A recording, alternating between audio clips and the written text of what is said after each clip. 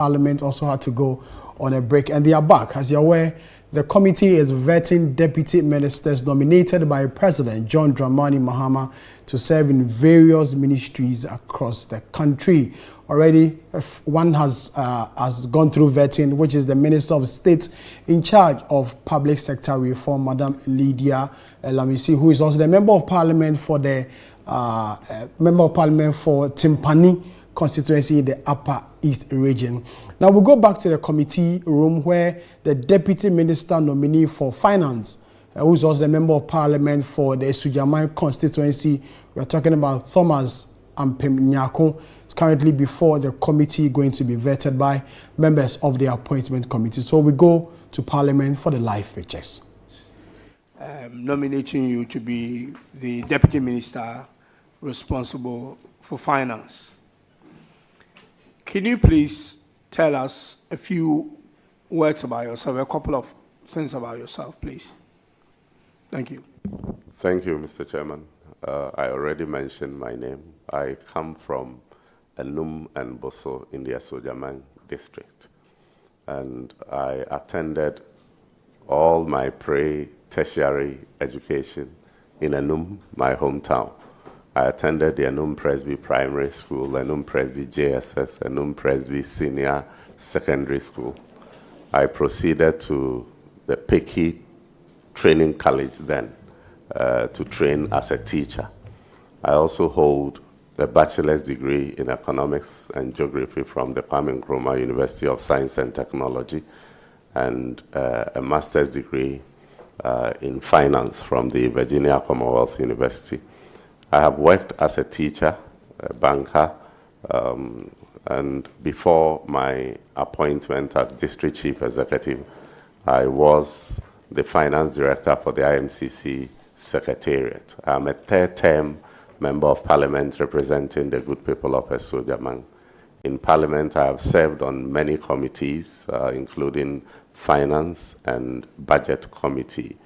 I am married to my dear, beautiful wife sitting behind me, and we are blessed with 3 children, two girls and a boy. I am a Presbyterian, and I'm happy, and I want to use this opportunity to thank His Excellency President Mahama for nominating me to go and assist Dr. Kisil Atoforsen at the Ministry of Finance. I'm grateful to the good people of Esojaman who are well represented here by the chiefs from all the traditional areas in Esojaman, and I'm grateful. So this is Thomas Ampem. Thank you very much. We'll start from my left by inviting Honorable Koko. You have the floor. Thank you, Mr. Chairman. Honorable nominee, congratulations on your nomination as a Deputy Minister-Designate for Finance. I just have a couple of questions for you. The NDC's 2024 manifesto emphasizes revitalizing the private sector as a key driver of job creation. However, businesses continue to face challenges such as high interest rates and limited access to credit. As of February 2025, the Bank of Ghana has maintained its policy rate of 27%. And while the Ghana reference rate which serves as a benchmark for lending rates, stands at 29.96%. So what concrete measures will the Finance Ministry, where if you're approved, you'll be the deputy, what measures will be implemented to foster a more business-friendly environment that promotes private sector growth and job creation? Thank you, Mr. Chairman. When you are kind enough to recommend me for approval, I'll be going to the ministry to support the Finance Minister to deliver on the mandate, and specifically in the area that the Honourable Member is asking. Yes, our manifesto said exactly what she quoted, but I think that we do not have a one-fit-for-all policy or intervention for every aspect of the private sector. And so we will have to have specific interventions for instance, agric. We should have specific intervention to support agric. And here we will work with the agric minister to see what can be done. Apart from maintaining a macroeconomic stability, having a predictable inflation, we need to have industry-specific interventions that will help them. And of course, we would also be targeting, providing infrastructure that will help the private sector, like stable power and the like. So as a deputy minister, you know that I can only assist my minister in the direction that he sets. But these will be some of the few advices that if I have the opportunity, I'll proffer to my minister. Thank you. A follow-up or next question? Okay. On January 13th of this year, I had the opportunity to be among those who were on the vetting committee for the finance minister, who will be your boss if you're approved. At that, I asked him regarding how the NDC government intended to bridge the revenue gap after scrapping certain taxes, like the betting tax e-levy that the NDC had promised Ghanaians. And what he indicated that he stated that the government will focus on revenue mobilization, and he revealed the government plan to increase revenue mobilization from 13.8% to 18%, without necessarily introducing new taxes and cutting expenditure. So with the 2025 budget, which is set to be presented in the coming weeks, can you outline some specific measures that the government will implement to boost revenue mobilization without compromising essential public services and key social interventions? Thank you, Mr. Chairman. I'm yet to go to the ministry, and I know that they are in the process of finalizing the budget to be presented here. But I have read the medium-term revenue strategy report that was prepared by the previous administration, and in that report, it was stated that there is a VAT gap, a VAT gap of about 61%. What that means is that we are collecting only about 39% of the potential VAT revenue that we can collect. The minister indicated that we will enhance compliance. And so that is what I'm going to help him to do, to enhance compliance in order to rake in more revenue. Thank you, Mr. Chairman. Again, you have a follow-up? Okay, all right. Okay, thanks. The VAT gap, you mentioned a VAT gap of about 61%, and that when you're approved, what you'll do as part of your work is ensure compliance. How would you achieve that? Because we all know that GRA has been strife with some challenges when it comes to collection of revenue and compliance, especially compliance. So how would you assist your minister to achieve compliance? Thank you. Thank you, Mr. Chairman. Mr. Chairman, I'll work with my minister and with GRA to use technology to ensure that we rake in more revenue. Since my nomination, I have had people giving me different suggestions. I mean, we have officials of GRA who are so experienced in this, and I believe that if we provide them with the right leadership and incentive, we will be able to do this. So I will take a cue from my minister. You know, I won't have the authority to do anything as a deputy, but I will take a cue from him and work with all stakeholders to ensure. One suggestion that has come up is a VAT lottery. Today, a lot of people go to buy things and they don't insist on VAT receipt because they don't see the need for it. If we can have a VAT lottery that would let people know that, oh, if I get my VAT receipt and I enter into a draw, I will possibly win a fridge, an iron. I mean, it doesn't matter how small it is. probably some of these little things will get us there. Thank you, Mr. Chairman. Can I ask another follow-up or this one follow-up? You can't do a follow-up. Okay. One follow-up, please. I'm not sure if you're aware, I just read somewhere in the news that Amazon Web Services is going to include VAT on their products and items that are bought by Ghanaian customers. How are you going to collect that? Well, at this time, I'm unable to tell specifically how we are going to collect that, but I'll work with the tax experts to see whatever is possible for us to rake in that revenue. Thank you very much. I thought you were going to congratulate the nominee, but that's okay. Thank you.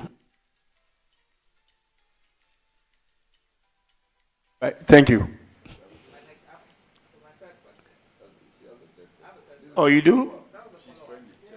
Okay. All right, go ahead. She's my friend. Thank you, Mr. Chairman. The previous government, the NPP government, made significant investments in digitalization as part of Ghana's broader digital economy and financial inclusion strategy. So how does, I know in your recent response that you gave a couple of seconds ago, you mentioned that you would use electronic means to collect revenue.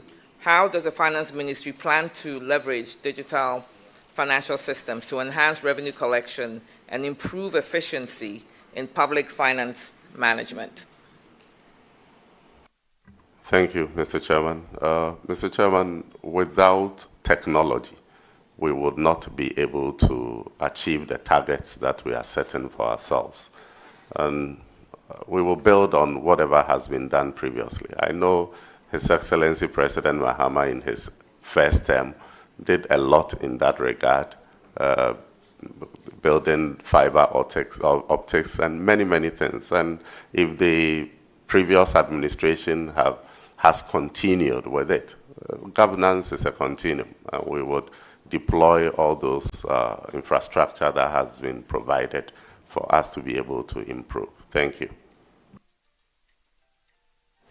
Thank you, Mr. Chairman, and congratulations again. I'm glad that you actually mentioned and affirmed that governance is a continuum. I know Mr. Chairman wouldn't allow me, otherwise I would veer into other areas right now, which actually goes against your statement that governance is a continuum. But all the same, unless Mr. Chairman is going to indulge me? I'm happy you said Mr. Chairman will not allow you. Okay, thank you. Congratulations. Thank you, ma'am. Thank you very much. I think you've asked beautiful questions. And I will come to my right hand and indulge Honorable Achampon. Please, you have the floor. Mr. Chairman, thank you very much for the opportunity. Honorable MP, congratulations. Thank you, Senior. You've been at the Finance Committee for some time, so I know your worth and I know what we can do to support your minister to deliver on his mandate. Mr. Nominee, my first question has to do with the GIFMIS platform. You know, a lot of the agencies try to make payment outside the GIFMIS system. They complain about technology, internet connectivity, and the rest. So if you want to get financial discipline in place, would you keep your eye on the operations of the GIFMIS system in respect of payment so that at least we can make a lot of savings? Thank you very much, Mr. Chairman. Mr. Chairman, the honorable member has said it right. We have a lot of challenges today because a lot of procurements are done without budget lines. And if we were actually implementing the GIFMIS system properly, that shouldn't happen. And so we have to look at all MDAs that have not migrated onto the system and ensure that they are all on the system and implement it well so that we can control expenditure. Thank you, Mr. Chairman. Mr. Chairman, thank you again. Honorable Nominee, I remember December last year, this House approved 68.13 billion in respect of appropriation in advance. And in the report, we got to understand the utilization Honourable of Member, just one sec. This is your second question, or is it a follow-up? All right, okay. Just to be clear. All right, thank you. This House approved 68.13 billion in respect of appropriation in advance. And we got to understand the utilization of the 68.13 billion. Tax refund, salaries and wages, and the rest. But just last 2 days or so, people are just writing a whole lot of stuff claiming that your boss has made some payments to some contractors, which in the report, there wasn't any line in respect of that payment. Can you share with this committee if indeed the finance minister has made some payment to a politically exposed person? Mr. Chairman, I'm yet to go to the ministry, so I won't be able to say specifically, but I have read the finance minister post on X saying that he has not even started payments, and so it is not possible for him to make any payment to any contractor. So, and I trust the finance minister that that has not happened. Thank you. Go ahead. So, Honorable Nominee, is it the case that we should not entertain those writings? I think so, Mr. Chairman.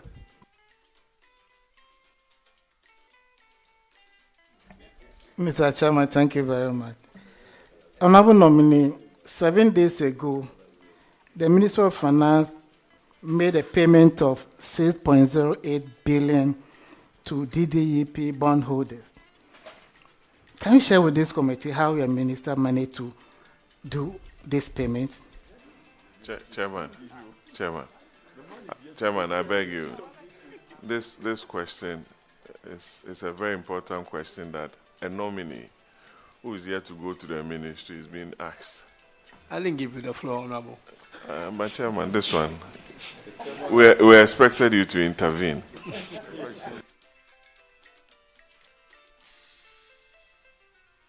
Please, go ahead. Have you finished the question? Did you get the question? Yes, Mr. Chairman. Okay. Mr. Chairman, yes, we heard that the minister has been able to pay an amount of 6 billion and 81 million owed to our bondholders. And the other good news was that provision had been made for an additional 9 billion plus to pay the debt that will fall due in July.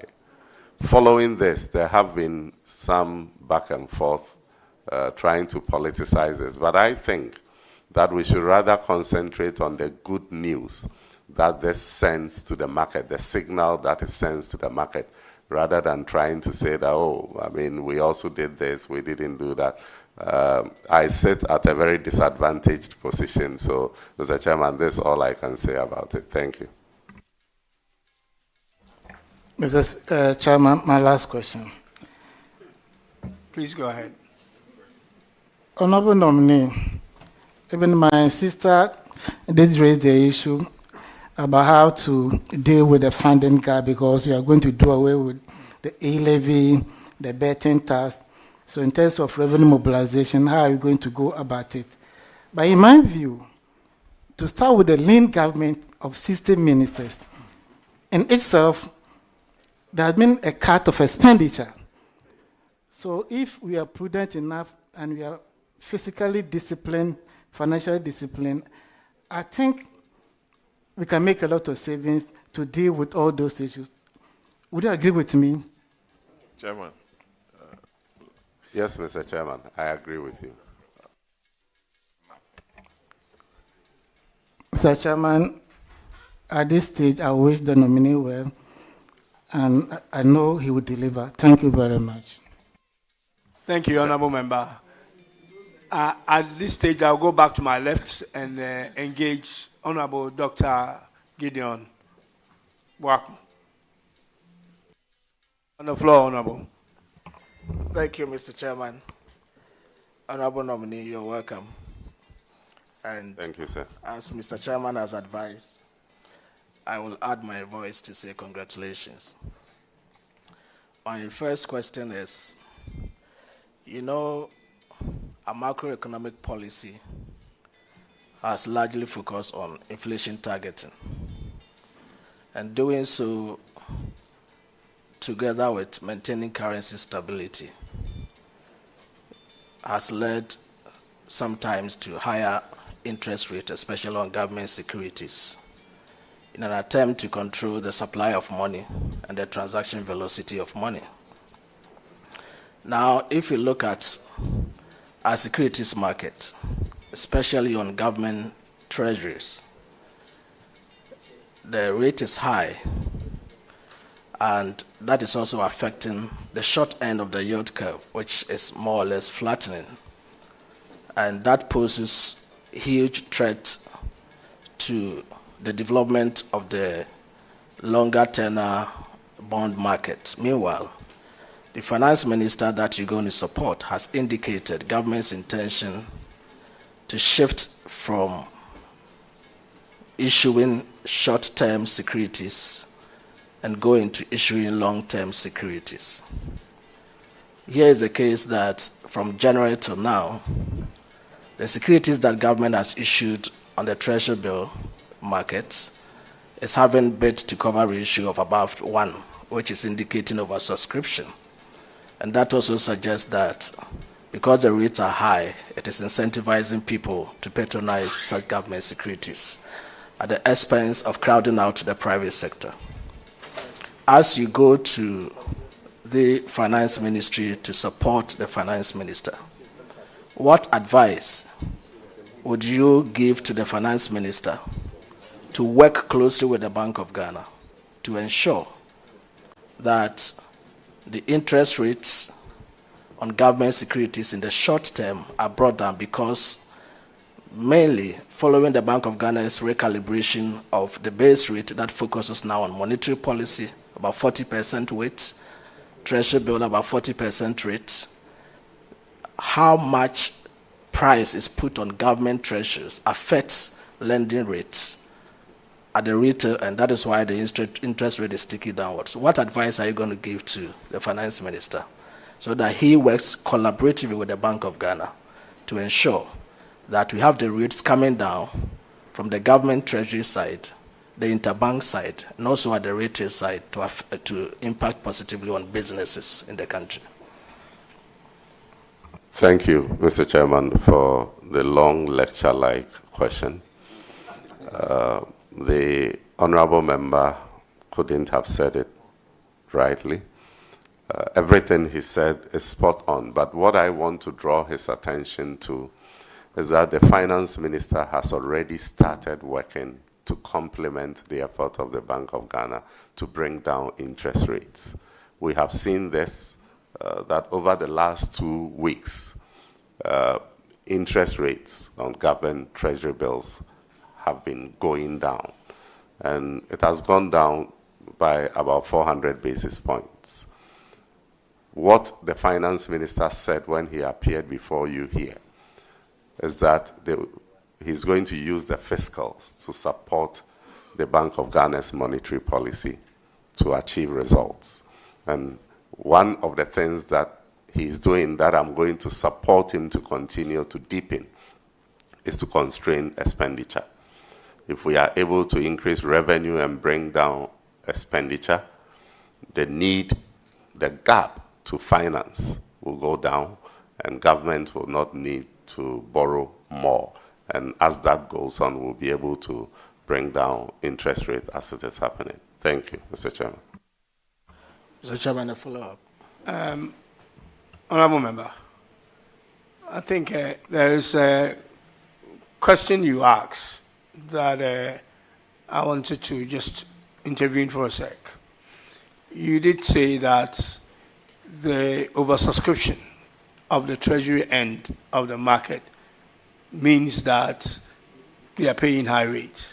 But you do know, I know you are a great economist, you do know that on the long side of things, there's actually no participation, the unavailability of the long end. And also, our being cut out of the external market means that there's over-concentration on the Treasury end. And that explains the reason why, in addition to yours, why the rate is very high there. So it's not just the one point that you lifted, but there are multiple reasons why the situation is what it is. Just a contribution. Yeah, Mr. Chairman, thank you. And just by way of follow-up, I agree with you in some parts, except to suggest that when there is over-concentration, that is patronage of the government securities is high, it could be due to the higher rates. It could also be due to what the chairman has said. But to bring it down, government must also signal. When it happens that patronage is high and government is also absorbing, it doesn't deter the people patronizing to also stay back. And that is the follow-up question I want to ask to you.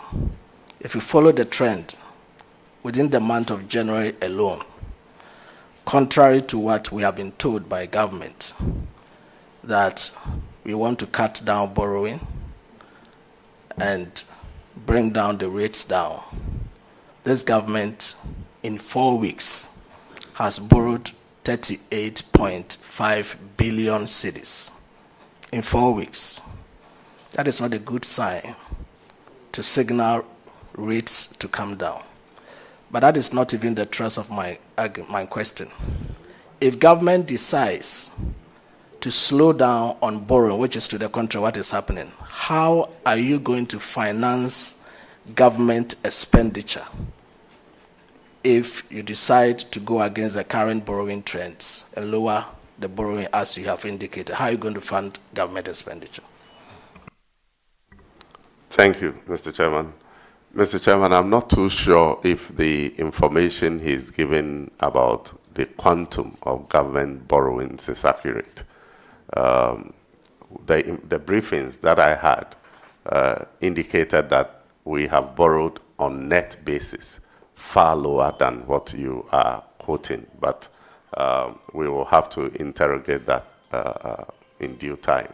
But, Mr. Chairman, the question is asking how we are going to fund government programs. In fact, the minister stated these over here, and that is exactly what I will repeat, that we are going to aggressively pursue revenue generations, and we will cut expenditure. As for expenditure, we need to constrain it. Without that, there is no way we will be able to achieve our targets. And the way that the president has started, Honorable Achampo started by giving us some hints, by cutting down the number of ministers by about 24, is signaling that the government recognizes the challenges that we are in.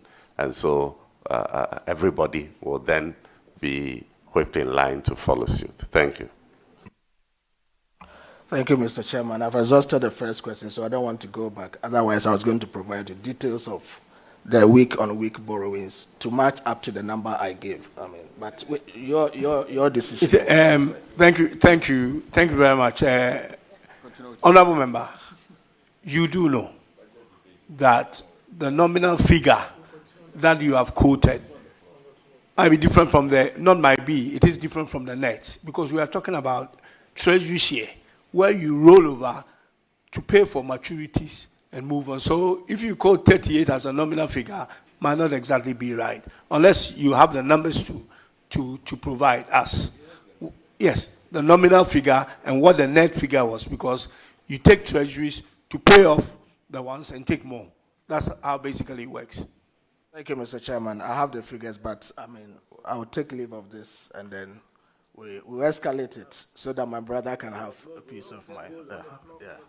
Exactly. So, Mr. Chairman, that's okay. Honorable, that is not because of rule over. Don't let us argue that. Honorable nominee, You have been on the Finance Committee and you followed the budget. The Ministry of Education budget has moved from 7.5 billion cedis in 2016 to about 22.25 billion cedis in 2024. Out of this, the free SHS budget is 2.8 billion, which is about 11%. Despite this, you continue to hear from government circles, communicators, that the free SHS program is to blame for the huge budget in the Ministry of Finance, Ministry of Education. But the figures as I've put out here indicate that the free SHS is just about 11% of the total budget, 2.8 as against 25 billion. We've seen the president set up a committee to dialogue on education. Inherent in it could be the suspicion that government wants to review the free SHS program. With this information at hand, are you in a position to advise the finance minister to stay put on the financing of free SHS and suggest other means to ensure there is proper and efficient allocation of the budget at the Ministry of Education? Thank you, Mr. Chairman. Mr. Chairman, I'm not aware of any subtle intention to cancel free SHS. And as you said, I would support my minister to provide adequate funding to support education. As to the outcome of the education forum, if Ghanaians are consensus on a particular direction and it becomes government policy, I would support it in any way. But like I said, President Mahama gave Ghanaians the assurance that he would not cancel free SHS, and I know he's a man of his word. Mr. Chairman, just a simple follow-up. Based on the figures as I have produced, would you agree with me that the free SHS policy is not the main problem for the funding of education in this country? Will you agree with me that? Mr. Chairman, if I have any concern about free SHS, it will be about its implementation and not a cost implication. Thank you. My last question, and you are a banker, and you know the role that asset managers play in the efficient and effective allocation of capital. They mobilize funds from the providers of capital, like individuals and corporates, and distribute to institutions which on lend in the form of loanable funds to individuals, businesses, and all of that. What plans do you intend to suggest to the minister to put in place to ensure that the role that asset managers play in this country is enhanced and made more efficient to the benefit of everyone? Thank you. Thank you, Mr. Chairman. Mr. Chairman, I would support my minister and SEC to find out what modalities we can have to enhance the capacity of asset managers and asset management companies to appreciate risk and to be able to perform creditably to support the economy as you have enumerated. Thank you. Mr. Chairman, on that note, I am done and I wish the nominee very well. I wouldn't say bye-bye for now. Thank you, Doc. Thank you. I know that you're looking forward to the budget and it will soon come. Shift to my right again. and invite my honorable brother as a subject matter.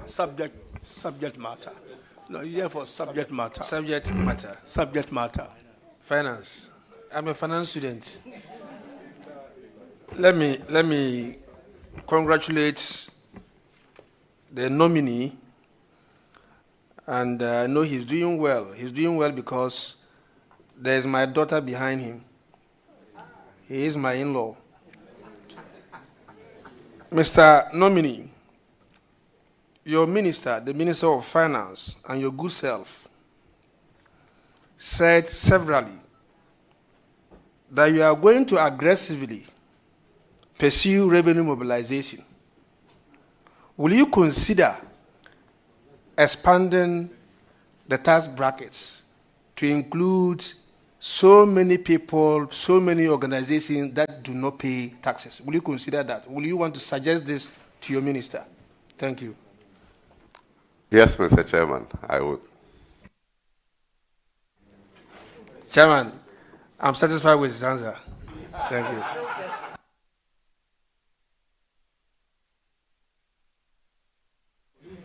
So, are you done? Oh, no. If you want me to ask another one, good. Yeah, so my second question is that the nominee, I want you to tell us how you're going to help your minister to prudently manage the debt that you have inherited. Mr. Chairman, the issues about debt is a very huge challenge for us as a country. And the minister has given a lot of indications that that is going to be one of the areas he's going to focus on. We are in a fund program, and the fund program restricts us from adding onto more debt. We have a program, a scheduled payment that we need to go through. So I'll support my minister to go through the fund program to the end. But most importantly, what we do when we exit the fund program in order not to come back to this challenge is what we all as Ghanaians need to start brainstorming about. And I'll support my minister very seriously in this regard. Chairman, thank you. I'm done. Thank you very much, Honorable Member. It's now the turn of Honorable Jerry. Yeah, okay, go ahead, Honorable Patrick. Yeah.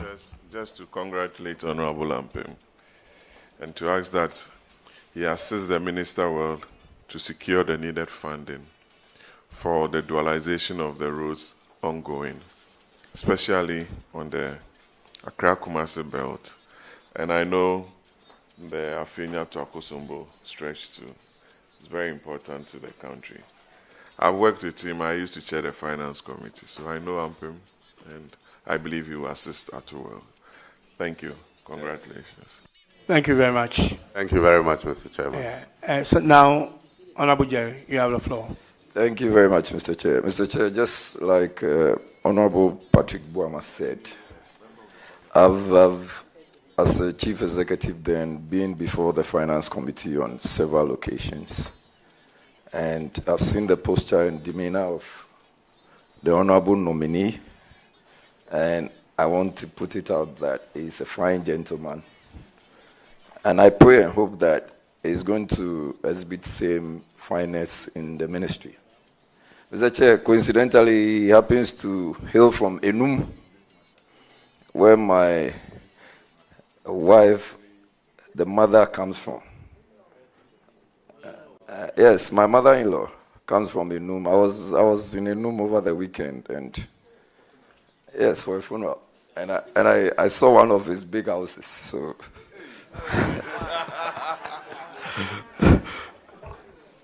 I'm just excited to be vetting my in-law, so that if he doesn't bring money for me to take care of his sister, there will be problem in the house. That's all. So just by way of introduction, and I want to congratulate you, Honorable Nominee. Thank you very much, Mr. Chairman. Mr. Chairman, I am happy with this disclosure. And culturally, he owes me. If he has come for my sister, he has to come and pay a kontasekai. So he owes me. But I must say that any big mansion he saw there is not mine. Yes, that's just by the way, so that's correct on the record. Mr. Chair, so my first question is to find out if the honorable nominee is aware of the withdrawals or cancellations of aid by the United States government, and whatever plans he intends to support his honorable minister with reference to those aids, now that we are having aids cancelled and withdrawn by the United States. What's your take on that? Thank you, Mr. Chairman. Mr. Chairman, yes, I've come to be aware of the USAID funding that has been curtailed. And I am told we were hoping to get some $156 million or so to finance some programs in the area of health, education, and others. Subsequently, His Excellency President Mahama has instructed the Finance Minister to look for funding to bridge the gap. This happened at a time that fortunately we are in the process of preparing the 2025 budget, so I'm sure the Minister will be able to make provision to bridge the gap. But Mr. Chairman, this should bring us to the larger conversation about aid. We know that aid to our country has been dwindling over the years. Danida is no longer supporting programs in Ghana as they used to. United Kingdom, for instance, has reduced their aid budget from, I think, 0.75% of GNP to 0.5%. This should tell us that it will get to a time that aid to our country will dwindle probably to zero. The only difference between Danida and other donor funding and that of the USAID is that the announcement about USAID withdrawal came suddenly. But we have seen the trend that aid is dwindling. And so it is important that we begin to plan our lives without aid and see what we can do for ourselves. Thank you, Mr. Chairman. Yes, Mr. Chair, my second question, there is no follow-up. So, do you have an idea of the cost implications of the free tertiary? And we're here when the Minister of Education, Honorable Aruna Idris, indicated that parents could proceed with payments and that the awards or the parents will be reimbursed. Is that promise still valid? And the way you are smiling, it looks like you have the money already. Any promise to that effect? Thank you, Mr. Chairman. In fact, being a member of Parliament, and I know all of you are aware of the challenge that young ones go through, especially when they have to enter into tertiary institutions for the first time. And so it is not something that I need to talk to you about because we all experience it and we've been helping students. And so that promise to support them for the payment of admission fees is something that I think will go a long way to help the first-year students in our universities. I know some considerations were made, some costing was done in the preparation of the budget, but the variables keep changing. In fact, even the number of students admitted in the universities keep changing. Recently, I heard that KNUST had admitted over 50,000 students. So it is always not possible to give an accurate figure.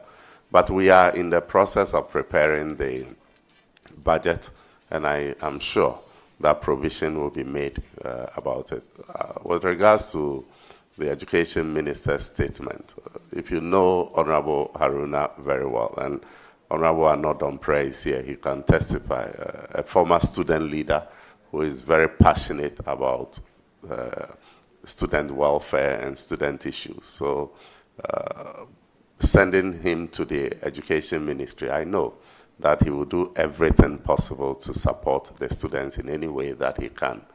As to whether we start the payment of the admission fees from this year, from last year, or from the September admissions, is an issue that I cannot speak directly to. I don't know whether we will want to consider admissions that happened before President Mahama became president, or we'll start with admissions that happened from the time he became president. I'm sure when I get to the ministry, I'll be able to get accurate answers for you in this regard. Thank you very much. There's just a follow-up. So can I tell my first-year tertiary students in Wejagbawe that Honorable Ampim is on record to say that before August, he would have received some payments or reimbursements from the government? Mr. Chairman, I didn't talk about reimbursements. What I am confident about is what this year's budget can accommodate. That is why I said that I am not too sure whether that policy will take retrospective effect or it will happen with the first-year students who will come this year. My final question, Mr. Chair. Oh. So I think I heard you earlier talk about an education forum, and we currently have, there is an organization, or there is another forum that has been organized or is in the offing, which is an economic dialogue. Is it a way of diverting attention and not dealing with the issues, economic issues directly? Or you guys, or the National Democratic Congress, headed by the president, has a master plan? Mr. Chairman, I think that in our manifesto, President Mahama promised that he would have a national economic dialogue for all of us to brainstorm. And this is intended to build consensus on the way forward. In fact, President Mahama is focused on delivering, but it is always important to carry people along. And so all these fora are to build consensus so that we are all on the same page in the direction that President Mahama intends to send us. And I want to hope and pray that when the time comes, unlike the Sinche consensus, our brothers and sisters on the other side will participate in this one, so we all put our hands together to build a better Ghana, to reset Ghana. Thank you, Mr. Chairman. Chairman, that should be all. Just to wish him well. And I'm excited seeing Honorable Yusuf Jaja by him. That's another very supportive person on the Finance Committee. And I'm hoping to see him at his vetting as well.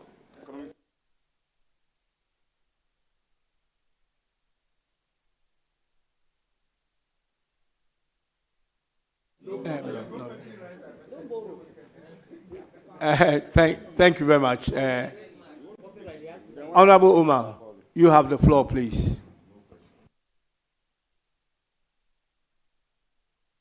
Thank you, Chairman.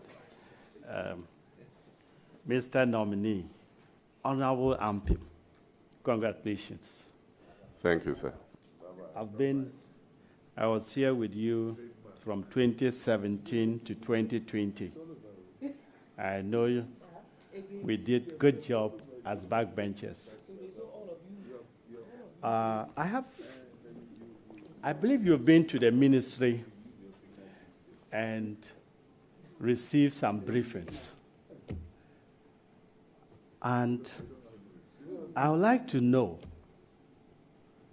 from the briefings, how much debt are we going to inherit your government, or are you going to help your minister to settle? How much debt did you go there to meet? Thank you. Chairman. Chairman. Yes. The rules are clear that questions should not be asked for which answers are readily available in official record.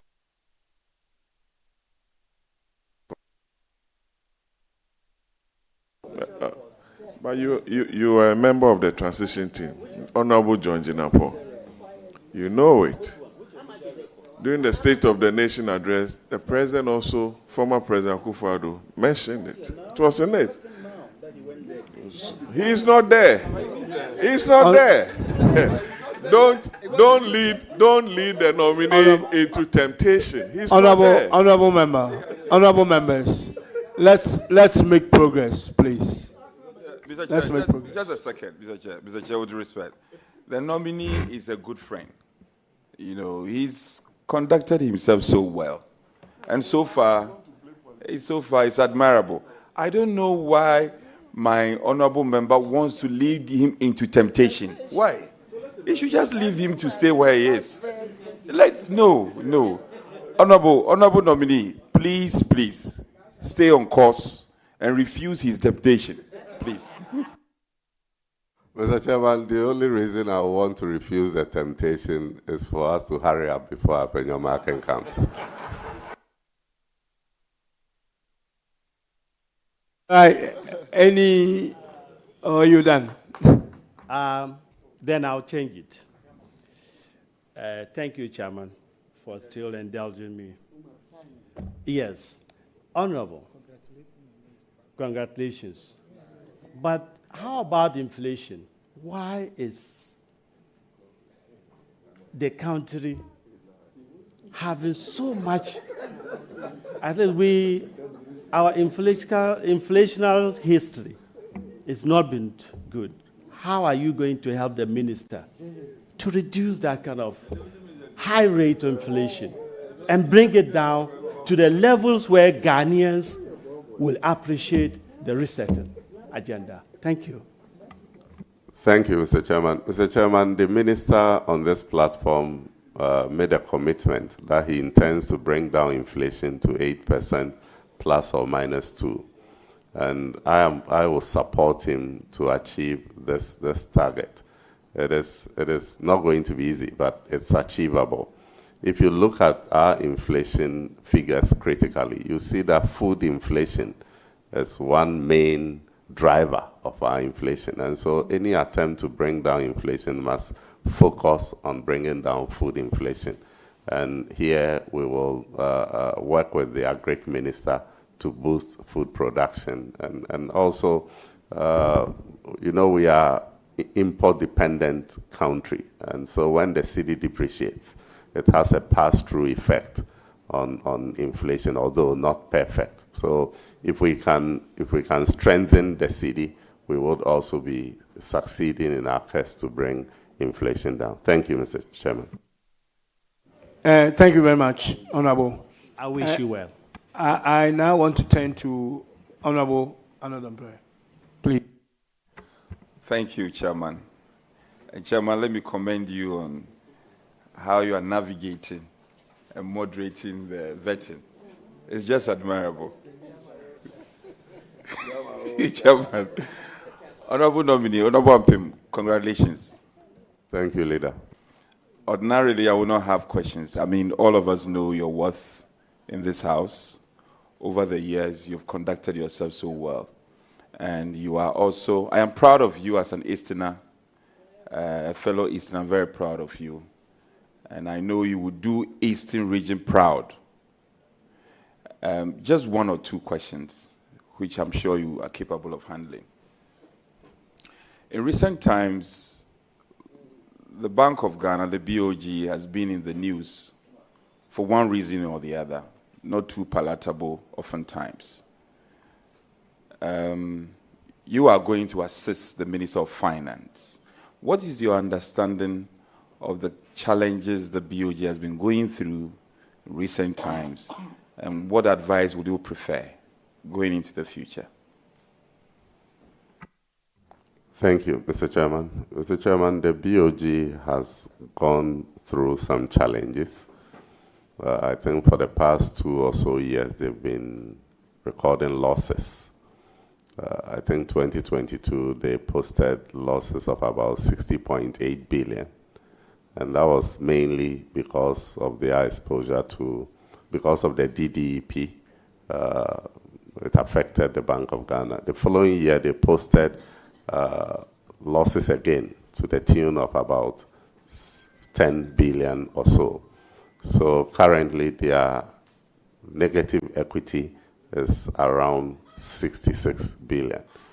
I have heard people suggesting that we should use taxpayers' money to recapitalize the Bank of Ghana, but I think that in these difficult times, it may be too much of a burden on the Ghanaian taxpayer. I'm just hoping and pray that this year, maybe BOG will start having, making profits, so they plow back some of their profit to clear some of the negative equity. Thank you, Mr. Chairman.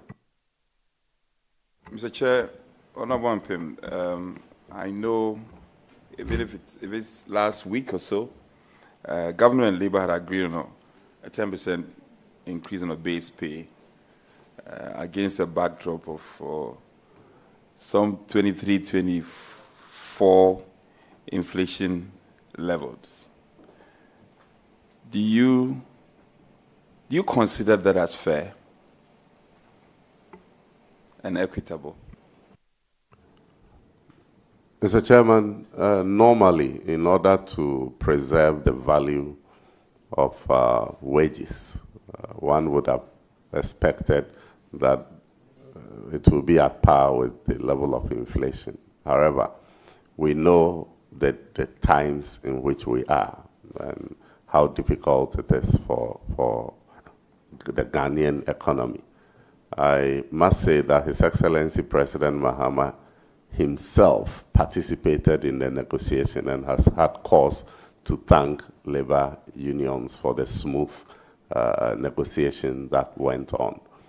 The finance minister has committed to work to bring down inflation. And if we are able to achieve this, the effect of the modest 10% salary increase will not be too much a hit to labor. And Mr. Chairman, if you look at it critically, the 10% increase on base pay is leading to more than 11 billion increase in the compensation bill.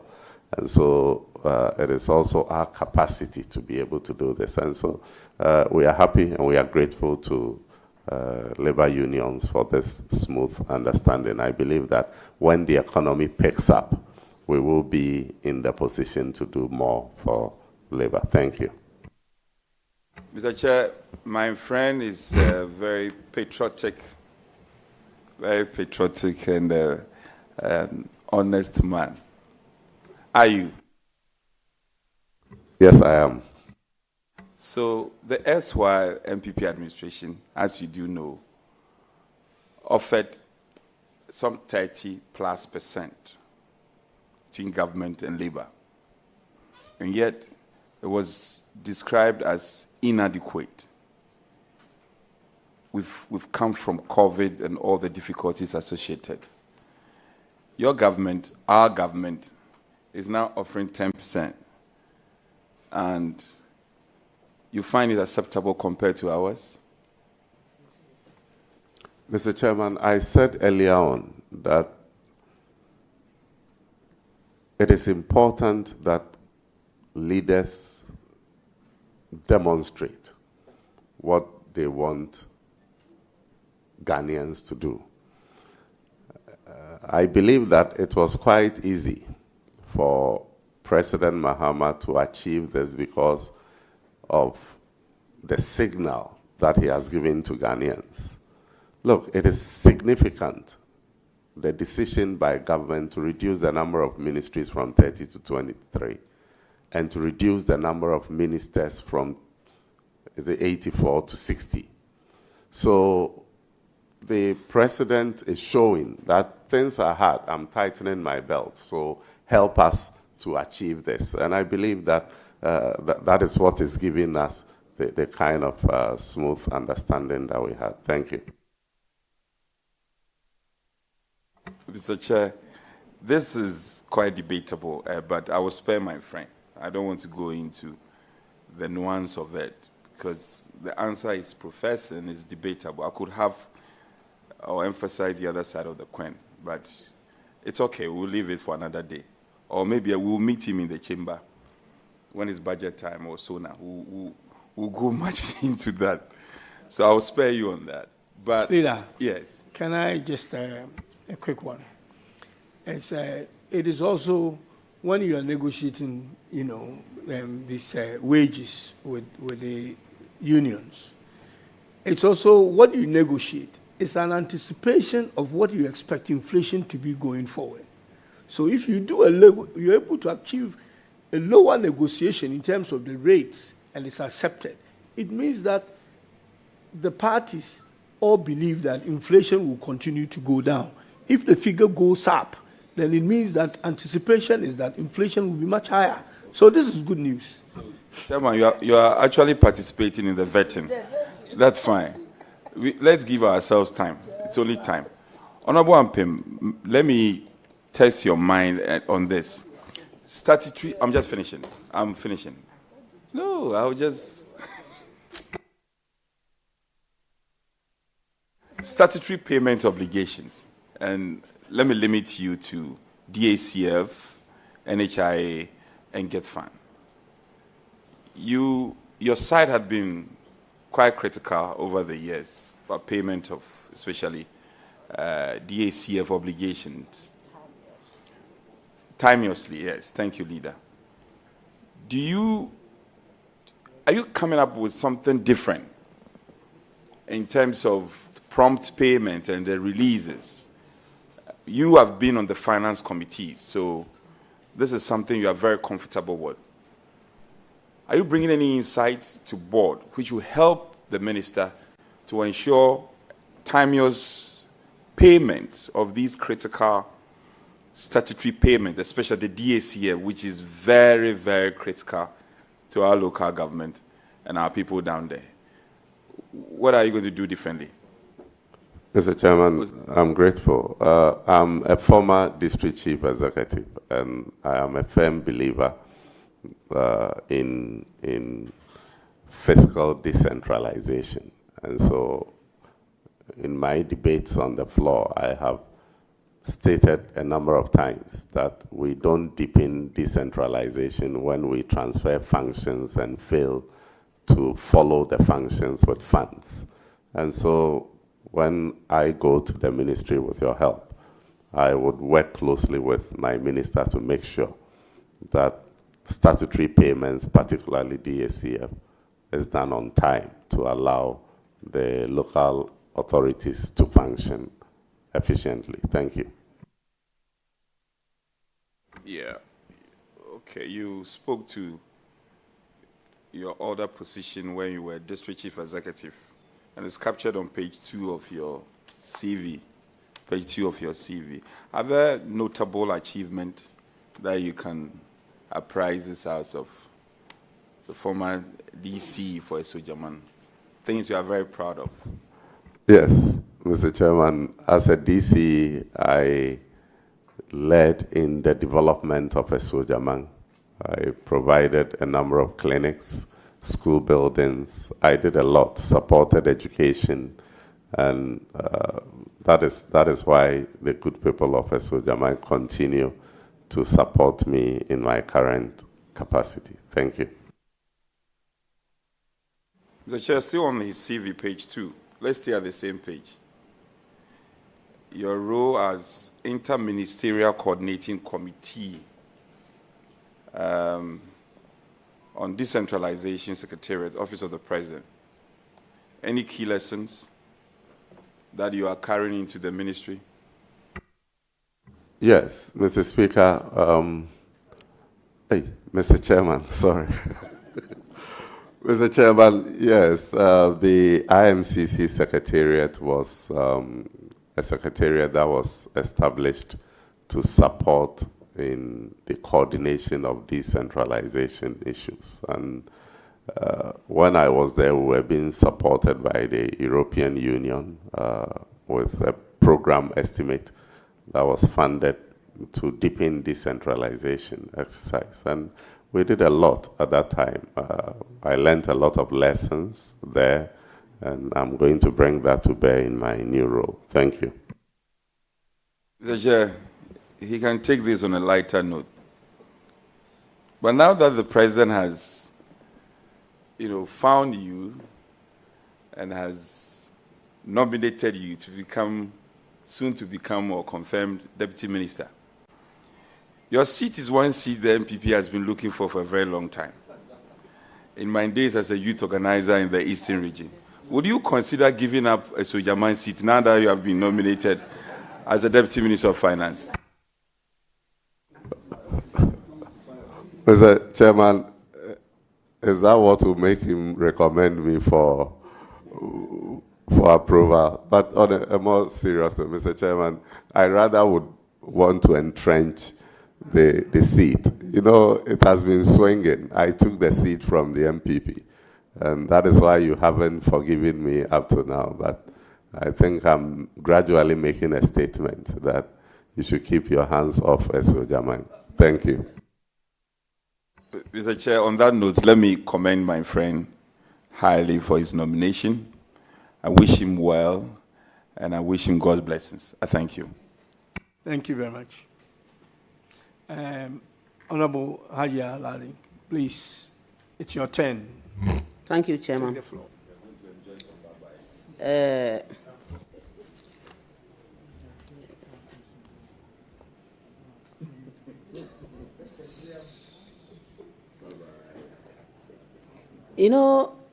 I would have gone that way, but already I've given them more than enough job to be doing there because there's no news. So I will not go there. Let me congratulate you as an in-law. Maybe I've not been worrying you so much, so you don't know. But I appreciate you so much, especially being on the finance committee with you all these years. You have exhibited everything about finance on the committee and out there. And I believe that this appointment is in the right direction. I pray you succeed at the ministry. But I want to ask you one thing. Most probably, because you are not yet there, you might be assigned to be the Deputy Minister in charge of revenue. There is one loophole that I have observed. And I think and believe that if we put an eye there, it will go a long way to help us. If you are confirmed, it's the market tool. You see, in those days, we used to have what we call ticketing, giving of tickets and taking. You go, you give the ticket, you take the money, and you have to. Would you consider ensuring that we take up this form of making money or collecting revenue very seriously? Because we have promised to take away the e-levy. And inshallah, we will do it. We need to get money. The issue of Donald Trump and making sure that the USAID doesn't function again is a big problem. We need money.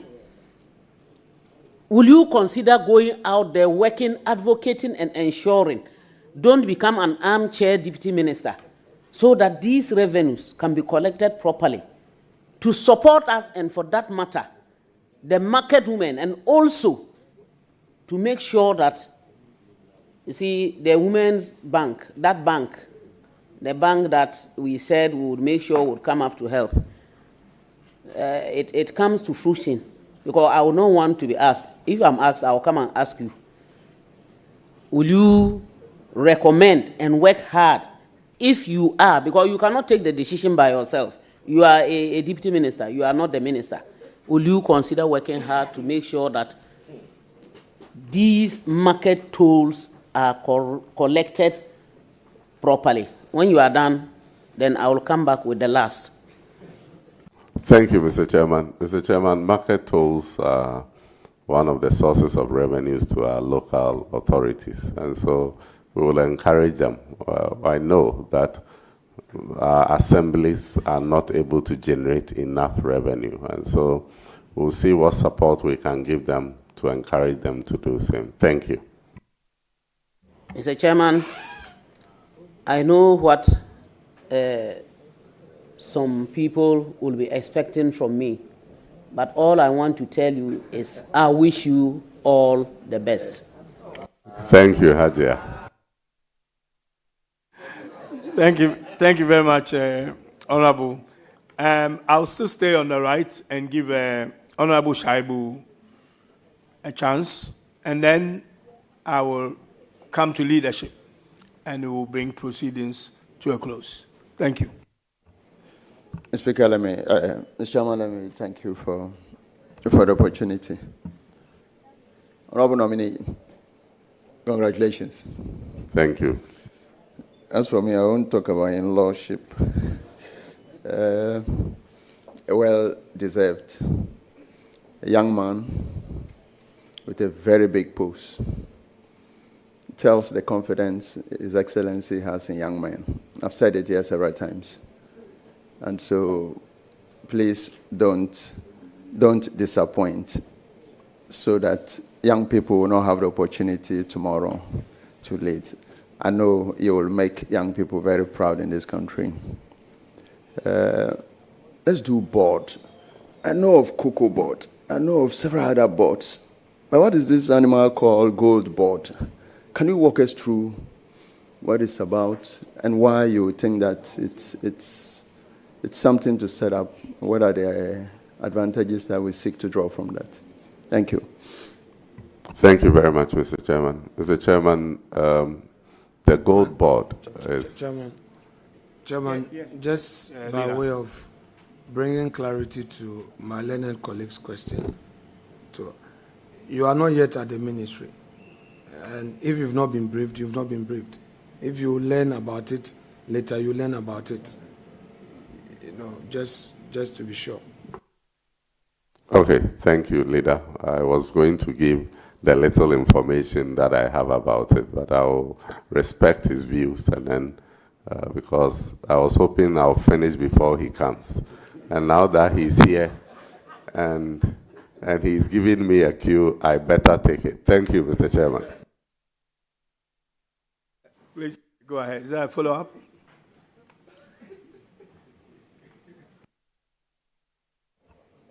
Chairman, Leader has completely diverted the young man's attention from the very good question that I asked. But let me just go a little bit. So let's run away from the gold board. And I know as for Scholarship Secretariat and its problems, you cannot run away from it. I'm sure some of your constituents will be on the scholarships outside. The perennial issue of stipends not being paid and the rest of that. Then they tend to blame the Scholarship Secretariat. But they don't manufacture money. You are the ones to provide money for the Scholarship Secretariat to cater for the students. Can you tell us what support you would want, or what advice you would want, or what plan you would advise your minister when giving the nod to make it quite sustainable so that the students out there, we don't get the videos that we receive from various countries about the suffering of students under scholarship. Thank you. Thank you, Mr. Chairman. Respectfully, before I go to the Scholarship Secretariat question, I want to briefly say something about the Gold Board question that he asked, because I see that the Gold Board is something that the Minister for Finance is very passionate about. And if you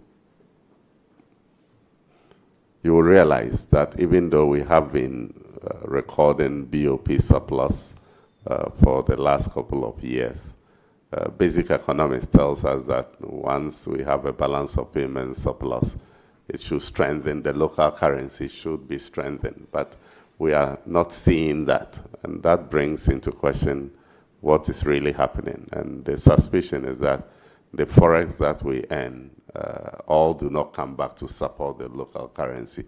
And so the concept of the Gold Board is it is going to be analogous to the Cocoa Board, and it will be targeting the small-scale mining sector to make sure that the revenue we get from gold export is used to support and strengthen the city. The issues about Scholarship Secretariat is unfortunate. I think we need to plan properly, give scholarships to the number that our budget can support.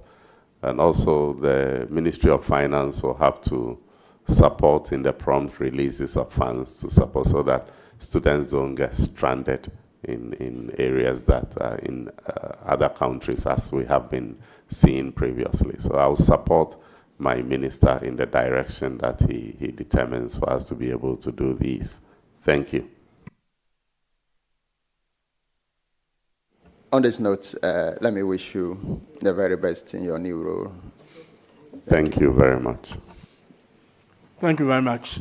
It's now the turn of the leader, Honorable Patricia, and then the leader.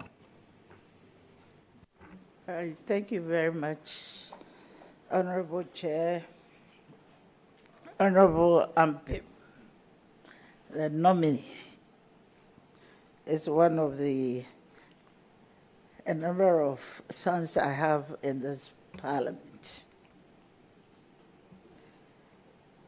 And I would like to take this opportunity to congratulate you for making us proud. I know you're a very calm person, but I feel that it is about time that we also know who you are. So, Honorable, looking at your CV on page 2,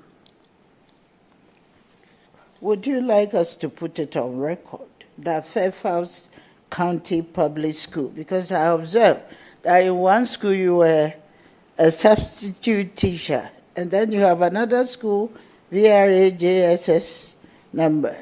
But Fairfax County Public School, I don't know where it is, whether it's one of the Ghanaian schools, or you need to indicate exactly what do you have our permission to put on record that is not in Ghana but is outside Ghana. Thank you. Yes, Mr. Chairman, it's in the U.S. Honorable Virginia, nominee. USA. Yeah. Honorable nominee, have you ever served on the Committee of Gender and Social Protection? Yes, Mr. Chairman. In my first term in Parliament, I was on that committee. I was actually a deputy ranking member, deputizing Honorable Haji Aladi. Honorable, I wonder why I don't find that on your CV. Are you ashamed that you were put on that committee? Not at all. I'm very proud. I'm actually a he for she, so it is an omission, and forgive me. Do I take it that you have your permission to correct it on your CV? Yes, madam. Yes, Mr. Chairman. Okay. Nominee, get it corrected. Thanks. Thank you. Honorable nominee, my first question may be, what unique qualities do you believe make you the best person for this position? Mr. Chairman, aside my experience, I think I'm a very good team player. And I have served under the Minister for Finance, Dr. Kesil Atoforsen, on the Finance Committee. And many of members here were also on the committee, and they can testify that I'm a very good team player. So I bring that unique quality to complement the efforts of Dr. Atoforsen to deliver on his mandate at the Ministry of Finance. Honorable nominee, as a proud he for she ambassador, I'd like to know from you that many women-led businesses struggle due to lack of financial access. How would you advise your minister to advocate to support female entrepreneurs and other small-scale females in other small-scale industries? Thank you. Thank you, Mr. Chairman. Mr. Chairman, His Excellency President Mahama and Vice President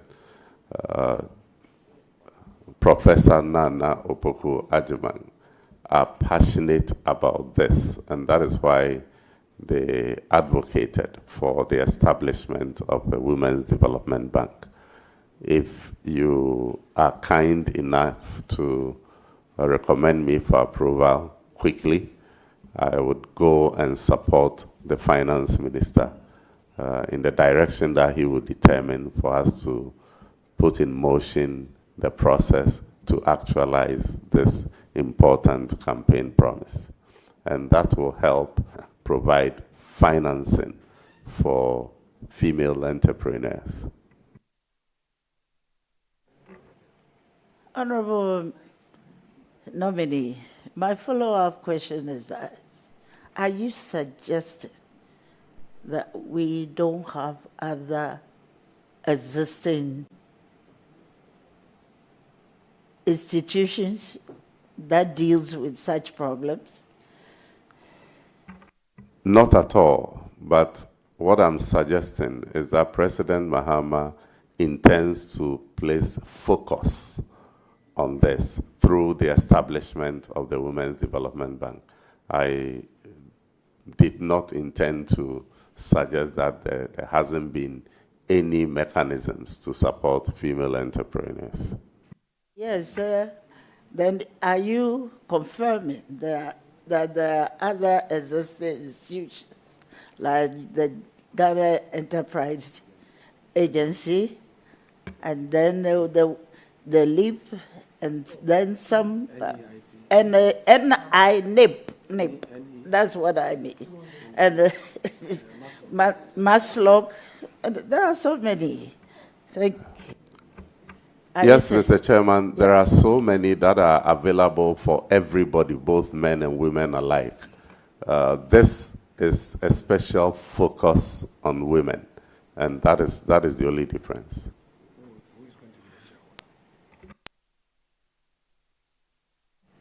Honorable, who is going to be the shareholder for this particular intervention?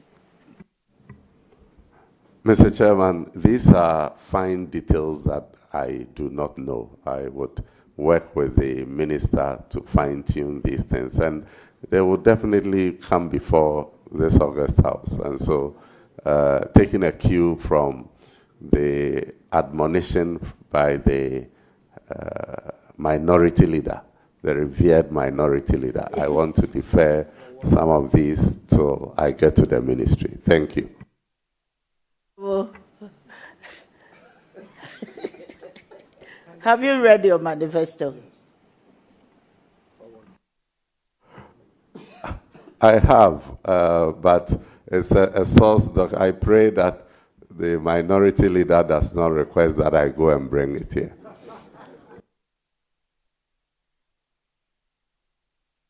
I think you have to refer us to the provision of the Women's Bank.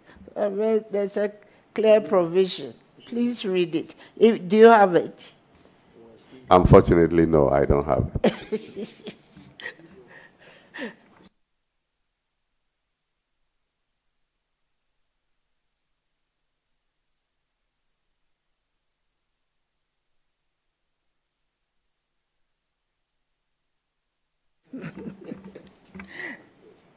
Yes, Honorable Deputy Minister, designate. Recognizing that women and children often face disproportionate impact during economic downturns, what specific measures will you introduce to ensure that our budget incorporates gender-responsive principles? Could you please give us a detail of how gender impact assessment might be integrated into the budget formulation process to allocate more resources to programs in healthcare, education, and social protection targeted at women and children? Thank you. Thank you very much, Mr. Chairman. Mr. Chairman, one way that we can do this will be through the processes of our budget hearings. Following the passage of the affirmative action law, I think that the Ministry for Gender, Children and Social Protection must take particular interest in these and find out and draw attention to gender initiatives that can be seen in almost all the sector budgets and not only focus on the gender ministry's budget. And I would take a cue from my minister and follow through the direction that he gives in this regard. Hey, thank you very much, Honorable Minister. I would like to find out from you, as a gender champion, he for she, how you're going to advise your minister or encourage your minister to improve on the budgetary allocation for the gender and social welfare and social protection ministries. You know very well that they have a number of programs, especially with welfare, social welfare, where inadequate budgetary allocation makes them underperform. I'm asking this specific question because there's the need to take some action.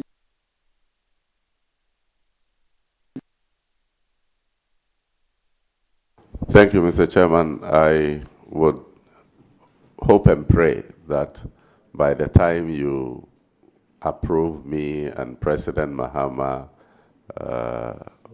swears me in, it won't be too late for me to make any impact on the budget that will be presented in March. And so if you go through the process with dispatch, I would go to the ministry and suggest to the minister that we pay particular attention to the gender ministry's budget and make sure that enough provision is made to support all the programs that you have listed. Thank you very much for your answers to our questions, and we're going to hold you to all the answers that you've given. as gender champion. Thank you very much. Thank you very much, Mama Pat.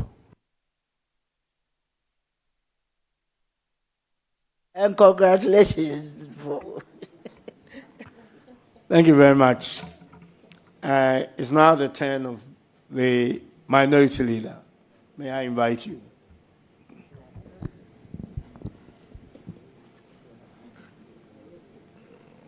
Honorable nominee, you have indicated on your CV, page 1,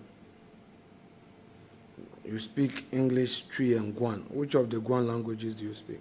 The dialects, the Guan dialect, sorry.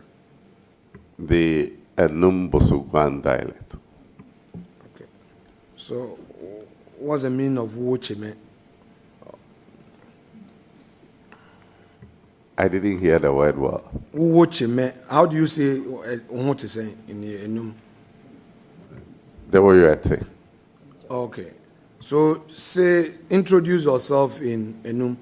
Introduce yourself in the Enum language, dialect. Introduce yourself, mention your name, your date of birth, your work. Your people will want to hear you, and say a bit about your educational background, all in the Enum dialect, which is part of the Guan. Thank you, Mr. Chairman. Etreme Thomas Ampem, Inchu Enu Eneboso, Mini Amadora, Echu Enu Nemese, Monichu Boso, Nemosichu Enu. Kokomebo mi okrede niwe mi school kana bo enu ni wula ni we training college I can't say it in Enum language ne won kase de se mekede ye kede mi boy esimi bebre ne ende in yeli esojaman onade se MP ne in Yido, Sir President Mahama, ye Ableme Hana, ne Umwabwa, Dr. Atoforsen, bo Ministry of Finance, more Amebi. Thank you, Mr. Chairman. Advise the youth of Enum on how to prepare themselves for leadership, even as they are young. What inspiration you want them to draw from you? Say that in Enum. Let them know. Mr. Chairman, Enu Ebi, Bosu Ebi, Dami Yoka Ene Sede, Ntese Ene, Enu Bodani Nwemi School Kana, Nesende in Yido, Mi de Fuda, and in Suhia Seni Husani and Yeliani Yoa, and Ibede Baboy Onyame. Man so eto ene boase ekase de ebele obu na enumde ne onyankopon obebo ene na ne nso anyway so. Thank you, Mr. Chairman. So your constituency is Sojaman. So you have Enum people there, and you have which other group again? We have the Enum and Boso, and we have Akwemus in Esojaman, but we have a very large population of Ewe settlers there. They are about 45% of the population, and we have Krobos there. That is why behind me you see the president of the Ewe Traditional Rulers Association, the Dademanche, as well as chiefs from Enum, Boso, and Akwemu. But they are predominantly Akwamus. No, the Akwamus are... percentage-wise? The Akwamus are about 27%. Oh, I see. I trace my ancestry to the Akwamu area. You know that? No, Mr. Chairman, I didn't know that. I'm telling you. Thank you, Mr. Chairman. So it means we have a lot in common. So I'll come home. We'll be expecting you. I don't know where I belong, part of me, Futu and law, and then when we trace, they say, oh, Akwamu. So we all come from diverse places. That's how God wants it. So how is your tree, your proficiency in tree? Mr. Chairman, before I come to the proficiency in tree, I'm happy that you have chosen to be at a Futu. So please, where you've started tracing your route to Akwamu, stay in your lane. Thank you, Mr. Chairman. Mr. Chairman, I speak tree at the Akuapem tree very well. Okay, so, say something about your experience in Parliament in Akuapem tree.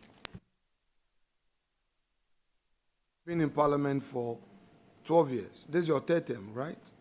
Yes, Mr. Chairman. Right. So your first 2 terms, share some experience with us in Akuapem tree.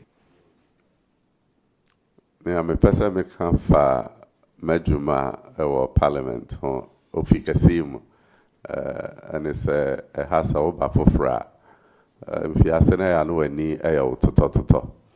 Na so se what they are brase ehwe mpanyin ne awoya utimi esua na wonso watimi enya akwanya aye ne ubetimi aye me ba Parliament no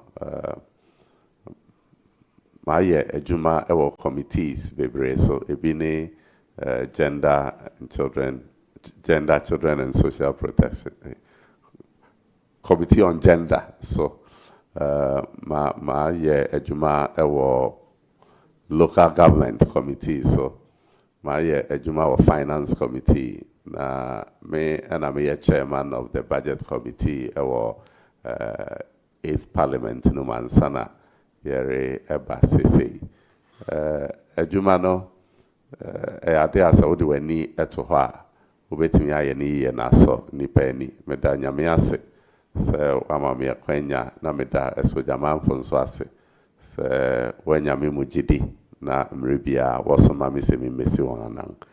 Mr. Chairman, thank you. Do you speak some Ewe? Not really, but Mr. Chairman, I'm sure I do better than the minority leader.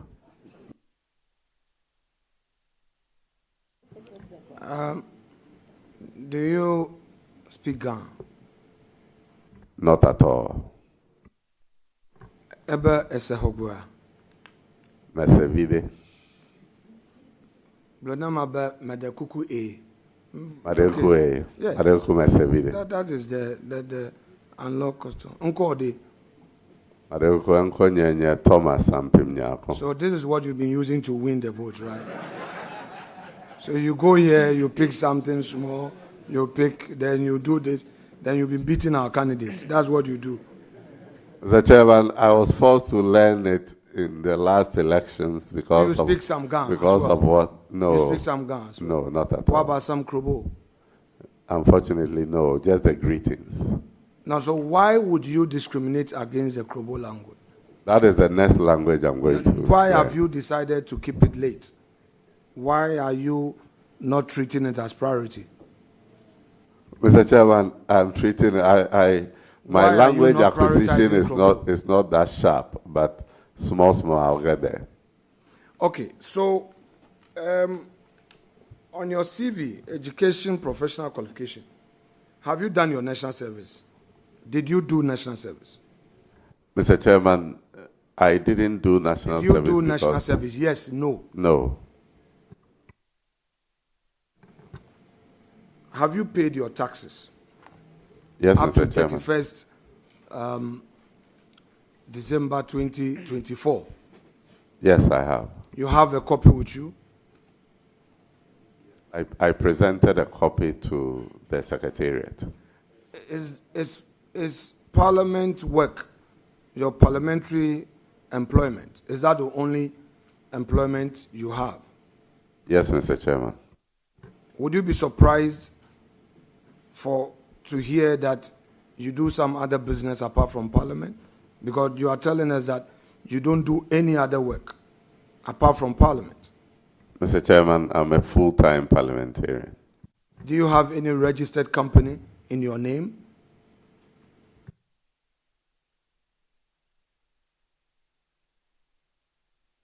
No, Mr. Chairman. Prior to you becoming a member of parliament, did you register any company?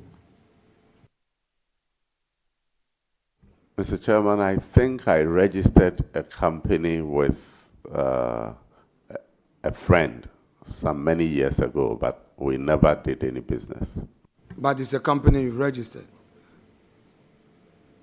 Would you be surprised to hear that your friend is actively working with this company, though you are a director? That is not possible. What's the name of the company? In fact, I don't even remember, Mr. Chairman. Let's go through your party's manifesto on this women banking.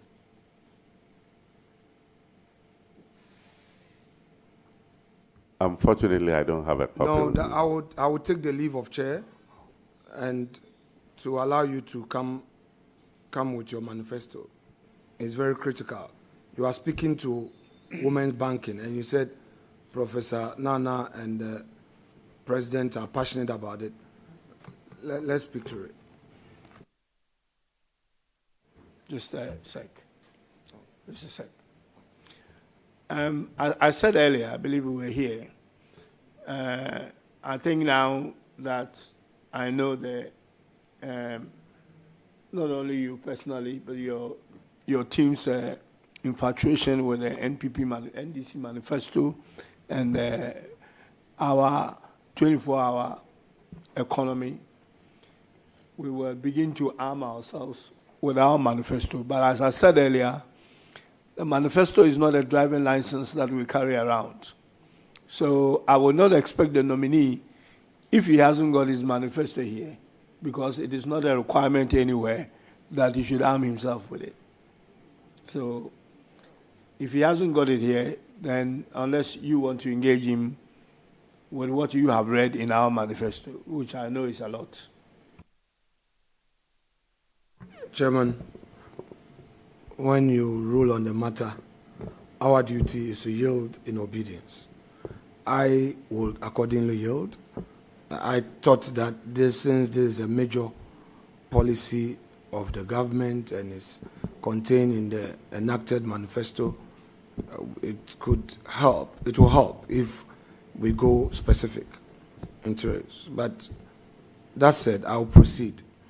So this women banking, let me ask you, have you read it in your manifesto? Have you read it? Yes, no. Have you read it? Yes, Mr. Chairman, I read it. You did? What did it say? I don't remember. Okay. So you are here parroting a policy. You say the government is passionate about, yet you don't remember what the women's banking entails. You don't. Mr. Chairman, I said I don't remember because I do not want to be asked to quote certain things that I cannot get right. But like I said, I know that it was one of our main campaign policies that will establish a bank dedicated to support women because women have peculiar challenges, and that treating them and men alike as the traditional banks do does not give them the needed attention and support that they deserve. So how is this women banking going to be established? We need to know the infrastructure. How is it going to operate? Tell us how it's going to operate. Mr. Chairman, those are the details that I said, that once you are kind enough to get me to the ministry, I will work with my minister and get you the fine details, and I will share that with you once I have it. No, but you agree with me that your manifesto is supposed to be the blueprint upon which your mandate was given you, your mandate to govern. That is correct. And you also agree with me that having spoken extensively about it, your suggestion is that you have read and you understand what the women banking is. Yes, Mr. Chairman. So are you going to open branches all over the country? I hope so. But everything I say on this will not be official. That is what I hope, that we open a number of branches.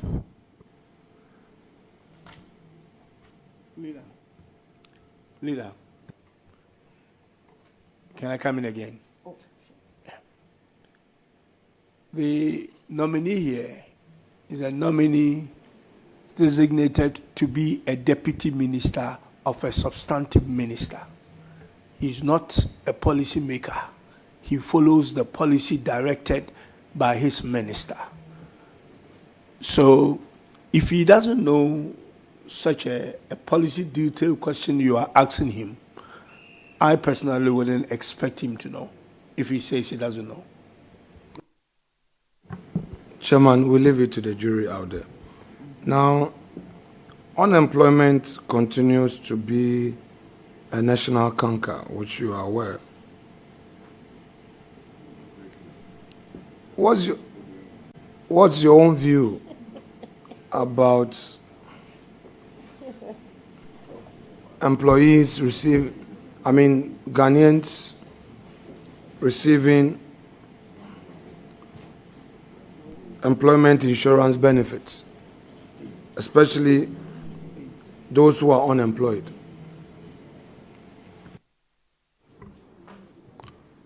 Mr. Chairman, that would be a wonderful scheme, but it depends on if our economy will be able to support it. I doubt if we will be able to support it in our current economic situation, but once things pick up, I don't think it is something that we cannot do. It is done in other countries, and it won't be out of place for us to experiment it. But I recall that something like that was launched some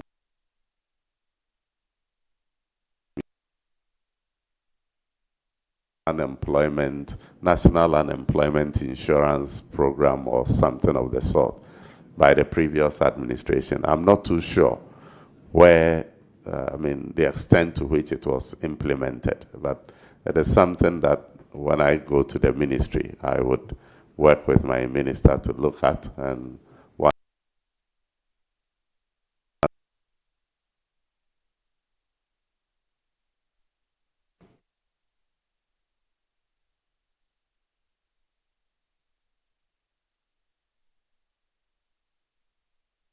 yes, Mr. Chairman. As a deputy minister, what would be your advice on the approach to achieve this? Mr. Chairman, price stability is one of the main functions of the central bank. The Minister for Finance has stated, and I even said earlier on this platform,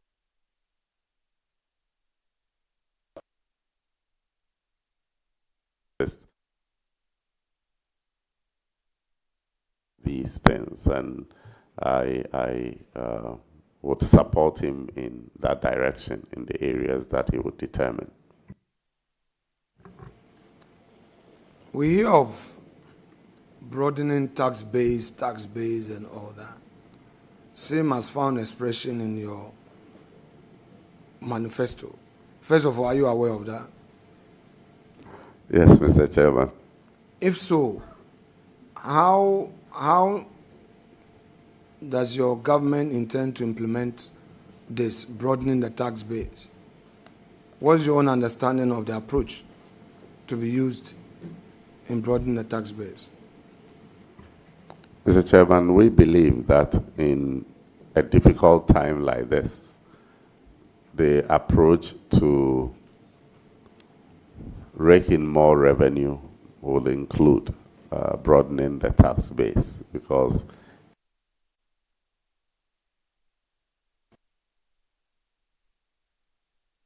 who are paying the tax anyway. And so we must aggressively pursue a program.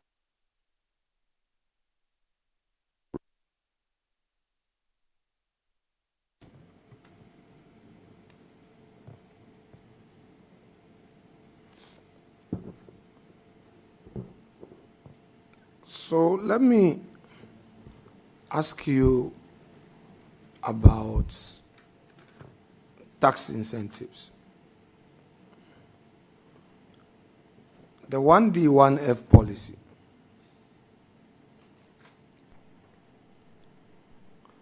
was aimed at helping the private sector to be more productive, to be more efficient, and also produce at a cheaper cost in terms of the raw material and the machinery imports.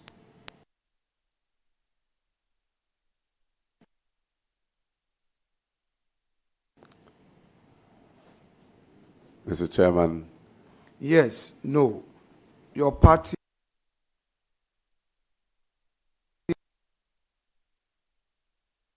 supported tax exemptions, but it got to a point that we thought we should pull the brakes. So in principle, you are not against a 1D, 1F? Mr. Chairman, no, we are not against 1D, 1F, but we realized that the rate at which tax exemptions were being given out was alarming, and also we did not feel that there was a fair and scientific approach in selecting companies that would come under the 1D, 1F exemption regime.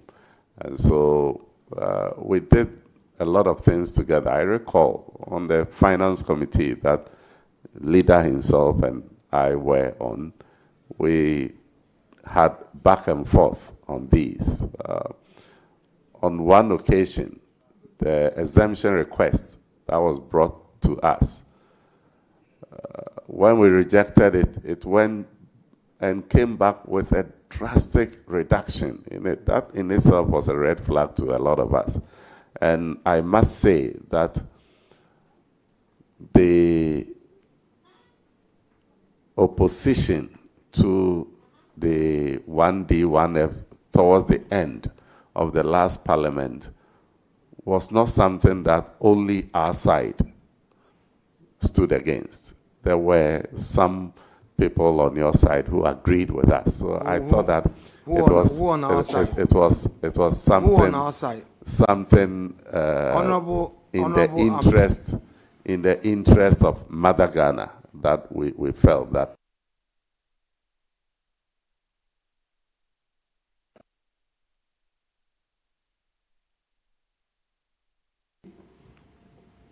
First, you say some people from government were against the tax exemption policy under the 1D, 1F. This is for public record. Tell us who and who were opposed to it. I want to know from you. Mr. Chairman, I was referring to the Finance Committee deliberations.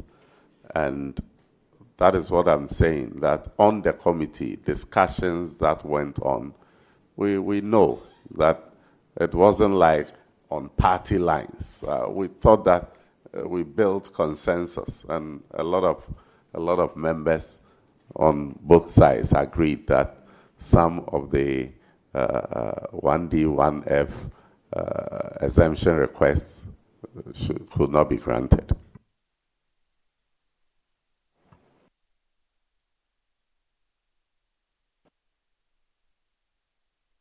It's a very important issue of 1D, 1F.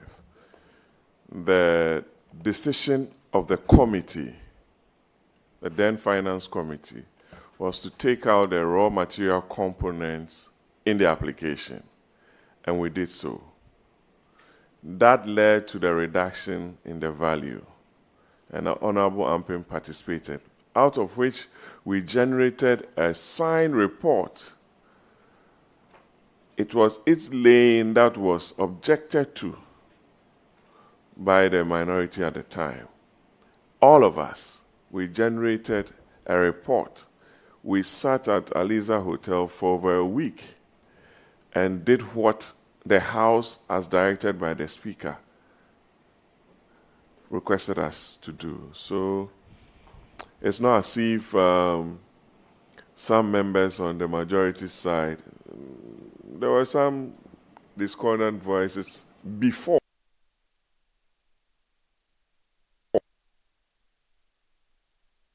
There wasn't any issue.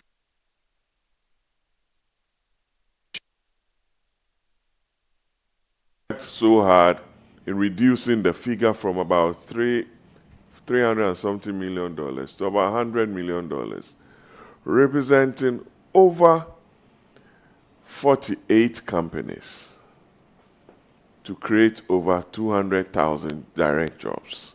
That is the work we did. Honorable Achampon was there. Honorable Ampim, they all participated. Honorable Adongo, they were all there. You can ask Honorable Atufosin. The minority leader was a member of the committee. We worked so hard on that. Thank you. Mr. Chairman, that is what I want all of us to share. I mean, that glory is what I want all of us to share, that we work together to reduce the amount that we initially were called upon to give away in tax exemptions from the 340-something million that the immediate past chairman of the Finance Committee mentioned to about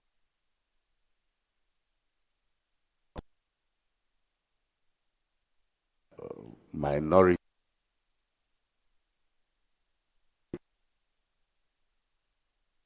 feel that it is important that either Parliament or an institution conducts some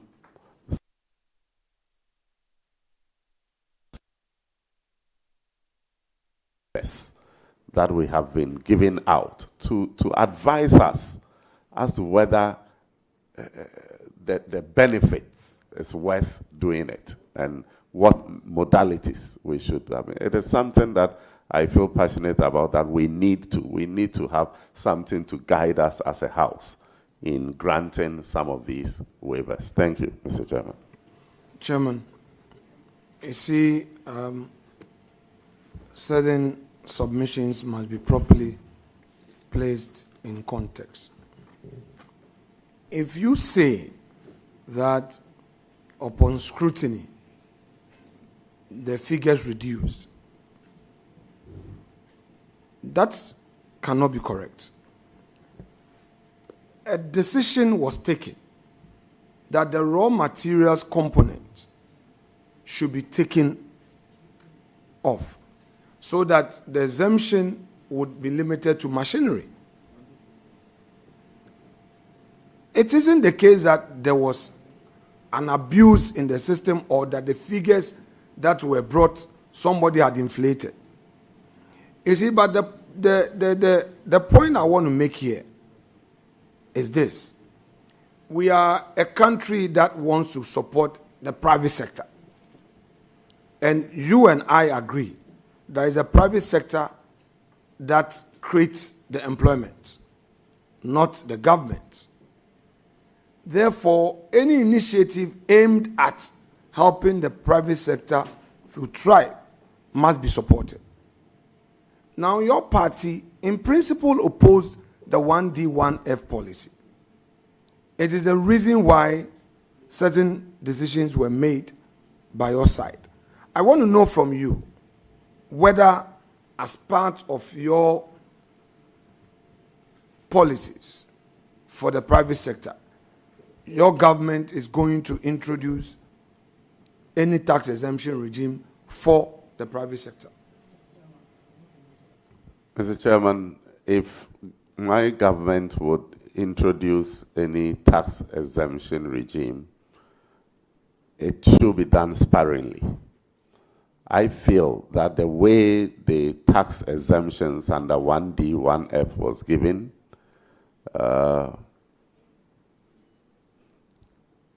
was too much.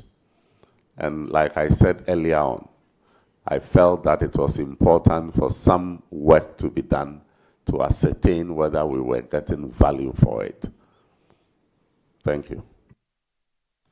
Yes, Honorable Chairman, you can come in. Yeah, Mr. Chairman, thank you very much. I think it's important to correct some information put up by the minority leader. With this tax exemptions, there was a particular company. When they submitted the request, it was around $256 million. Upon going through the document, we raised the issues. They withdrew the application, came back, and it reduced to $142 million.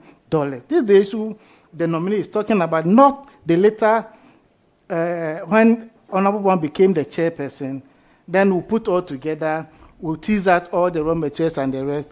That reduced from 300 to 100 and something million. Originally, when Koku Kwatin was the chairperson of the committee, we did the work and reduced it from 256 million to 142 million.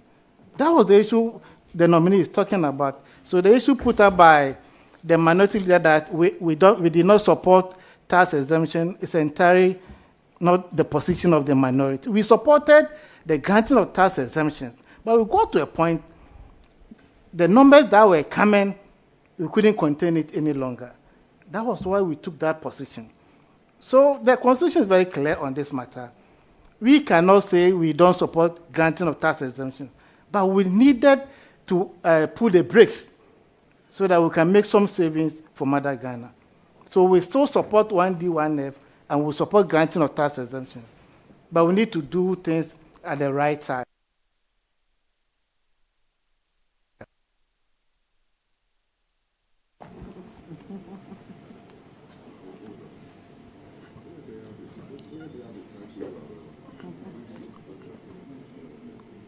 Honorable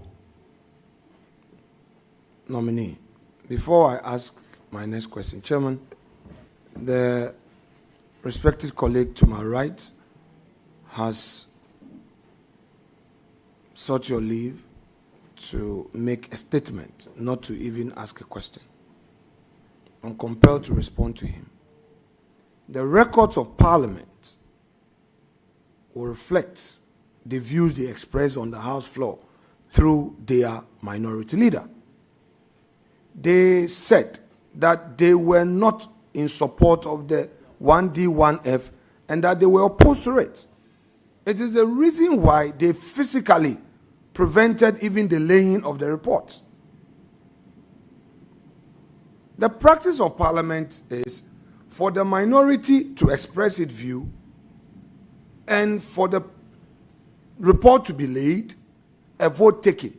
This was a situation where the NDC minority prevented even the laying of the report after there had been some concessions and some agreement that all parties had signed to the report. The words of the then minority chief whip were that if the report was laid, there would be chaos on the floor. As to what he meant by chaos, it is for him to determine. The speaker called us into conclave, had a discussion. They said they will not allow. If today, we, the 88 minority, we call ourselves the mighty few, should we say that we are opposed to your policy, yet will not allow you to use your majority to lay and take a vote, how would you feel? So he shouldn't go there. The 8th Parliament, a lot of things happen. You use, your might, brow, to have your way. We cannot even do that to you, a percentage of that which you did to us. So don't create the impression now that the NDC minority, as you were then, supported tax exemption. Hansard would expose the position you took on the matter. So don't let us go there and unduly delay this vetting process. Don't let us start a debate. You acted in bad faith. You said you were opposed to it. You frustrated government. Individual companies that had come, made presentations, you frustrated them. And you even said publicly for Hansard that because the elections were getting closer, these companies are companies that are affiliates of MPP and they were going to support us in our campaign. So don't say today that you are not against it. Rather, tell us that posterity is now dealing with you and you know that you will bring exemptions for us to deal with on the House floor. That said, let me proceed. Mr. Chairman, I think that we must put this on record too. The Honorable Minority Leader will testify that, and he knows, parliamentary record will show that we supported many 1D, 1F tax exemptions, and the reports were brought to the floor by consensus. So the position that we were against, it was just at the latter part. That's my reference point, please. I say context in this exchange. Okay, let's so, look so at in context. That case, okay. So when I became the majority leader, the tax exemption applications that I came to meet, we met at Aliza. We agreed that the raw materials component be taken off. We were all added them. Fortunately, members of the committee are still here. Jaja is here. You are here. He is here.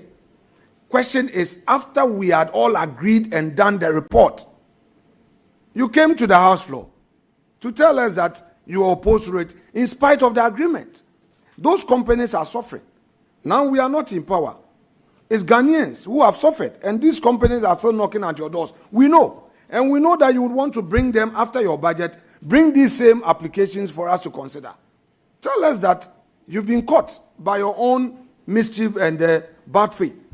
So don't say generally you've always been in support of tax exemption. I'm referring to the last one, from February 2024, all the way till election, that you prevented Honorable Boama from laying the report. You said there will be chaos. Leader, just to remind, yes, just to remind you, yes, sir. 1D, 1F is a methodology of a policy. The policy is to industrialize. And neither the MPP or the NDC is against industrialization. So it is not industrialization that we're against. There may be certain aspects of your methodology that were problematic. And that I will admit. Chairman, so, I agree with you. What I'm saying is that as a government, we listen to the concerns of the minority. And the minority grounded its concerns on the huge numbers. And we came to a consensus to take away the raw materials component. And a report was made.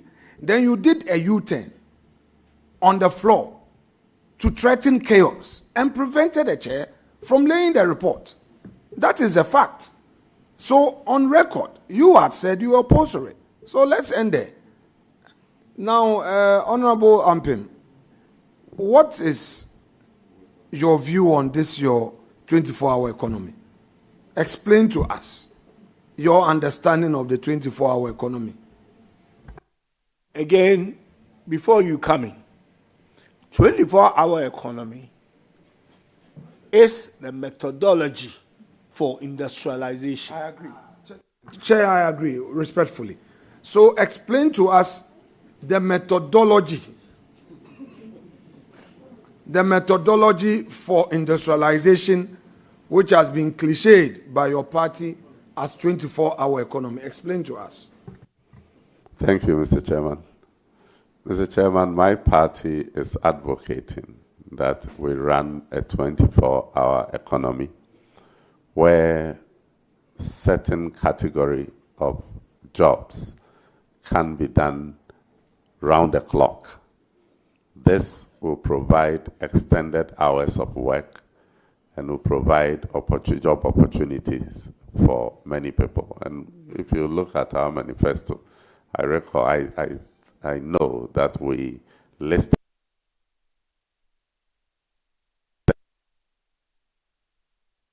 provide a 24-hour service, like the passport office, and recently... Mention those public institutions. I've mentioned one, passport office, DVLA, and others. Recently, I heard the Minister for Foreign Affairs, Honorable Okujeto Ablakwa, stating that they are going to initiate processing of passport 24 hours. These are areas that we think that we can work 24 hours, employ additional hands to do the jobs. On this platform, the finance minister said we would also focus on the real sector. And so these are things that we intend to do. And as a deputy minister, I want to remind Minority Leader that, as he rightly advised, I am a deputy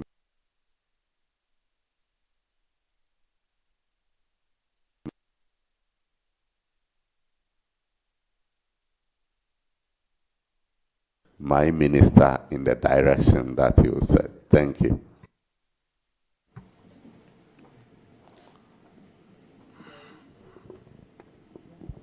Now, so what is the real sector of the economy? If you say your minister said you are going to focus on the real sector, what do you mean by that? We are talking about the productive sectors. We are talking about road construction.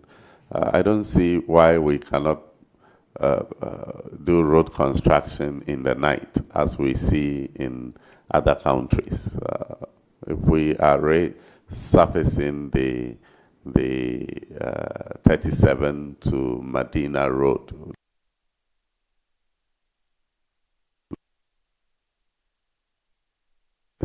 so there are a lot of things that we believe that we can do around the clock.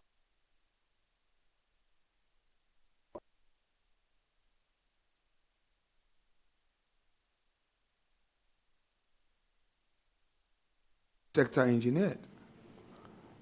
Are you going to provide some incentives to the private sector to enable them achieve this? Rightly so. What are some of the incentives they should expect? The nation is listening to you. Tell the private sector what incentives they should expect in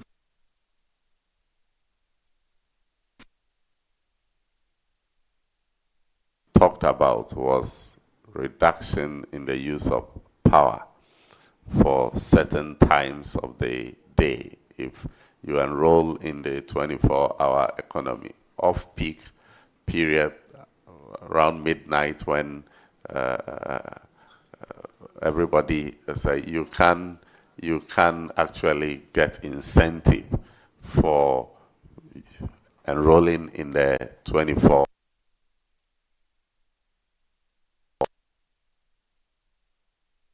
reduction in the rate of power that you use, because you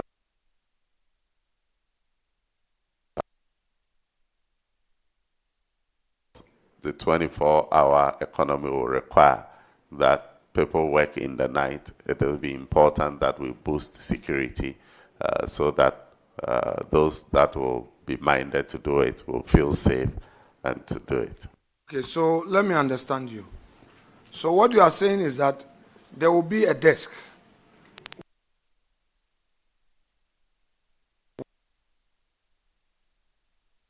economy entities, correct? Mr. Chairman, His Excellency President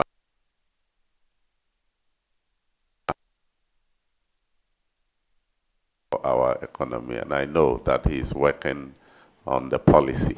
In due course, he would share that with us. Anything I say may be a conjecture. Don't say that those who be enrolled will get some tariff reduction and all that. Then take that out. Mr. Because Chairman, then that would also mean another form of conjecture. You are now telling us that, listen, you are now telling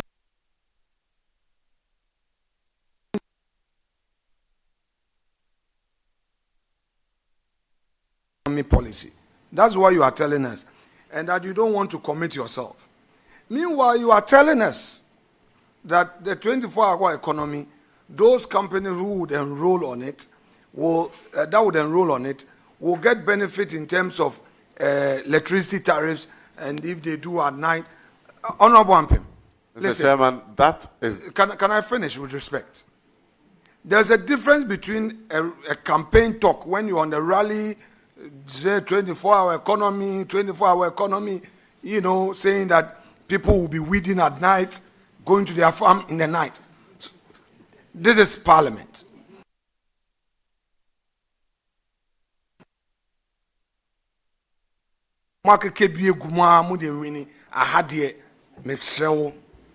Is the policy now being enacted? Tell me so that I end here.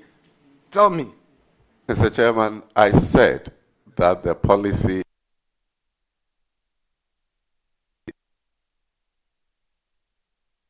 mentioned it is that in the the policy envisages that there will be some benefits to those who enroll in it, and the benefits includes reduction, time of use.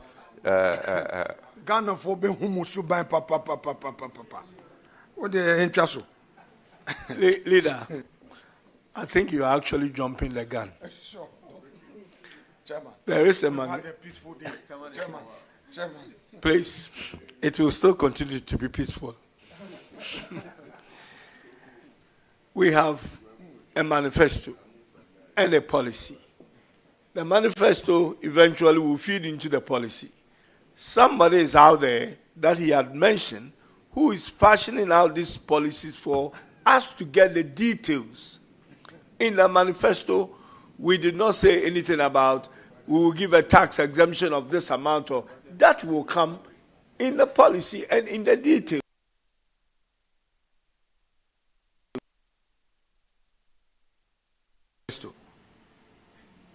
Tell us. Chairman, you are not on oath, but you are explaining. Yes. You're still engaging me. All right. The promises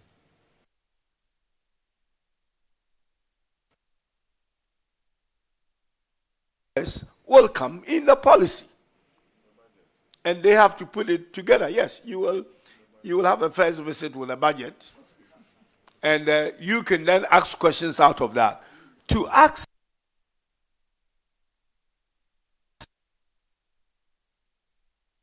foremost is unfair, and he is not in the position to articulate what you are looking for, which is how much we are going to give in exemptions and all that. That is what it is. And he is not in a position to answer those questions. He wouldn't be. I would be surprised if he is. That's the point I was trying to make. Chair, though you are not a lawyer, but you've just given a certain ventilation that you've led him into a stage where you are telling him that don't answer questions on 1D, 1F. Very well. Honorable Ampim, you know your party promised 60 ministerial appointments, correct? Correct, Mr. Chairman. Should we expect more technical advices to the ministers and deputy ministers? Mr. Chairman, I am sure that number of technical advisors that we will have will definitely be fewer than what... Than what would deal with your matter. And Honorable Ladi and Co should pay attention to your answers. No, Mr. Chairman. I'm asking you, should we expect more technical advisors, yes or no? I hope not. Mr. Chairman, I am not in the position to answer this question. I am not the appointing authority. Would you be required to take technical advices? I wouldn't know until I get to the ministry. So when the need arises, would you take technical advices? Mr. Chairman, there are a lot of officers at the ministry that are supporting us. If there is a gap and there is a need to have a technical advisor to support, I will consult, and if that is allowed, why not? Some people are saying that this government is a civil servant government. What do you say to that? Mr. Chairman, I don't quite understand the question. That this government is not a politician's government, it's a civil servant's government. What do you say to that?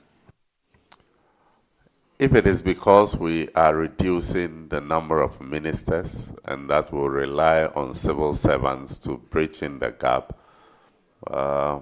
then probably, but I don't think we should call it a civil servants government, because in any case, the reduction is about 24.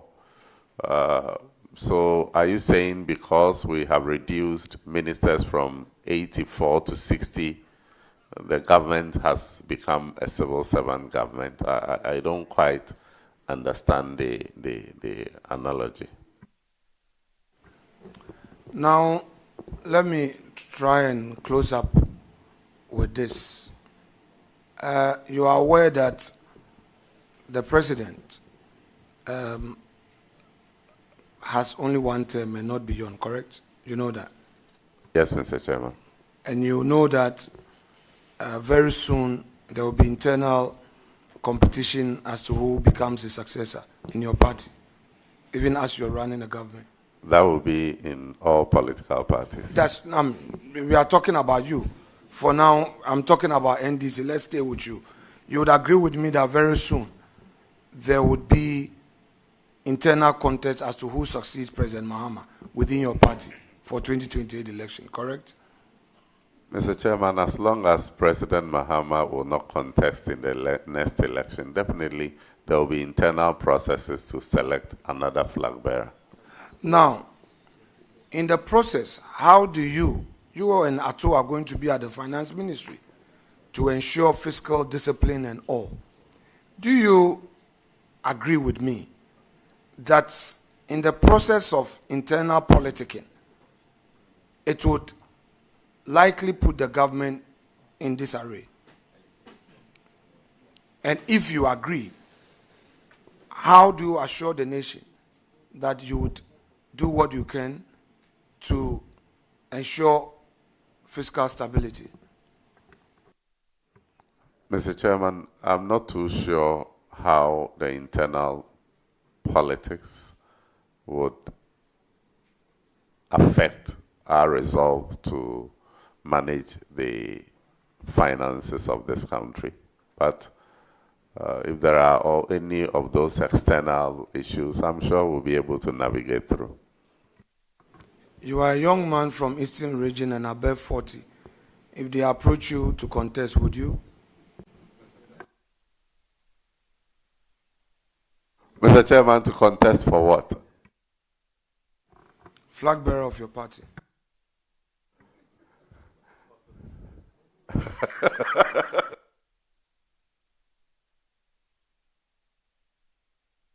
Reverend said it is possible, but Mr. Chairman, I don't have any such intentions.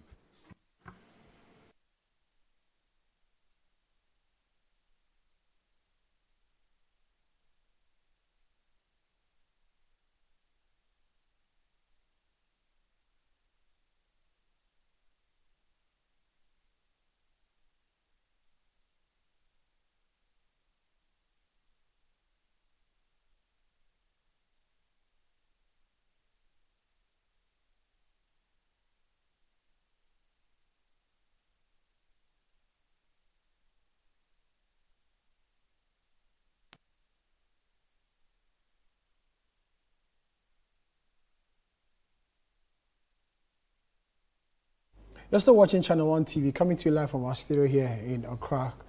Currently, you're seeing live pictures from Parliament where the vetting of Deputy Minister of Finance nominee Thomas Ampeminyako is currently underway. He's the Member of Parliament for the Esujaman constituency in the Eastern region and has been nominated by President John Dramani Mahama to assist Dr. Kesela Toforsin as Deputy Minister of Finance at the Finance Ministry. He's been going through vetting, and quite a number of issues, have come up for him to address. For instance, issue of revenue mobilization and the use of technology to achieve that, debt sustainability, the depreciation of the Ghanaian cedi, and what he can do with Dr. Kesela Toforsin to help address this particular issue. The establishment of the Women's Bank, an NDC manifesto promise ahead of the 2024 election, and how it's going to be established and how the rollout and modalities are going to be like. He also spoke about the payments of stipends for students under the Government of Ghana scholarship across the country. In recent time or in the past, we heard stories and news of our brothers and sisters in other parts of the country or across the world, complaining bitterly about the non-coming of the government stipend for them or students who are under Government of Ghana scholarship. And this issue also came up for the Deputy Minister to, speak about it. The issue of the DDEP, the Domestic Debt Exchange Program, and the payment of coupon was also asked by some committee members, and what he and Dr. Kesela Toforsin will do to address this matter. Then aid and donor support and the withdrawal of U.S. aid by the U.S. You remember President John Dramani Mahama has asked the Finance Minister, Dr. Kesela Toforsin, to find, the gap as far as revenue is concerned, or generate the needed revenue to fill in the gap in respect of the withdrawal of aid, U.S. aid by the U.S. government led by President Donald Trump. So that issue also came up for, discussion, and members of the committee, asked questions in respect of that. Before the break, the minority leader and ranking member of the committee, Alexander Penyo-Market, the member of Parliament for the Efutu constituency, was asking his questions. And then from that, the chairman or the acting chairman of the committee, who is currently the vice chair of the committee, Rickett Hagen, will also ask his questions, and then this vetting will come to an end. Earlier, the committee had vetted the Minister of State for Public Sector Reform, Madam Lydia, who is also the Member of Parliament for the Timpani constituency in the Eastern region. She went through vetting successfully. So Thomas Ampem Nyako is the second nominee out of 4 nominees expected to be vetted by the Appointment Committee of Parliament. When he is done, the nominee for Deputy Interior Minister will also show up to be vetted, and then the Member of Parliament for the Bodi constituency as well, Samson Ahi, who is heading to the Ministry of Trade and Agri-business as Deputy Minister, will also face the Appointment Committee of the House. So today they've scheduled 4 individuals or 4 nominees to appear before the committee. First one done already, second one currently underway, the third and fourth is expected to come on shortly, and then the committee will call it a day. And tomorrow, God willing, another set of nominees will also appear before the committee for vetting. So before the committee now is the Deputy Minister of Finance nominee. We are talking about Thomas Ampem Nyako, who is the Member of Parliament for the Esujaman constituency in the Eastern region, currently before the committee. Has answered quite a number of questions from committee members on a wide range of issues, specifically to the Finance Ministry and the financial sector of the economy. And he's really discharged himself well and answered quite a number of questions from these areas. In areas that he has no answer, he's blunt and tells the committee members that he has no idea about this. When he gets into the ministry, he will get more information in respect of it. And this has been commended by the minority leader and other members of the committee who are vetting him as we speak. So we'll go back to Parliament to continue the vetting of Thomas Ampem Nyako, who is being nominated or has been nominated by President Mahama to go to the Finance Ministry as a deputy. Let's go back to Parliament for the live feed. The long end by smoothing it, so we can have people get confidence in borrowing in the long-dated area or space, so that we ease the pressure on the short-term treasury bills. This is just an advice that if your minister call on you to support him in that direction. It's an advice that I'm giving you. Thank you. Thank you very much. Advice well taken. On that note, I would like to acknowledge those loved ones who have come to support you and thank them. First on my list is Mrs. Mary Juan Ampim, who is the wife of the nominee. Nana Asare Akoma, the name given to me here, sorry if it might be a typo, who is Akomu Dontehene, Krontehene, and Osahene Into, who is also Krontehene of Inum, traditional area. Osahene, yeah. There's another one by you. Yeah, okay. This is signed by you. Okay. When we get a nominee from Efutu, I'm sure we'll call on your name. Nana Ansa Prem, Akosombo Hene, Tobwe Achu Habo, President of Ewe Traditional Rulers Association, Esojaman. Ne Abena Sefa, the first, the Paramount Queen, mother of Bosugua,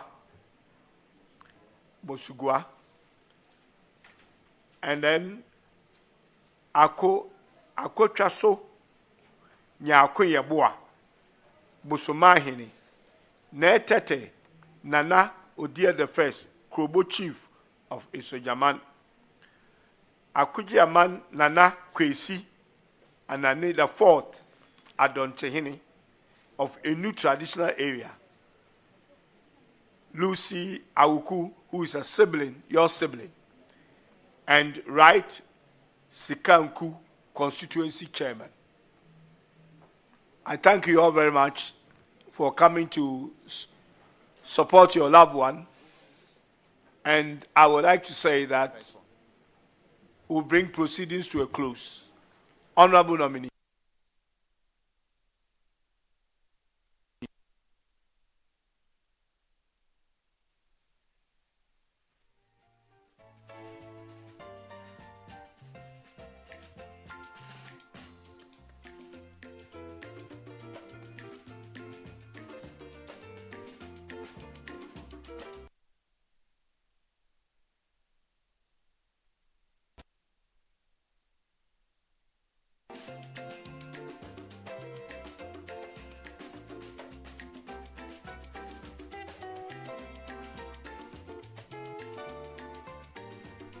Honorable members, we need to get ourselves ready for the next nominee.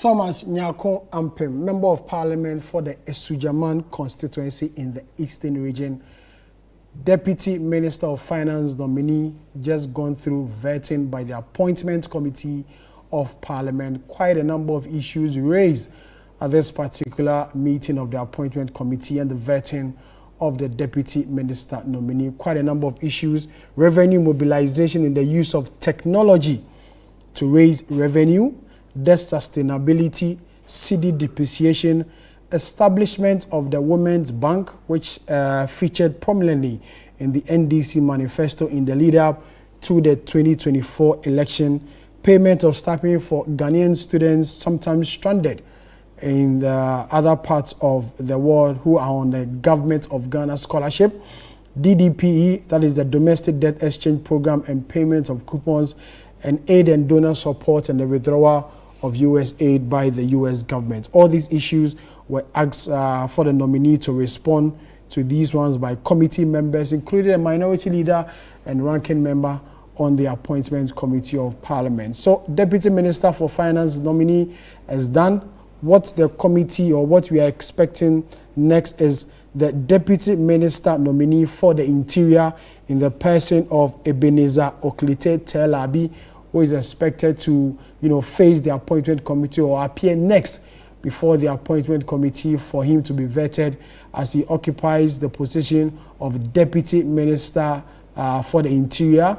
President Mahama has nominated. He's expected to go and deputize for Honorable Muntaka Mohammed Mubarak, the Member of Parliament for the Asawase constituency, and Tel Aviv is expected to be his deputy if the appointment committee approves him and the Parliament in general approves of his nomination. Remember, this particular gentleman was a former deputy, defense minister under the John Chapter 1, as I want to call it, the first term of President John Dramani Mahama. And so this will not be, a new thing to when it comes to, serving at the security agencies or the security sector as far as the deputy minister is concerned. So we are expecting him to take his seat before the appointment committee, and then committee members will ask him the relevant questions or the questions they believe will be needed as far as this particular sector, the Interior Ministry, is concerned, as he takes his role there as Deputy Minister to Honorable Muntaka Mubarak Mohammed, the Member of Parliament for the Asawase constituency. Already gone by, 4 nominees are expected to be vetted today by the appointment committee. 2 already done. 2 is expected to be concluded by close of day, and then the committee will call it a day. And then tomorrow, God willing, another set of deputy ministers will also appear before the appointment committee of Parliament. The first person who was vetted today is a Member of Parliament for the Timpani constituency in the Upper East region, talking about Madam Lydia Lamisi, who is going to be the Minister of State for Public Sector Reform. Public sector reform went through vetting not too long ago, and just concluding is the Deputy Minister for nominee for Finance, Thomas Nyako Ampin, Member of Parliament for the Esujamai constituency. We are expecting the Honourable Ebenezer Telabi, who is also a Member of Parliament, to take his place or appear before the committee as he heads to the Ministry of the Interior as Deputy Minister. Shortly, we'll go back to Parliament to take the live feed as the Deputy Minister nominee takes his seat and is expected to be sworn in by the Clerk of Parliament. So committee members are in, the nominee is already seated, and so we go back to Parliament.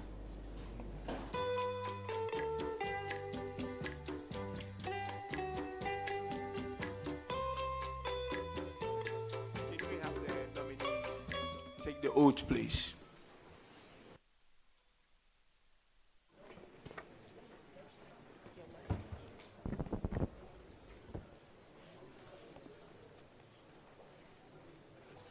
I hereby administer the oath. I, Ebenezer Oklete Telabi, do in the name of the Almighty God swear. Do in the name of the Almighty God swear. That the evidence I shall give before this committee. That the evidence I shall give before this committee, touching the matter in issue, shall be the truth, the whole truth, and nothing but the truth, So help me God. So help me God.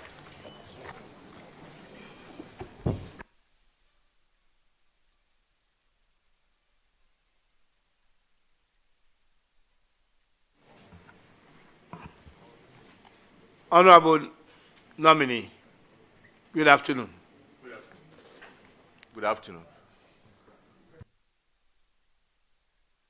Would you please, in a couple of minutes, tell us who you are? Thank you. Thank you, Mr. Chair. My name is Oklete Telabi. I come from Udumasi Krobo.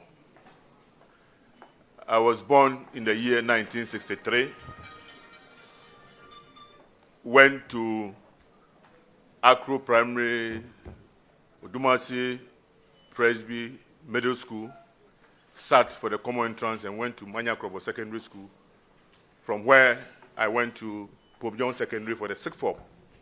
I went to University of Ghana, did my first degree, and then to the University of Science and Technology for my master's.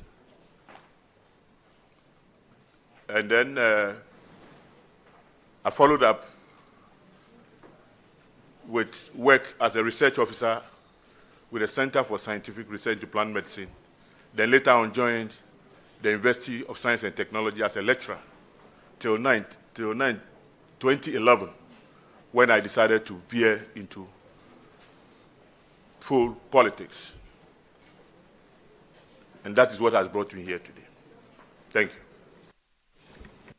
Thank you very much.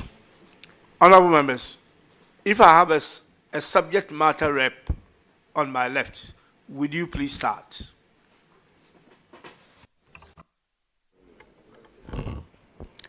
Thank you very much, Mr. Chairman.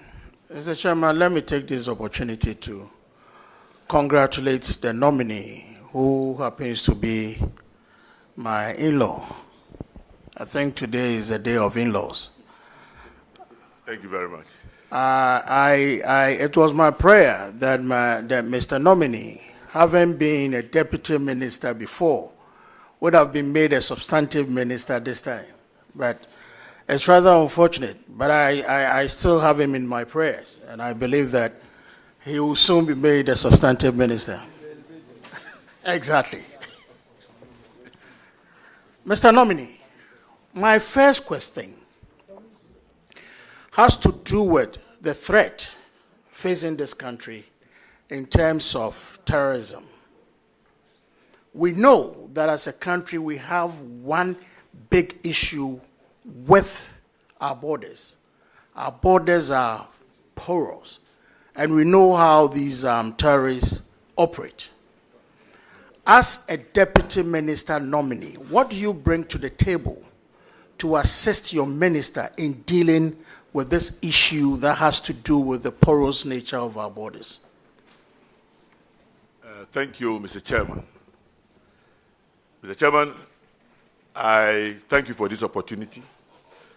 And to say that when the issue of our borders come up,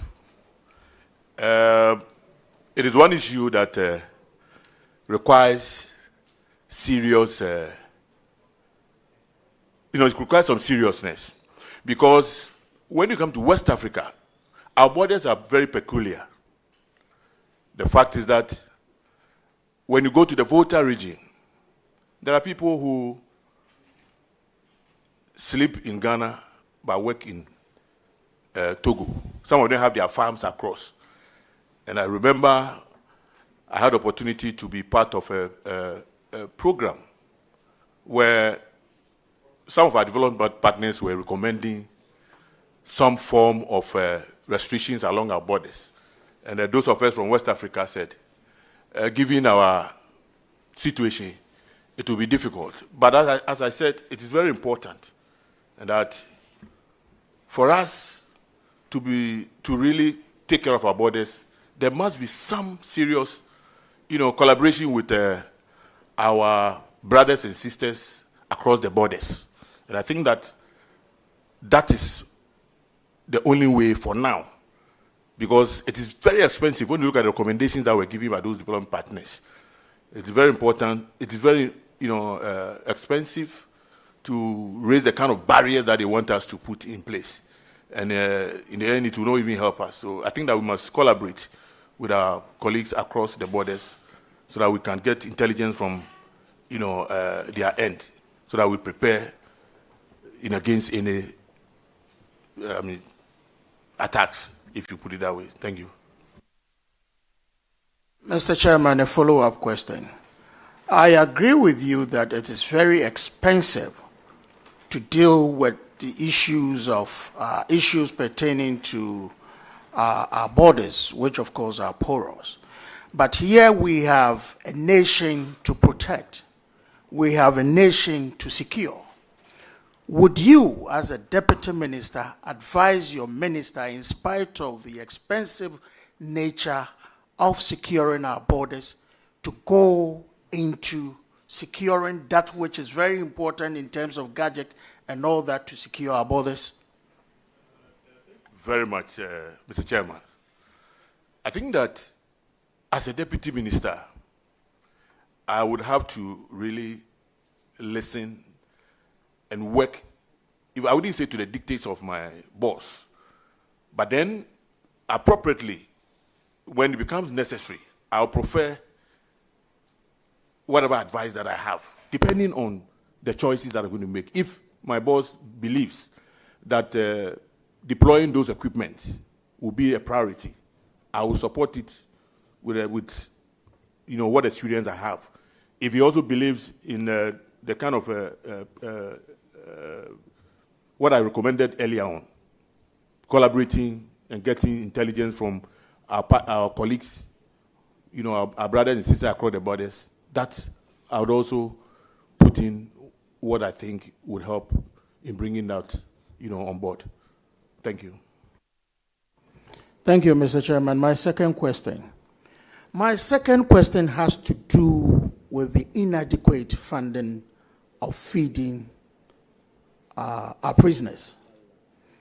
It is said that every prisoner is fed on 1 cedi 80 pesos a day, which is basically, obviously inadequate.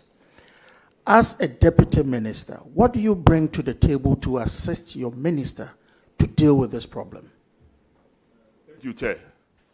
I listened to my boss, to be, and he said something to the effect that, but for agriculture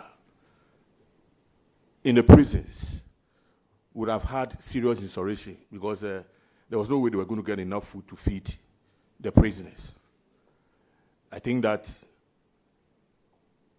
I would, when given the opportunity, help in making sure, as he said, they are establishing prison camps where agriculture, will be practiced for them to produce food and other things to get money and food to support the upkeep of the prisoners. Thank you.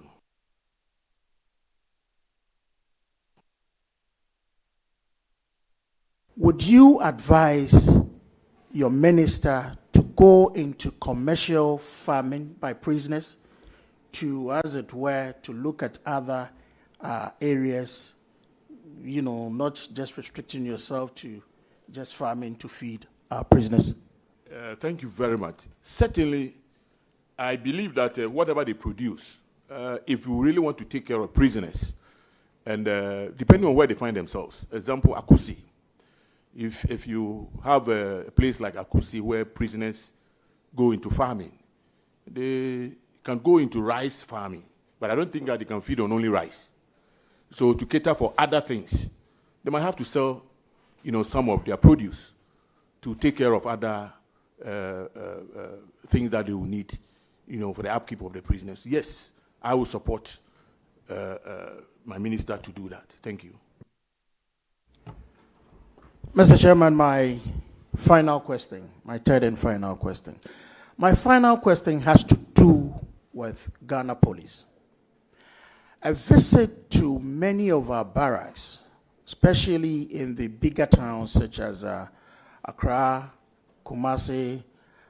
In the case of Accra, let me use Central Police Station as an example. You go there and you see where our police officers are living. In most cases, you see officers having a lot of their items, i.e. fridge and other things, being kept out or outside their rooms. As a deputy minister, would you, if it so happens, advise your minister to look at redeveloping these strategic places, first of all, to provide more accommodation for our officers, and secondly, decent accommodation for our officers?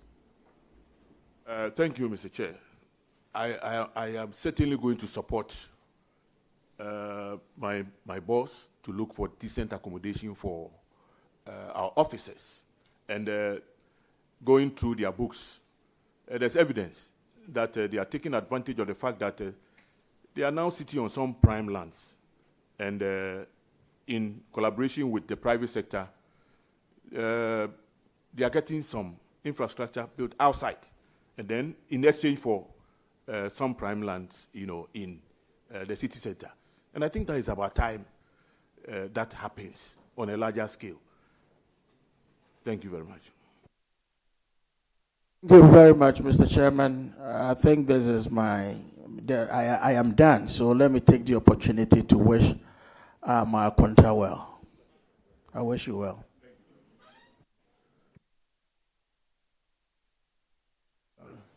Thank you very much, Honorable. I think I'll now move to Honorable Reverend Intimfojo. You have the floor. Thank you very much, Honorable Chair. Congratulations, Honorable Telabi, on your nomination as the Deputy Minister for the Interior.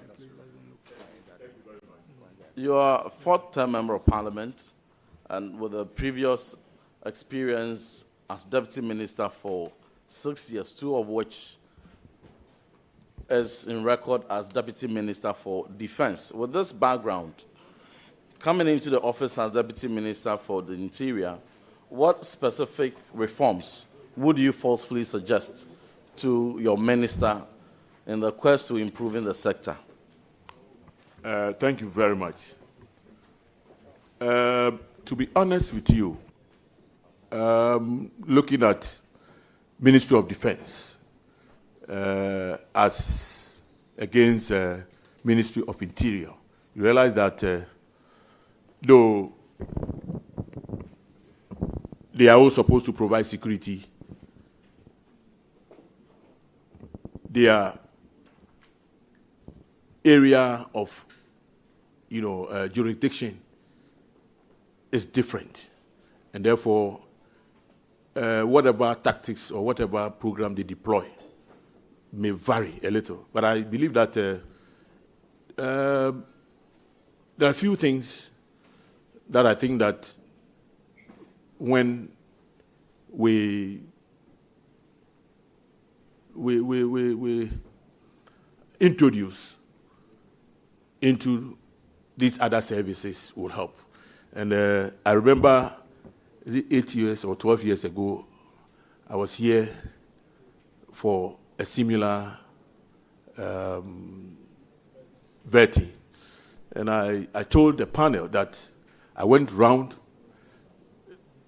the military institutions and their installations. And one thing remarkable that I saw was an inscription that if you fear maintenance, try accident. I think that concept is what drives the military in terms of what they need to, their sustenance, in terms of what they need to protect this country. They will go at all length to make sure that you provide whatever they need with some justification. And I think that that can also happen within the other services, and it will help. Thank you. Honorable Chair, to the nominee, Alteza Travel is one renowned global tourism organization. Just a second, Reverend. Is this your second question? Yes. Thank you. Including many other organizations who have done global rankings, in 2025, they ranked Ghana as the second safest place in Africa. And even globally, they ranked Ghana as safer ahead of Australia and Canada. What would you suggest, or what would you do to support your minister to ensure the enviable state of security we have attained rather improves, sustained, and that we do not get into declining state of insecurity? Well, thank you very much. I think that with that finding, what it means is that we are doing something right. But come to think about it, you realize that there's still room for some improvement. And if I listened to my boss to be, he made some, recommendations in terms of, deploying technology where it is lacking for policing and other, services under the Ministry of Interior, so they can discharge their duties creditably and then bring more, safety, into our country, so we can continue to get the kind of ratings that we are having now. Thank you. Honorable Chair, to another substantive question. What is the status of Dr. Akufo-Dampare, the IGP of this country. Thank you, Mr. Chair. I wish I could.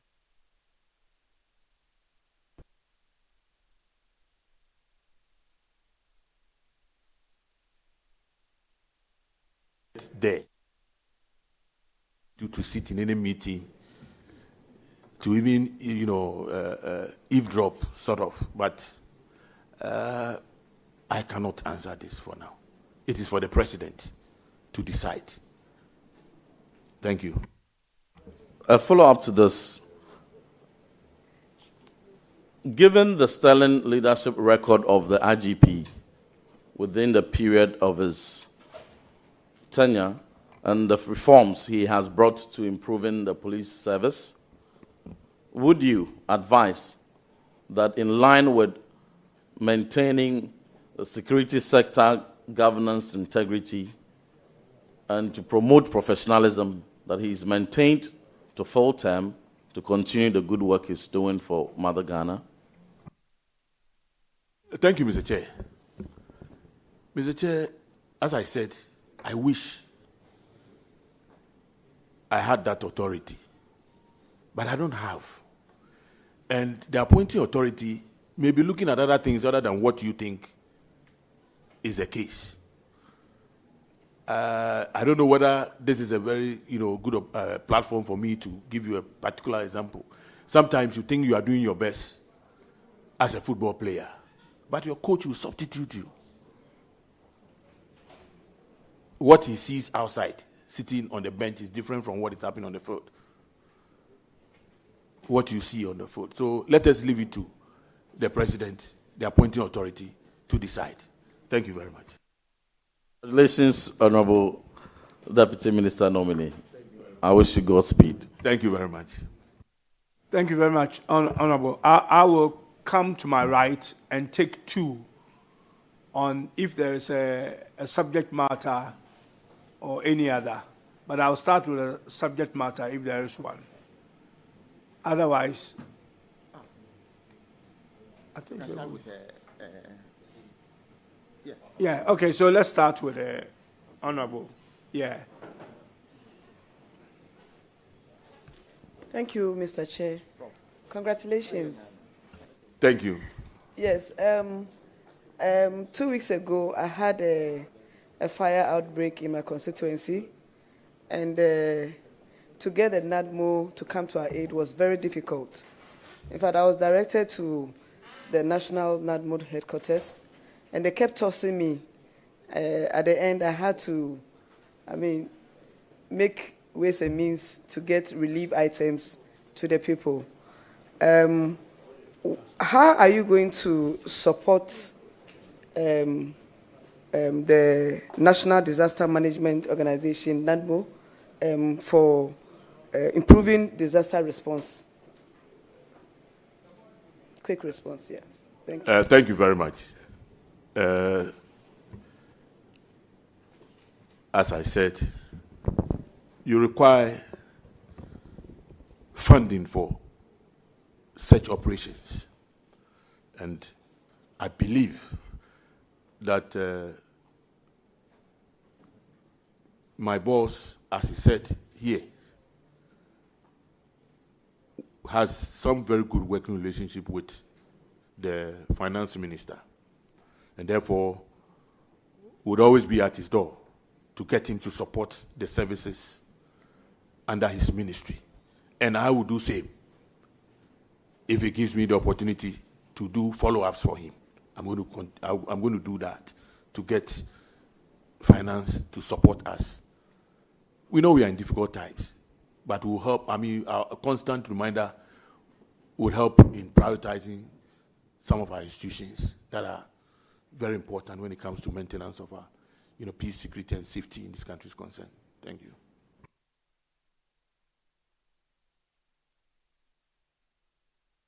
Are you done, Honorable? Last one. Prisons. It's a very big issue. I visited a friend recently, and I think overcrowding is a problem. What are you bringing on board to solve this issue? Thank you very much. Once again, I will make reference to what my boss said, my boss to be said over here. But then I'm living with one in my constituency. The last time I visited Akuse prisons, I felt very sorry. My friends that I went with, some of them were in tears. Because, I mean, it's a place that any of us can be at any time. And therefore, we need to be reminded that they are there. And they also need to, live like us. After all, the essence of keeping them there is to reform them. But if you are reforming somebody and you don't take good care of the person, they come out with, various diseases here and there, skin rashes, whatever. They don't even, when they come out, that is one of the reasons why people will not want to associate with them. So, there's this idea of partnering with the private sector to build prisons so that we can rent like it's happening in the US and other places. We would have to look at that. The other thing too is that some of the prisons in what would be described as prime areas now can be relocated. We get the private sector in exchange for better, bigger places outside where you can get cheaper land. Because I don't think that it is, at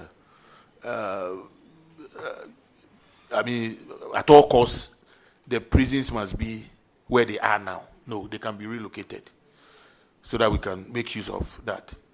But I think that one will also require serious, discussions. And we'll look at the cost benefits, how it's going to benefit them before we go into it. Yeah, thank you very much. Sure. Thank you. Yes, please. Recently, we heard the president of Burkina Faso came out with the way to use the prisons in farming. Will you want to adopt such how should I even say? Yes, labor, so that we could have them, because I was thinking that the food shortage in our secondary schools, if you can have in the future some farms that we can use them as labor to produce to help our secondary school children. Do you have any plans of that? Thank you. Thank you, Mr. Chair. I think that this is in line with the previous question about whether I will support the prisons going to commercial farming. I think that when you do that, whatever they have can also be given to the secondary schools. Not to say that they cannot be, hired to by the private sector. That can also be done. Yes, thank you. Thank you very much. I want to move on to the next subject matter again on the right. Thank you. Honorable, you have the floor. Thank you so much for the opportunity, Chair. Congratulations, Honorable Telabi. Thank you. On your nomination. I've worked closely with you in the committee, and I know your capacity. I know what you are capable of bringing on board. I wish you well in your new ministry. And I just have one question for you. There's a worrying trend that I have observed among security apparatus. The national security on one hand, army, then police. Sometimes it's so embarrassing that you find these security apparatus fighting at the glimpse of the public.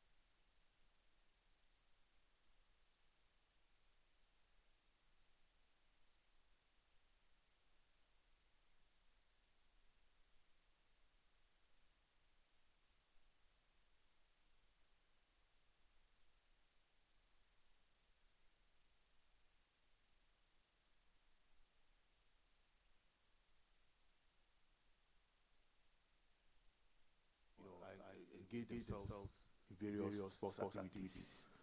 I don't know whether that is still. Sometimes that can also bring some misunderstanding. When we do that, coupled with serious collaboration, they will see themselves as colleagues with the same, objective of securing this country of ours. Thank you. All right, so thank you. I'm done. Congratulations. I wish you all the best.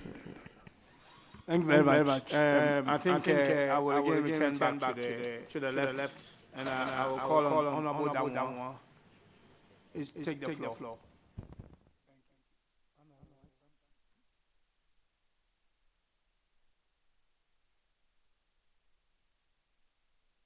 You're still watching Channel 1 TV. We're coming to you live from our studio here in Accra. It's still the vetting of deputy ministerial nominees. The list released by President John Dramani Mahama some 2 or 3 weeks ago for persons to fill the various deputy ministerial positions in the various ministries here in Ghana. Today, the appointed committee of Parliament is expected to vet 4 nominees.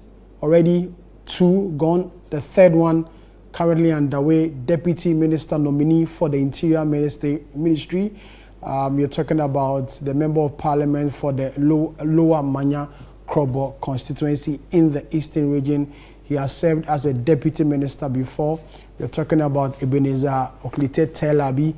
He is currently facing the Appointment Committee of Parliament and MPs and committee members asking him various questions as far as the ministry is concerned. Remember, he's going to be the deputy, if approved by the committee and approved by Parliament as a whole. He's going to be the deputy for Honorable Muntaka Mohammed Mubarak, the Member of Parliament for the Asawasi constituency and the Minister of the Interior. And so, if the Honorable Member of Parliament for the Lower Manya Krobo is approved by the appointed committee, he will be the Deputy Minister for the Interior Ministry and going to assist Honorable Muntaka in that area. Committee members have been asking him, quite a number of issues, wide range of issues, with respect of the Interior Ministry, the issue with NADMO, the responses of NADMO to disaster, the responses of the fire service to fire incidents across the country, and some other issues happening within the ministry. Already 2 nominees have been vetted, the Minister of State for Public Sector Reform and also the Deputy Minister for Finance and Member of Parliament for the Sujaman constituency. We're talking about Thomas Ampem Nyakun, who was vetted before Honorable Oklite took his seat before the Appointment Committee of Parliament. Very soon, we'll go back to Parliament to join the live feed as committee members continue to vet and ask the relevant questions of the nominee. President John Dramani Mahama has nominated to be the Deputy Minister of the Interior. When he is done, the final nominee to appear before the Appointment Committee of Parliament today by their schedule is supposed to be Honorable Samson Ahi. He is the Member of Parliament for the Bodi constituency in the Western North, region, and also Deputy Minister nominee for Trade and Agri-business. Samson Ahi is not new to Deputy Minister position. He once served as a Deputy Minister for Works and Housing some years back, and is going to be a Deputy Minister again for the Ministry of Trade, Industry and Agri-business. That's where President Mahama has nominated him to serve. And if approved by the Appointment Committee and Parliament in general, Samson Ahi will go to that ministry to serve as a Deputy Minister. So these are the 4 individuals expected to be vetted today. 2 already down, 2 expected to go. The third one currently before the Appointment Committee. And when he's done, the 4th one will do so, and committee members will call it a day. And tomorrow, God willing, the next batch of deputy ministers will also go through the vetting. So we'll join the live picture shortly. Quite a number of issues to be dealt with by committee members, and who will ask various questions of these nominees who appear before the Appointment Committee of the House. There are many who have argued that, the vetting of the Ministers of State looks quite different from the deputy ministers who are going through vetting. The argument is that it's just the first day. Maybe as the days go by, and they're expected to vet them from today till Thursday, when the final batch of deputy ministers will be vetted by the appointment committee. And then the president will be left with the nomination of 4 more deputy ministers to make up the 60 promise that he made, that he's going to appoint only 60 ministers and deputy ministers to run the affairs of this administration with him as president of the republic. And so this is still Channel 1 TV. We're coming to you live from our studio here in Accra. We are bringing you live pictures from Parliament on the vetting of deputy ministerial nominees by the Appointment Committee of Parliament. Shortly, we'll go back to Parliament and join the live feed. But as I mentioned earlier, currently before the committee, before the break, is a member of Parliament for the Lower Manya-Krobo constituency, and also being nominated by President John Dramani Mahama to go to the Ministry of Interior as a deputy minister. We'll go for a quick break. When we come back, we'll join the live feed from Parliament.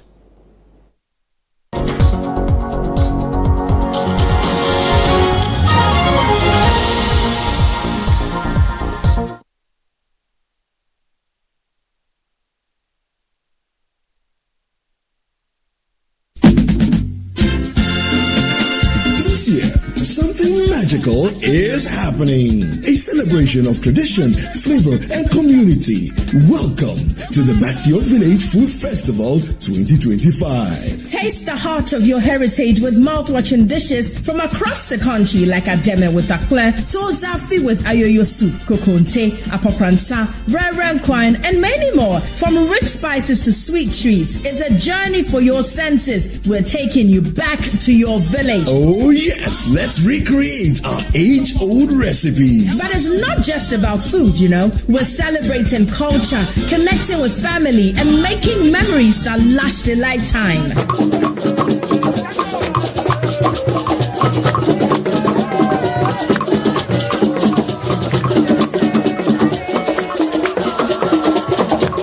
This March, let's come together and discover the flavors that make us who we are. The date is 29th and 30th of March 2025. The venue, Accra Metropolitan Assembly, and the time is 10 a.m. through till 6 p.m. each day. The Back to Your Village Food Festival 2025, where food, fun, and tradition meet.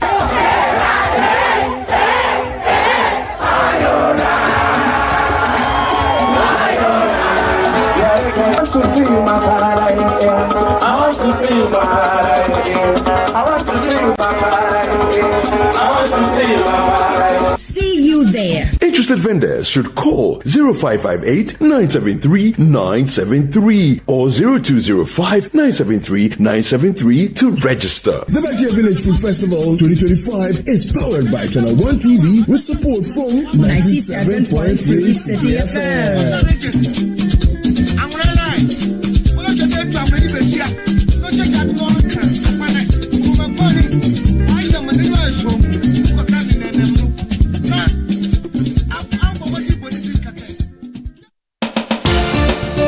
Where politics meets power, where the tough questions are asked, welcome to Face to Face.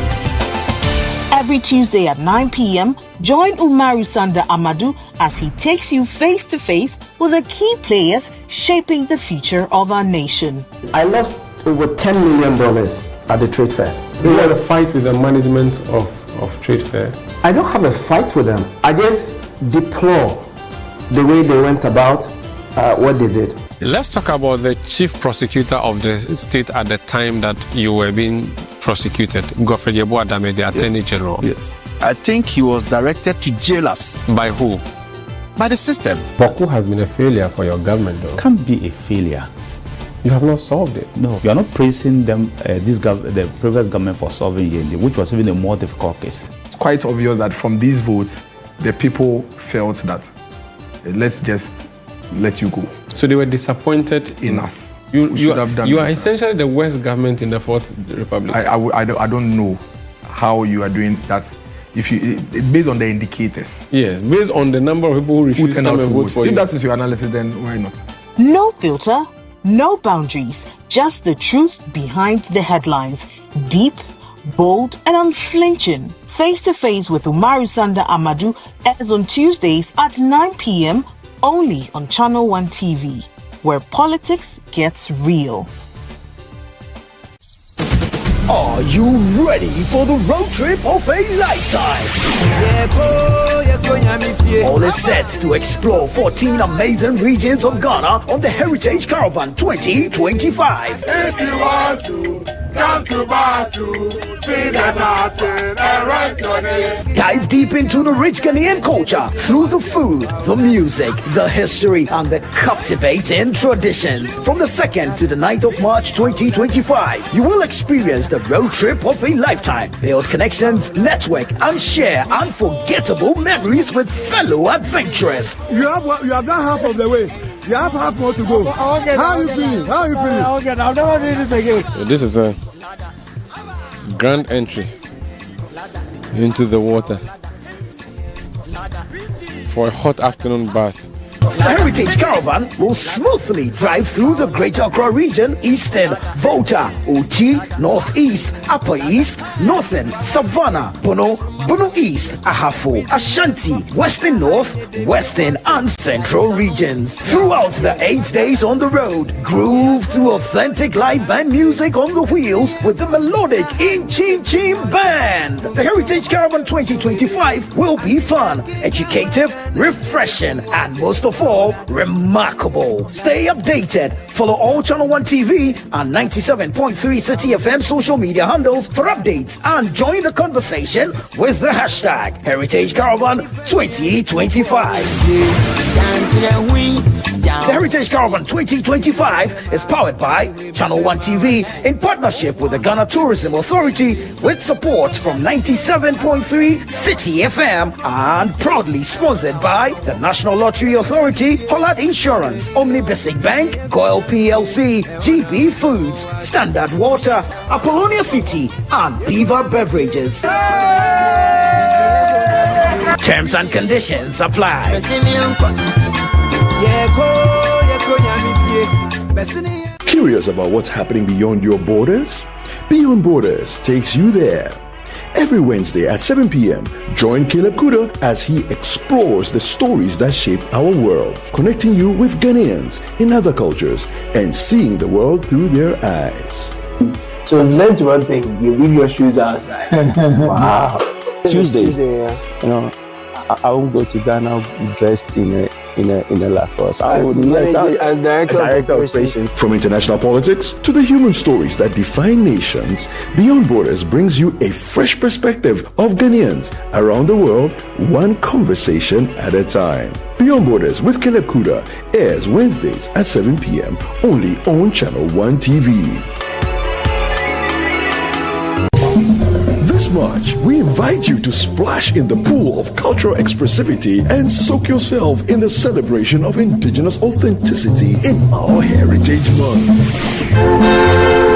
Join us for the Heritage Month launch on Friday, February 28th as we kick off a month of unforgettable experiences. Pack your bags for the Heritage Caravan, a week-long adventure across Ghana from March the 2nd to the 9th. Discover the beauty and history of our land. Savor the flavors at the Back to Your Village Food Festival, a culinary extravaganza on March 29th and 30th. Taste the essence of Ghana. Tune in to the Heritage On Air series on 97.3 City FM and Channel 1 TV. Feel the rhythm of our music, journey through our religious history, and indulge in indigenous Ghanaian food. Join us to celebrate our heritage this Heritage Month, where every moment is a story. Only on Channel 1 TV and 97.3 City FM. Of their labors, toils of the brave, which have brought results.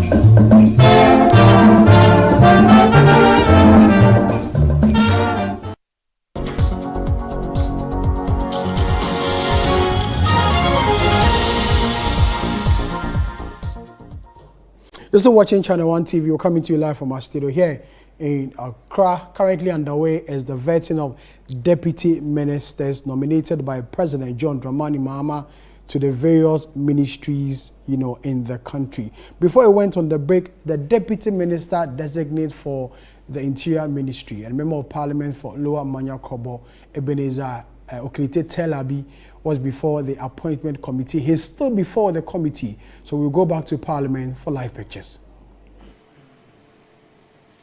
When you start the journey from Tertiary to Tamale, or you are traveling on Quarterly Road, you have immigration officers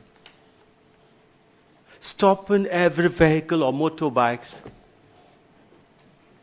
and sometimes the salami. I don't want to tell you the details. I want you to assist your minister to at least tell immigration and other officers what their purpose is.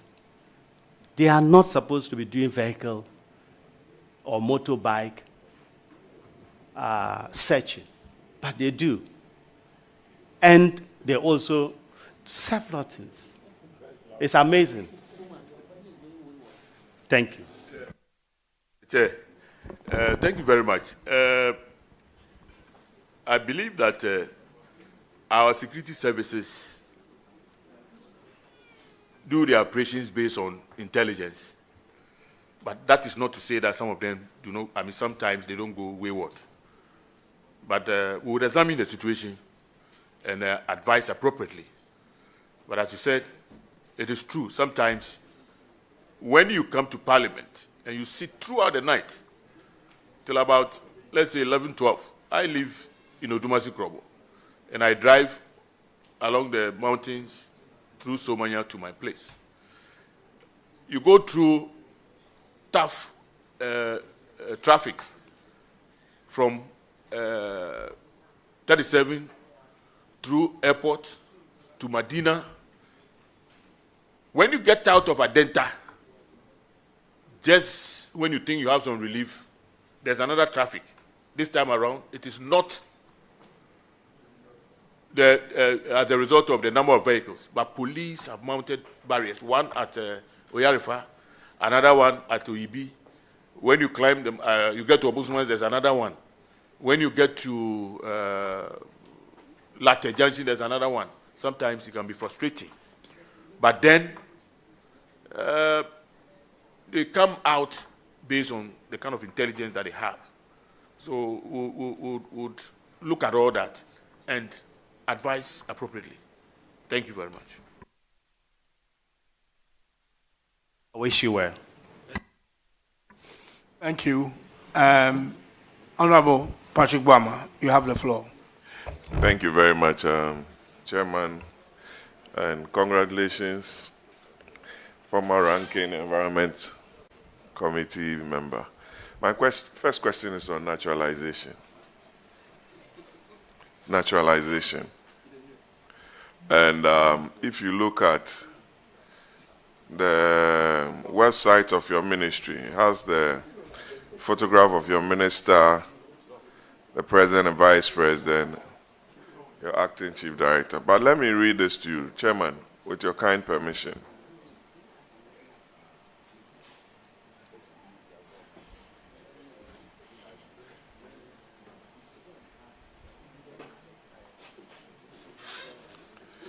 Subject to subsection 2 of 14 of the Citizenship Act of Ghana 2000, a person qualifies for naturalization if, it's very important, I want Roxanne to listen, he has resided in Ghana throughout the period of 12 months immediately preceding the date of the application. B, during the 7 years immediately preceding the period of 12 months, he has resided in Ghana for periods amounting in the aggregate to not less than 5 years. He is of good character as attested in writing by 2 Ghanaians, being notary public lawyers or senior public servant. He has not been sentenced to any period of imprisonment in Ghana. He is able to speak and understand an indigenous Ghanaian language. Roxanne. He is a person who has made or who is capable of making a substantial contribution to the progress or advancement in any area of national activity. He is a person who has been assimilated into the Ghanaian way of life, or who can easily be so assimilated. He intends to reside permanently in Ghana in the event of a certificate being granted him. He possessed a valid resident permit on the date of his application. Time frame for the application, 6 months. Fees and charges, Form 5, 7,758 Ghana cedis. A lot of applications will be coming to you. Without scrutiny, a lot of people will get naturalized as Ghanaians. And sometimes we overlook some of these qualifications because of the IGF involved. Very important. By so doing, you would have opened the country up for insecurity. What will you be doing to assist your minister to ensure that any applicant who brings any application for naturalization satisfies these requirements to ensure that the sanctity or the security of this country is protected? Thank you. Thank you, Mr. Chairman. I think that if my minister decides to get me involved, you have just given us a checklist. I can assure you that I am going to be very meticulous when it comes to looking at such requirements. And where I need to seek legal advice, I will, to support, in taking very good decisions about who becomes a citizen of this country. Thank you. Thank you. It's a very important area because lawyers like Dafia Mekwe and Co will be bringing attestations, and you have to be very careful. My second question is on the health facilities of the institutions under the Ministry of Interior. I think I only know of the police hospital. I don't know of any hospital owned by the prisons, the immigration. I stand to be corrected.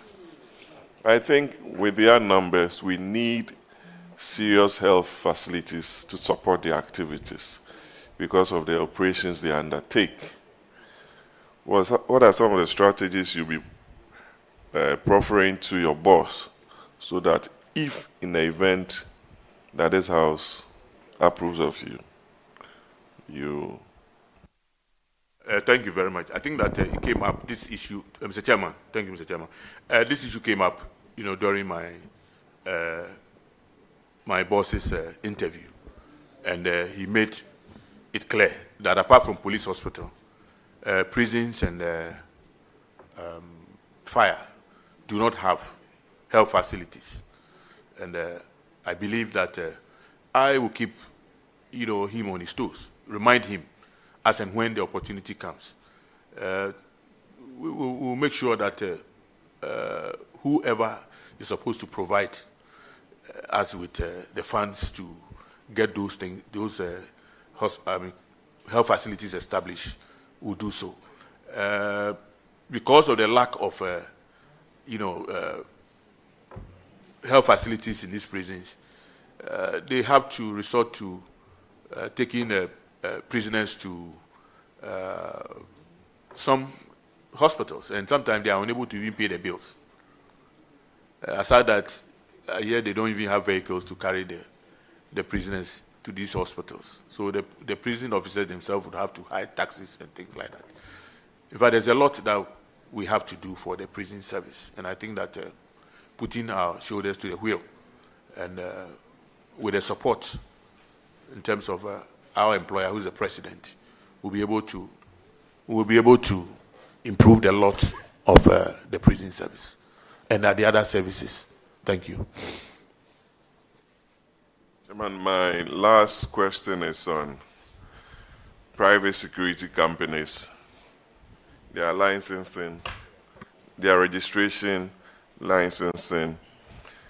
and also the licensing of bullion vans, weapons and bullets, gunpowder, and what have you, are some of the things that I believe, with your experience, having been at the Ministry of Defense before, you have to support your minister in ensuring that some of these licenses are given to responsible people to operate. And you being a chemist or something like biochemist, I know, a former parliamentary candidate for Ukraine in Kumasi. We know you. Yeah. You don't have state-of-the-art forensic laboratories for these institutions, and I think with your background, you need to encourage that. Thank you. Thank you very much. I'm going to do my best to get some of these things to support my boss in the ministry. In fact, he was the MPP chairman when I was the candidate. Where we belong to the same club, and then we came here, we found ourselves on the same committee. So that is the chemistry. Thank you. And you did a lot together on that committee. Very well. To help Mother Ghana. Very well. Thank you. I wish you the very best. Thank you very much. Honorable Shaibu, it's your turn to take the floor. Chairman, let me thank you so much for the opportunity. Sir, congratulations. Thank you very much. I know you've answered questions in many areas, including accommodation, but I want you to just take you back to that, because that's very critical for the police service. I note that the numbers have increased. If you go to most of the district capitals, you will find so many police personnel. So the first thing is, if your arrangements will permit, would you suggest to your minister to redeploy them, not just in the district capital, but to the other bigger towns and communities within the district? That's a starting point. If you tie that to the second bit, that still has to do with accommodation. Most of the new districts, including mine, created about some 12 years ago, still don't have housing facility for the headquarters of the police service itself, let alone accommodation for the many personnel that have been posted there. As a result, you will find police personnel, virtually like tenants in the community. I know familiarity sometimes breeds contempt. And so once they are with the community people and law enforcement become compromised, I would want to suggest, if you take that on board, as you support your minister, to look at first the redeployment of the police personnel, if your arrangement will permit, to the other bigger communities within the, given that you make adequate accommodation facility for them. That's my first bit that I want to. So the second one has to do with the military barracks. So if you move away from the barracks, you now have training centers. I know there are a few of them dotted across the country. My constituency and district is proud to be hosting one of your barracks. That's in Daboya. I think that it's been expanded. The previous administration tried to do some expansion of that, but it still falls short of the basic requirements and facilities that you really need to do proper training. Would you consider, upgrading and putting military and security training has become technical now, not the physical we knew many years ago.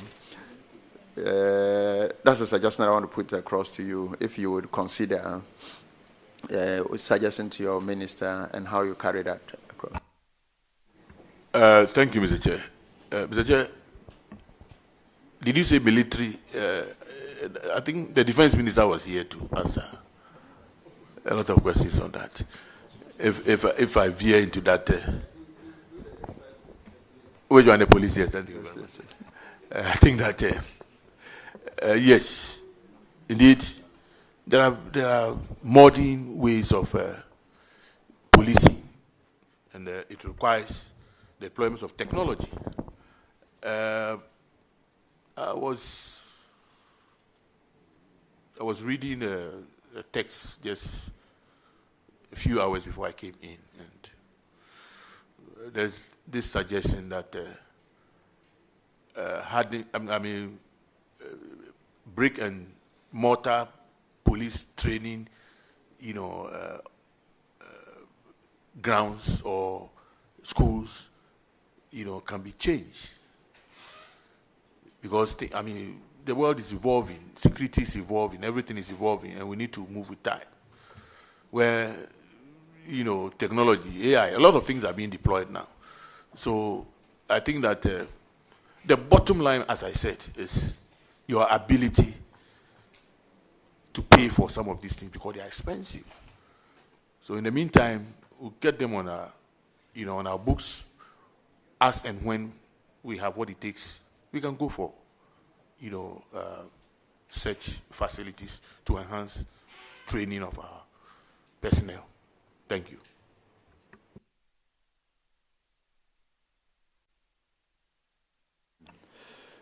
On that note, I wouldn't ask questions about your capability. I know you've done it before, and I wish you all the best in your next journey. Thank you very much.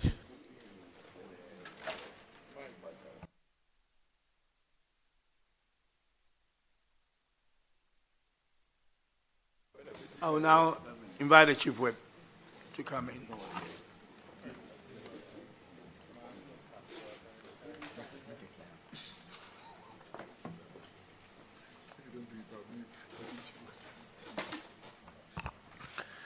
Chairman, thank you very much. My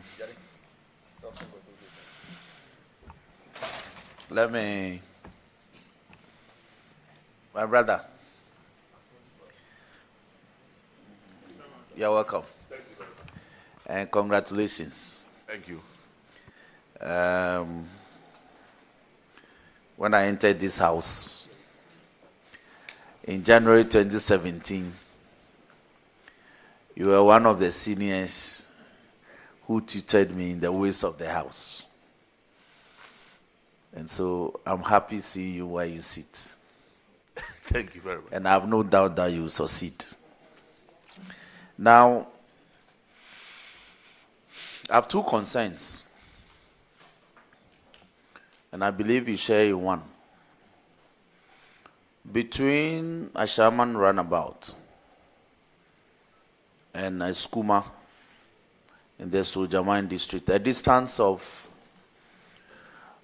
85 kilometers. We have over 15 police school military barriers. And so anytime I'm traveling to my constituency, I go through these police barriers and military checkpoints. Even me, as a member of parliament, it's a drudgery.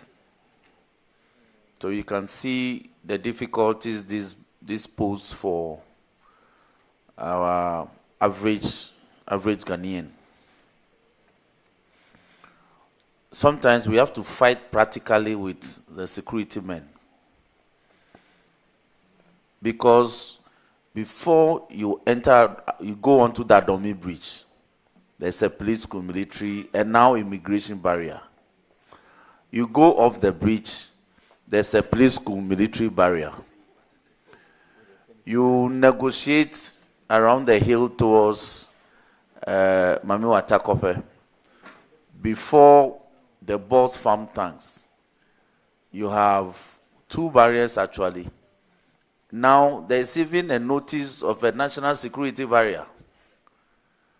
Before you enter Joapon, there are two barriers, military and police. You exit Juapong, there's a police barrier. You get to Nudu, Abuasa, you have police barriers. Apegusu, you have Frankeduya. And then the outskirts of Eskuma, you have 2 barriers actually. You get to Eskuma, you have a GRA barrier and a customs barrier. Now, I haven't mentioned the Afienya Shire Hills ones through Pong. So, what will you do as the deputy to the Honorable Muntaka that these barriers are removed? It appears that those of us from the eastern frontier, we are profiled. We are so profiled that when you are exiting, you are checked. When you are going, you are checked. You are crossing the border. Yes, in Askuma, when you get to Askuma, it's as if you are entering another republic. The immigration officers, what they take our people through is unacceptable. So my question is, will you consider removing these barriers so my constituents in Peki, Balik, Peve, Tongo, and Sanga can move freely within the frontiers of the Republic of Ghana? Thank you very much, Mr. Chairman. Mr. Chairman, I think I just, narrated my experience on the Akuapem Mountains and the number of barriers. I think that we need to assess the situation. Let me give you my personal experience. The reason sometimes I think that we need to be very careful when we are dealing with some of these barriers. 2013, I came to Parliament. We closed around 1 a.m. On my way back, the police, I think I saw about 3 barriers. The first one, I avoided them. The next one, my instinct told me stop, and I did. Little did I know that there were armed robbers, if you know Obusumasi. The police who stopped me did not even know that, they have laid siege there. But then the 5 or 10 minutes that I spent with them, some vehicle came and they repaired. Yes, that's right. So sometimes we need to assess the situation. I am not saying that some of them are not wayward. Some of them just mount the barrier to extort. But I believe that my recommendation with that to my boss will be that let's get the police command to do a proper assessment of the areas. And where we think that they have to remove the barrier, we have to. Because if we go out there to just remove the barriers, it will also serve as another problem for us, because people will feed on it. The criminals are always around. And I believe that their presence sometimes also wards off. In spite of, apart from what they do to, road users, their presence gives us some confidence as we drive in the night, especially those of us who drive in the night. So I think we need to really do proper assessment before we get them out of the road. Thank you. Thank you very much. Now, my final concern.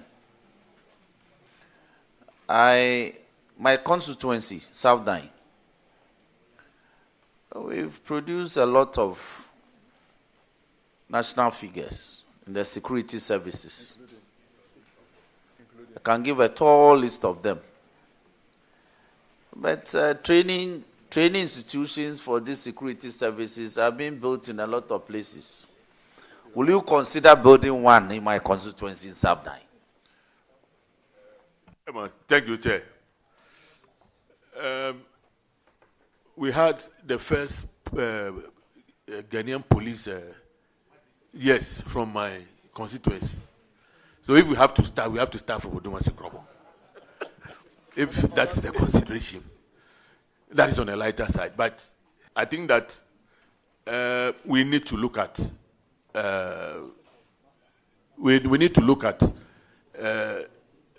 your request case by case, and depending on the availability of funds to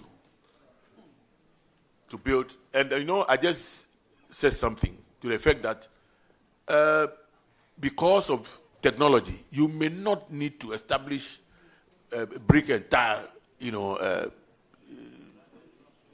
before you can train the police in an area or the security in an area. So that will also be considered. Thank you very much. Thank you very much. Once more, congratulations. Thank you, my brother. But Chairman, let me use the opportunity to clarify this matter. That my brother, Mahama Shaibu, his heart created a lot of problems. It was not intentional. Yes. Chairman, so they should take note. Thank you very much.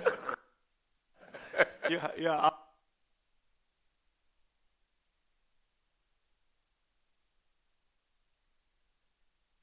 Honorable Patricia, you have the floor. Thank you very much, Mr. Chair. Honorable nominee, congratulations thank on your you, nomination. You and I go a very far.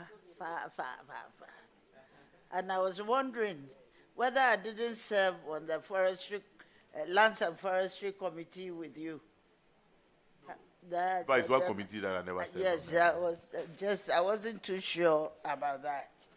But, Honorable, let's go to your CV, page 2. Is it page 2 of your CV?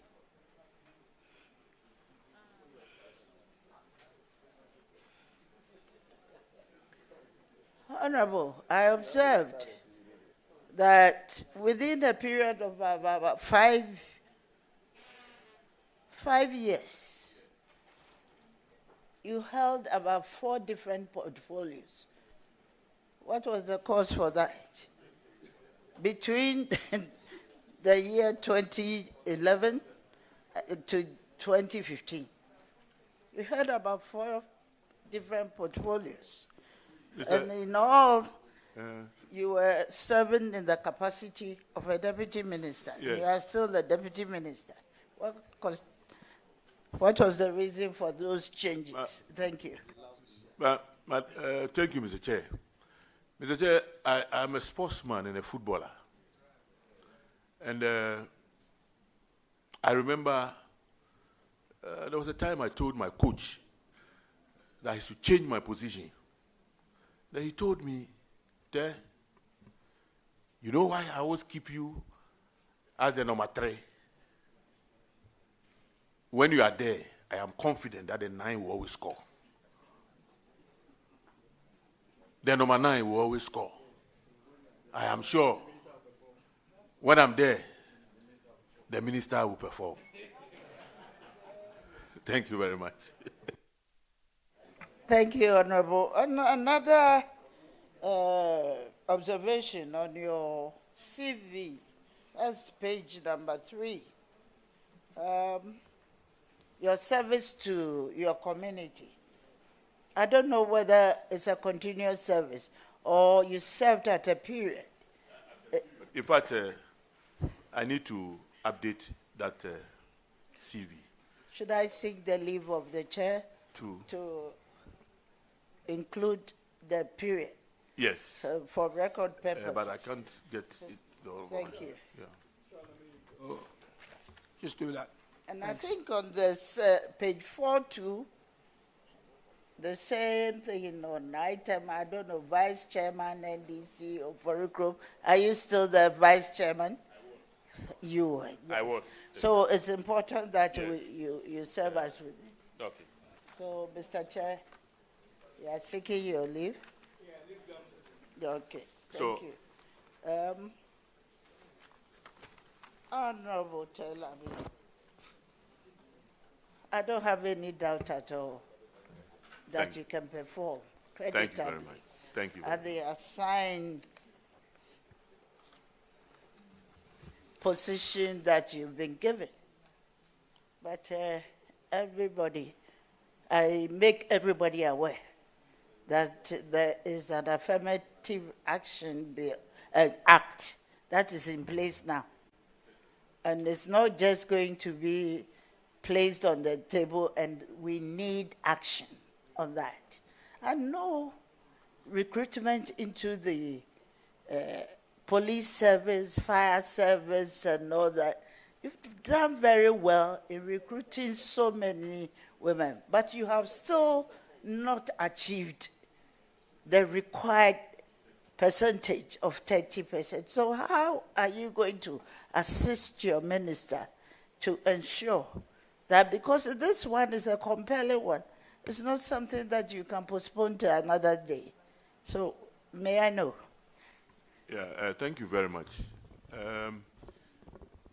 I think the military, some few years ago, undertook a program to encourage the youth to demystify what they do at their various camps. And per the assessment after, having open days and whatever, a lot of women got interested in becoming Navy, military, police, whatever. I think that I would, advise same for the Ghana Police, the other security services, to have an open day, a day to interact with, especially the communities where they have their training institutions. Interact with the communities, get them encouraged, and let them understand that whoever is in uniform is a civilian, and they can be, like them. I think this is a way, to get our women, to get interest in some of these services. Because at the end of the day, it's a choice that you have to make. And sometimes what they hear and what they see from afar influences their decision. But when they get close, they realize that after all, it's an area that I can also, be part, so they can get involved. So, Mr. Chair, I think that this is my suggestion. Thank you very much. Thank you, Honorable Nominee. I don't think I totally agree with you. I partially agree with you that we need to create the awareness, we need to educate.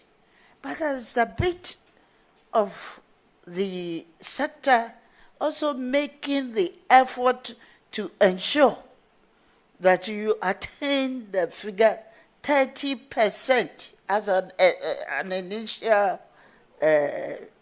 need. So it is you as a deputy minister and your minister who are responsible to ensure that. But, there are so many people who apply for these positions, especially with the recruits and all that, but yet only few are taken. That's exactly what I demand of you, please. Thank you, Mr. Chair. Mr. Chair, when it comes to recruitment, beyond showing interest, you must qualify. Not in terms of academics, but then physically, you must qualify. Yes, you go to a lot, because sometimes a lot of people are, brought on board, but along the line, they fail basic medical tests, not the making of, which is not the making of the recruiting authority. So, yes, we want to encourage them. We must also make sure they take good care of themselves, so that during the process, they are not found wanting in terms of their health, so that they can easily be taken on board. Thank you. Are you not just stereotyping and showing traces of biases in this respect? Thank you. No. it is the case. It is the reality. It is a reality. Yeah, yes. In fact, I was part of, the committee that shepherded this bill, and you know the role I played. And I would not, let it, just lie on any. We'll make sure we bring it on board. And as I said, much as we would want to meet the levels that we set for ourselves, whoever is recruited must also be able to stand the test of time. Otherwise, you go and, the consequences are dire. If you have a certain medical condition and they put you to go and swim, and you go and don't come back, that's another thing. So that's the reason why they are very careful when it comes to the medicals. Thank you very much. Honorable Adi, follow up. All right, thank you. You are welcome. Thank you very much. I just want to make a follow-up on my sister's question on the 30%. We are all fully aware that you are the minister, and it's a policy, and we have the law now backing it. It's not an issue of medical or non-medical, because we have the women there, we have the girls there. How do you get the men being able to get the percentages that you want, but you cannot get the women?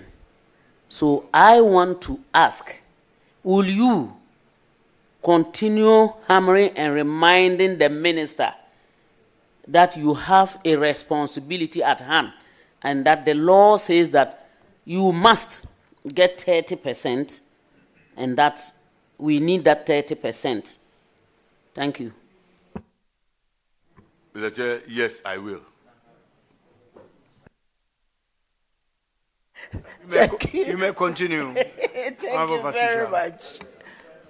Honorable nominee, in my constituency, the police in the district and in the division have been complaining of lack of vehicles to perform their duties creditably. As an assembly, we were able to allocate them with some. I personally had to give them motorbikes to also do their work. But I don't know, how are you going to support your minister to ensure that for the police to operate creditably or be able to perform their duties to the satisfaction of the citizens, these vehicles must be available to them to work? Thank you. Thank you, Mr. Chair. Mr. Chair, you see these documents before me here. These are briefings from all the units under our ministry. And it cuts across. All of them have problem with vehicles, one equipment or the other. I think that, as my boss said, we would have to really talk to the finance minister with the support of the president. And I believe that we'll be able to get the necessary financing to get these equipment that are needed for them to discharge their duties creditably. Thank you very much. And finally, Honorable, women and children are often the victims of human trafficking. And as a deputy minister, I know you are not developing the policies. The laws are there, the right policies are there. How will you ensure the strengthening of the anti-human trafficking laws and ensure better victim support service for them. Thank you. Thank you, Chair. As you rightly said, I'm the deputy. If I'm given the opportunity to manage that, I'll make sure that I sit with the various institutions that are involved and make sure that we work towards achieving a reduction, if not eliminating, child trafficking in this country of us. Thank you very much. Right, as a follow-up, if you are not given that opportunity, what happens? Does it mean the area should be left unattended to? Certainly, if I'm not giving, somebody else will be giving that. Pardon? If I am not giving, somebody else will be giving that duty. And as and when I get opportunity, I can also, advise or prefer, any solutions to whatever the person may be working on. Honorable Nominee, so far as I'm concerned, you are the only deputy available to support the minister. There's no other deputy. I don't think I prefer to hear that if you're not given the opportunity. There should be a way to communicate with your minister to get things done. That's what I expect from you. Mr. Chair, thank you very much. I will play my part when it comes to the issue about child trafficking, to make sure that we reduce that business in our society. Thank you very much. I'm done, Mr. Chair. Congratulations in advance. Thank you. Thank you very much. Honorable Jerry, you will be next. And then after that, I will wrap it up. So you are basically standing between us and the next nominee. Thank you.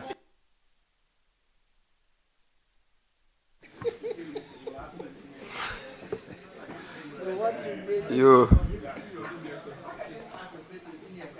honorable nominee, congratulations to you. Thank you, my brother. I see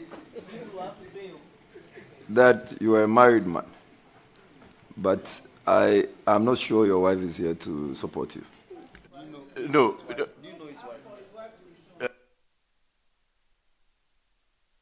Do you have any reasons why?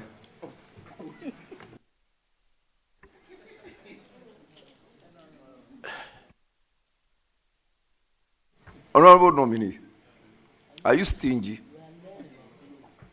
What do you understand by being stingy? As in somebody... Honorable, you Very are well. out of order. Can you please withdraw that word? It's unparliamentary. Very well, very well, very well. Most guided, Mr. Chair.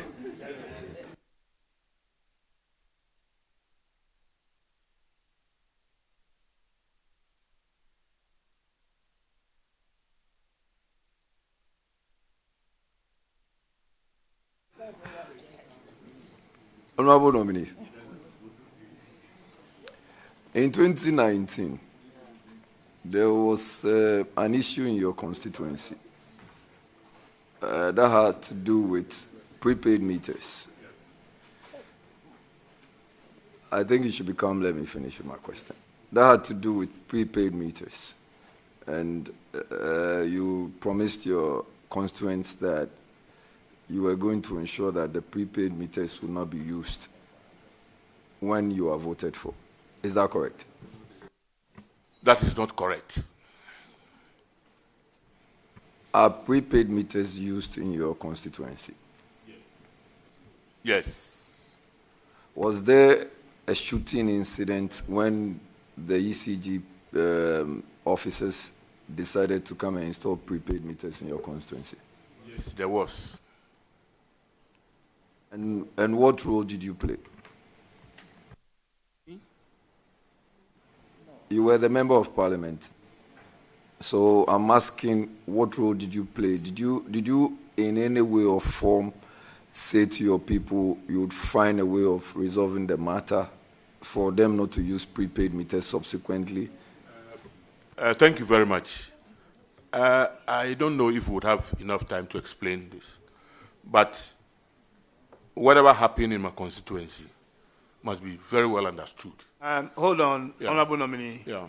Let me just give the floor to Honorable Chief Whip. Chairman, thank you very much. Chairman, this matter came to Parliament, and Parliament gave some directives. An ad hoc committee was constituted to go to the constituency to inquire into the matter and brought a report. Subsequently, some directives were given, and the ECG proceeded on that directive. I recall the honorable member returned to the House in a follow-up question directed at the minister and complained that some directives given by Parliament were not being implemented. There were follow-up steps taken by the ministry to ameliorate the situation. So if the honorable member may be guided in shaping his question, and I believe it can be properly situated, because it was a matter that engaged Parliament and Parliament stepped in. Well, thank you for the guidance, but I'm sure you could have said the same thing. I do not think that I was asking the question out of any mischief. It's just for him to clear, because I've had questions from some of your constituents asking me.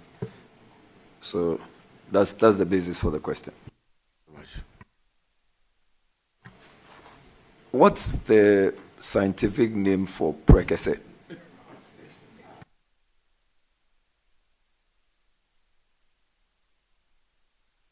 Thank you. Tetraptera tetrapura.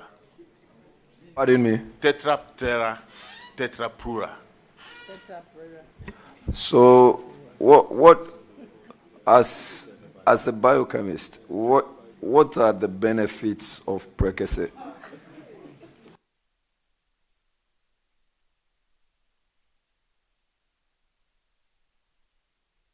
Thank you very much. I'm sure, serious. In fact, it is a fruit that I worked on extensively as a researcher. It has a lot of active principles, medicinal, that, depending on your situation, can be good for your health, for hypertension, for other, ailments. The others, including Honorable Nominee. Hello. That's not what you are being vetted on today. So if you can just make it short so we can make progress. Honorable Chair, I just respectfully need to remind Honorable Chair that I am doing this as the ranking at this point. And I have, to some extent, unlimited access to getting information and knowledge. And this is a very relevant question. In fact, I was going to link it to some other matters, and that is the more reason why I asked. So please, with all due deference. Thank you. What I'm saying is that it is good for hypertension, and it has other, food is attractive sometimes based on color and the flavor. So precursor also gives flavor to food. Is it, so up until today, I didn't even know it is a fruit. So I expect that, no. I thought I heard you earlier saying that it is a fruit. Yes, and I'm saying I did not know. So now I want to find out, as Deputy Minister, is it one of the recommendations you make to your minister that police officers, fire officers, immigration officers... Honorable Leader, you are out of order.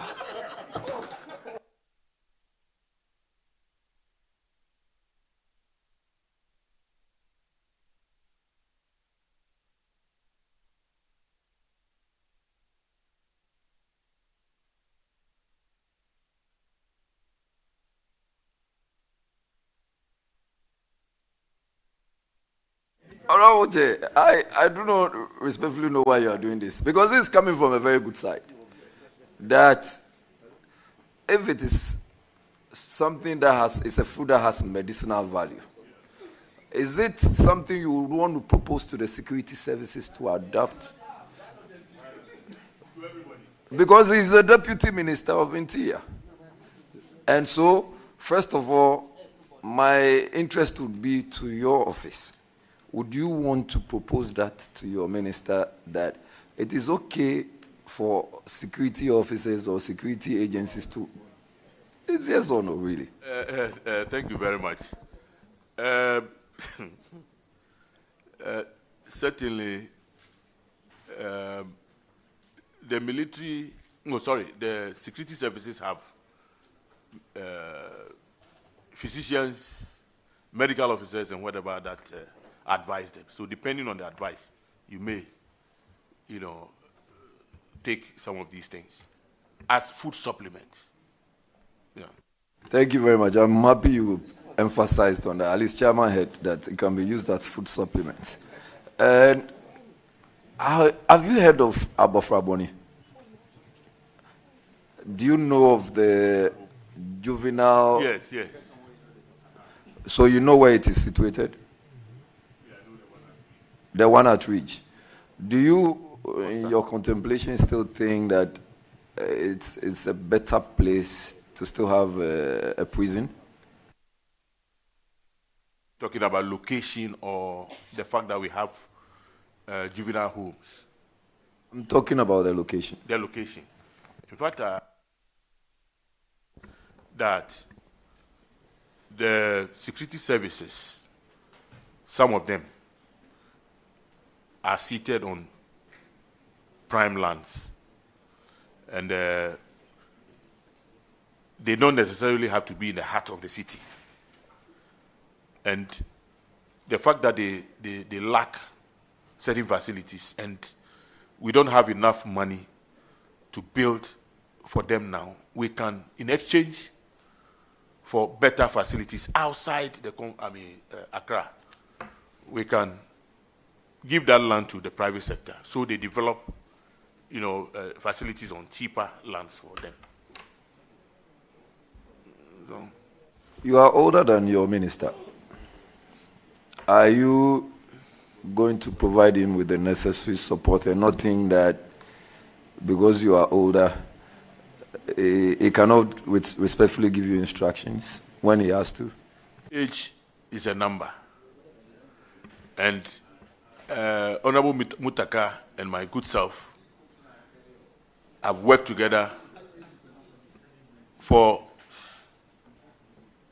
a number of years, even before we met in Parliament. So there's that mutual respect between the two of us.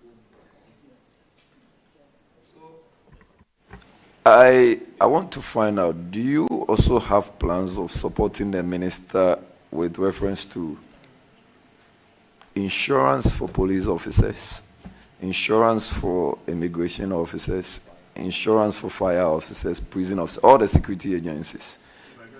If I get the opportunity, I'll suggest. If my boss brings that up to, I'll join in the discussion to see how far we can get that to the police service. But the moment you are given approval by this House, that is an opportunity. Is there an assurance you take it up? Yes. Do you also think... Chairman, thank you very much. Honorable Nominee, you are aware that we have enactments setting up the police service, the Ghana Police Service, the Ghana Prison Service, the Ghana Fire Service, the Ghana Immigration Service, as well as other agencies under your ministry. Now, in respect of insurance policy for the personnel, if the statute does not permit that, you cannot introduce it by policy. You agree?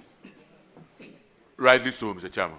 And therefore, if you want to consider that, you may have to come by amendments to the existing legislations. Rightly so, Mr. Chairman. I thank you. You may go ahead, Honorable. Do you know or not whether security officers or those under the Ministry of Interior have anything with reference to risk allowances?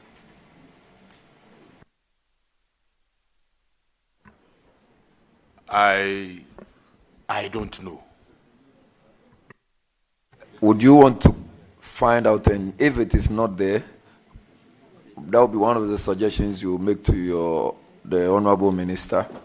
Because as you are aware, for instance, fire service, they go trying to quench fire, as in the police service. So I know some of the operatives in the Greater Accra office, they do all manner of night duties and dawn duties, and people are even shot and all of that. So if they do not have any risk allowance, how are they protected? What is the excitement in even going out to go and do their jobs? So is that something you would want to consider and share with the Honorable Minister? Certainly, I will.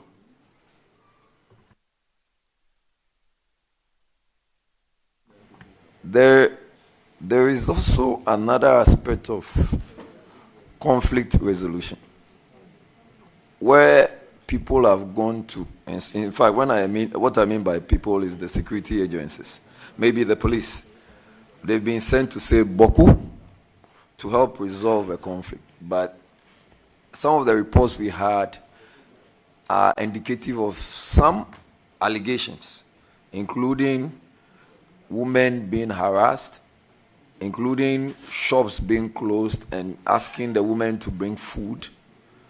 How are you going to advise your Honorable Minister to deal with some of these issues?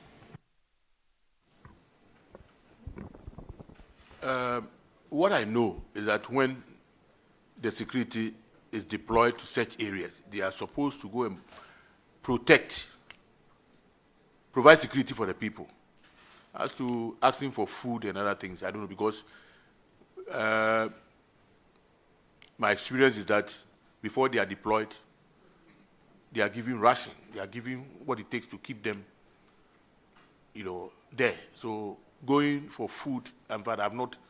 Well, if I get to the ministry, we'll find out, and if there's a need for us to investigate, we'll do that. Do you have an idea how much a prisoner feeds a day? When I listened to my boss when he was interviewed, he said 1 cedi, 80 pesos, and he thought it was woefully inadequate. So you are going to recommend that it should be 10 cedis or 15 cedis? No. Are you going to recommend an increment Certainly, to your boss? Certainly, once you recognize that it is not adequate, means there must be some improvement. So, but that will depend on my boss. Have you considered using other people in cells for labor rather than just those in prisons? Is there something you would want to consider and perhaps recommend? Cells. So we have had people in cells for more than 2 days, for more than 40 days, for more than, in some instances.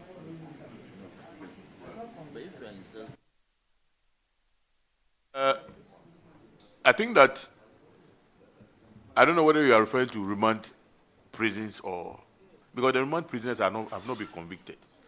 You are not even sure of their status when it comes to, the prisons. But where they are convicted and they are sentenced, yes. If they are, yes, they can be deployed to do other things. Honorable Chief. Let me come in. Mr. Nominee, you are aware that merely being in cells does not make you a prisoner. You are aware. Because we have all been in cells before, even as MPs. Business to be deployed into some form of work on behalf of the state. It means you must come back to Parliament with an amendment to the law establishing the Ghana Prison Service. I thank you, Mr. Chairman. I don't think that the idea is to just go into wholesale deployment of prison officers, no, prisoners.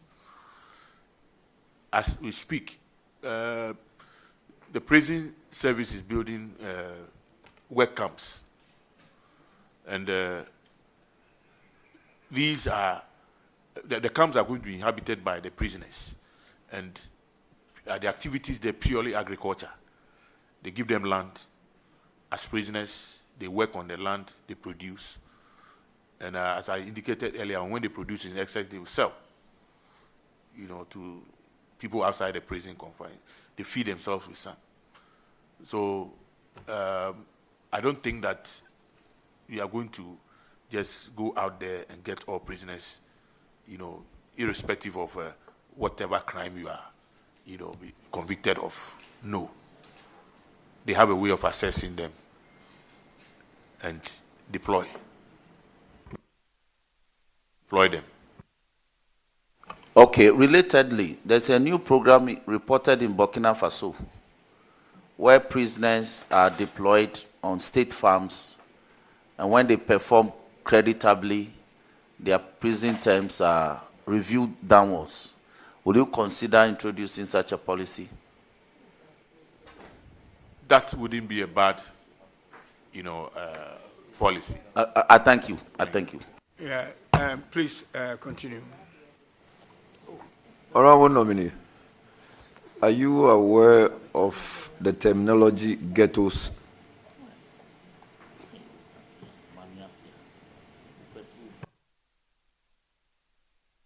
No, Mr. Chairman. Is it an English word? So it's a terminology used for young men and women who have converged at a particular place that they normally have some sort of fun, including drinking and smoking. You have not heard of this before?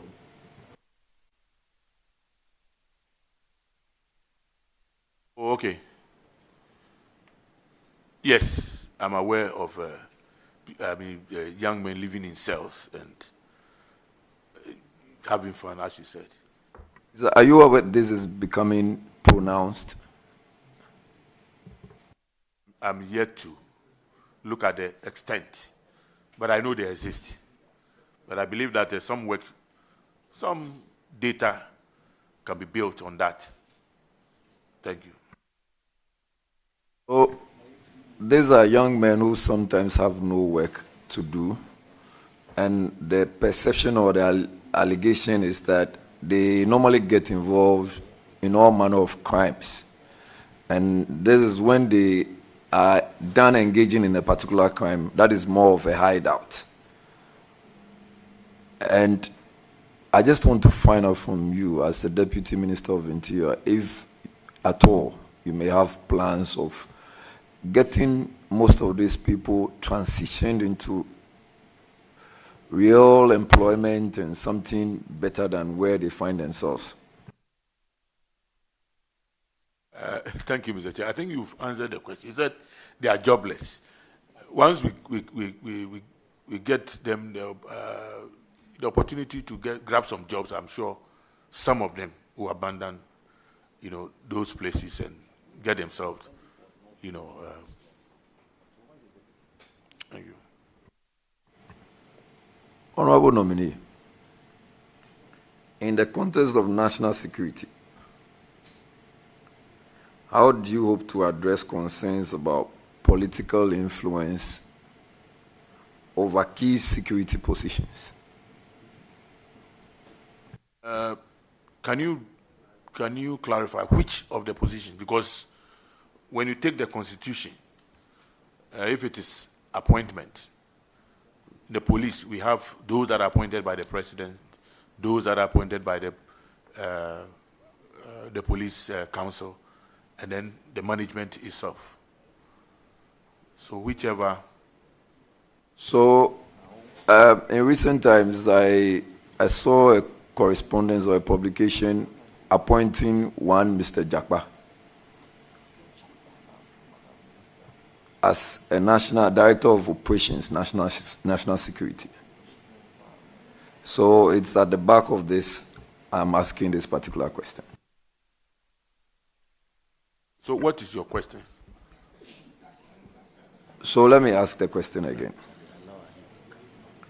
In the context of national security, how do you address concerns about political influence over key security positions that may or that might affect the integrity of law enforcement and intelligence gathering? Chairman, if I understand his question,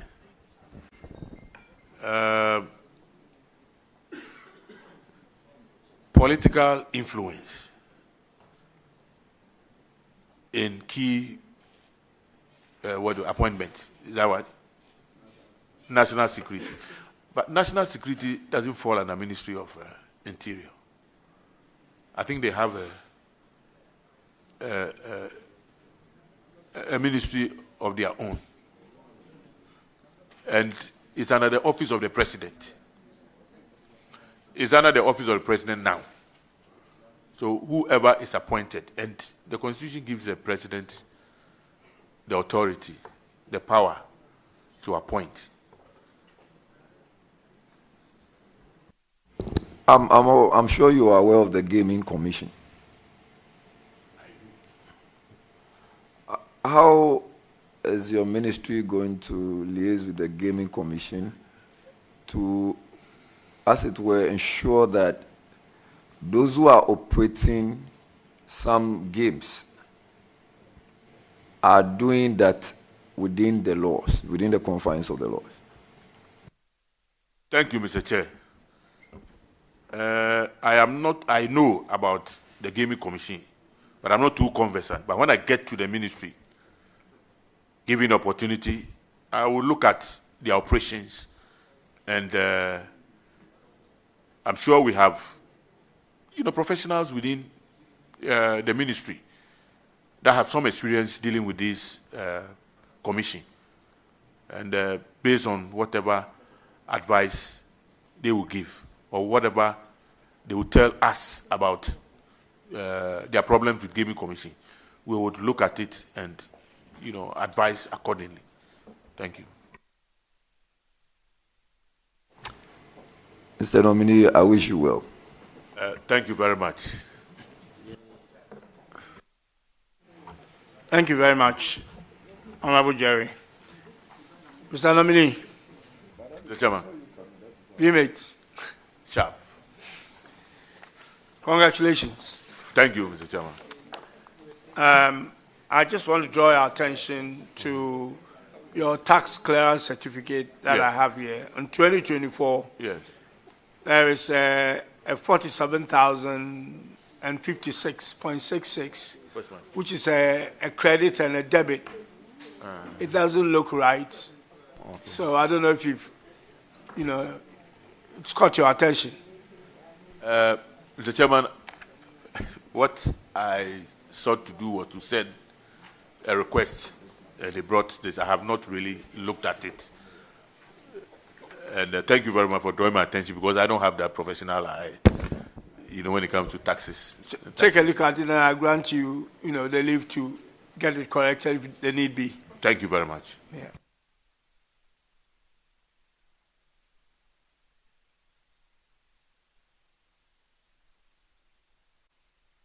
And, now I want to go to the loved ones who came to support you, and and just acknowledge them. John Mate, who's a lower Menya constituency chairman. Nene Agbe Na the fourth. Okay. Nene. All right. Nene Now, the fourth, JPM Divisional Chief. I hope I got that one right. Okay. So, Nene Lano, Dom Memilisi Asafwachi. And Otiemi Sika, Ochiami Sika, Saki. Saki the third, linguist to the Parliamentary. And then, Manya, the second, the divisional queen mother. Yeah, Dom, divisional queen mother. And Manya again. Manya Koleki. Koleki, deputy Maramount queen mother. And Sheikh Mukhtar Abdul, Pong chief imam. And Reverend and Mrs. Tete Agbomenya, Church of Pentecost District Pastor, and WO1 retired William Asum Kole, nominees, family head. Then I have the daughters of nominees here, Joy, Padiki, Telabi, not Padiki, Padiki, no, Grace, Padiko, Telabi, and Hannah, Male Telabi. Yeah, these are the names I have here. Thank you very much for coming to support the nominee. Nominee, on this occasion, I would like to say that you have been discharged by the committee, and you hear from the committee. You are discharged. Thank you very much, Mr. Chairman.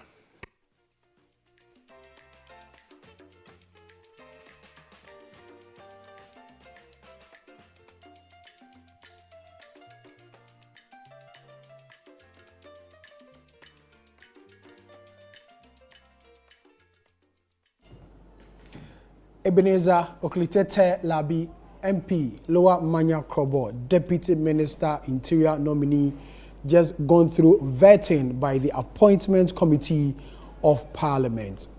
3 down, 1 to go. The committee next is expected to vet Honorable Samson Ahi, Deputy Minister nominee, Trade, Industry and Agri-business, Member of Parliament for the Bodi constituency in the Northeast region, is the last person expected to appear before the Appointment Committee, and they will draw the curtains down for today's vetting. 4 nominees appeared before, 4 nominees are expected to appear before the Appointment Committee. 3 already done, last one expected to go. As I mentioned, it's supposed to be Honorable Samson Ahi, a long-time member of the Appointment Committee of the House, and also Deputy Minister nominee for Trade, Industry and Agri-business. The committee today started with the vetting of the Minister of State in charge of Public Sector Reform and the MP for Timpani in the Upper East region, Lydia Lamisi. And then came the Deputy Minister for Finance nominee, Thomas Ampem Nyako, who is also the Member of Parliament for the Esujaman constituency. Third, and as you just saw ending there, Ebenezer Oklitete Labi, Member of Parliament for Lower Manya Krobo and Deputy Minister nominee for the Interior Ministry. And the final one expected to take place in a short while is Honorable Samson Ahi, Deputy Minister nominee for Trade, Industry and Agri-business. So shortly, we'll go back to Parliament to take live pictures from the vetting of Honorable Samson Ahi, who the President of the Republic has nominated to go to the Ministry of Trade as a Deputy Minister. As you remember, some 2 or 3 weeks ago, President John Dramani Mahama released a list of 13 Deputy Ministers expected to fill the various vacancies as Deputy Ministers in the various ministries in the country. The President is left with some four Deputy Ministers, to go with. And then the promise of 60 ministers and deputy ministers forming the government of the NDC to reset the administration of the country will take place. And as I mentioned earlier, Honorable Samson Ahi, Member of Parliament for the Bodi constituency, the Western North region, and also Deputy Minister nominee for Trade, Industry and Agri-business, is taking the oath in Parliament. We go to the House again for live pictures.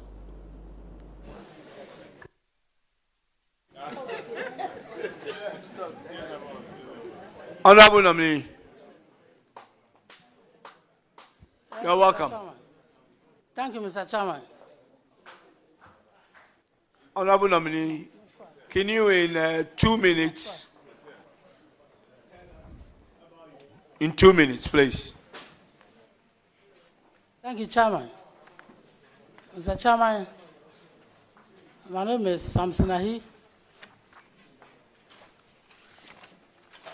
I was born on 14 September 1976 at Seshi Bodi. I attended Bodi Anglican Primary School. I continued to Bodi Anglican Middle School. I did my O-level at Bibiani Secondary School and did my A-level at Nkrofo Agriculture Secondary School. I did my first degree at the University of Ghana and did my master's at Jimpa and also did LLB at Jimpa. I did my national service at Bodi Anglican JSS. After school, I joined the cocoa industry by working with Amajero Ghana Limited, first as district manager at Adabo Krum. I was promoted to become the sector manager for the Western North region, and I contested 204 parliamentary elections at Jaboso, and I won and came to Parliament on the 7th of January 2005, and since then I've been in Parliament. Thank you, Mr. Chairman. Thank you very much. I will start with the Honorable Kofi Mafu. You have the floor. Thank you, Chairman. Congratulations, Senior Honorable Samson Ahi. Very senior Samson Ahi. Honorable Ahi, I want to find out from you, I want you to tell this committee your understanding in 1D, 1F. I want you to tell us.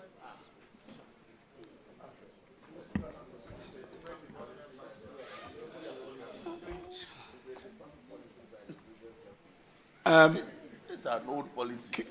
Can you, the question you are asking to the nominee who is just about to enter into the Ministry of Trade about more or less a defunct policy. Can you clarify what exactly you want?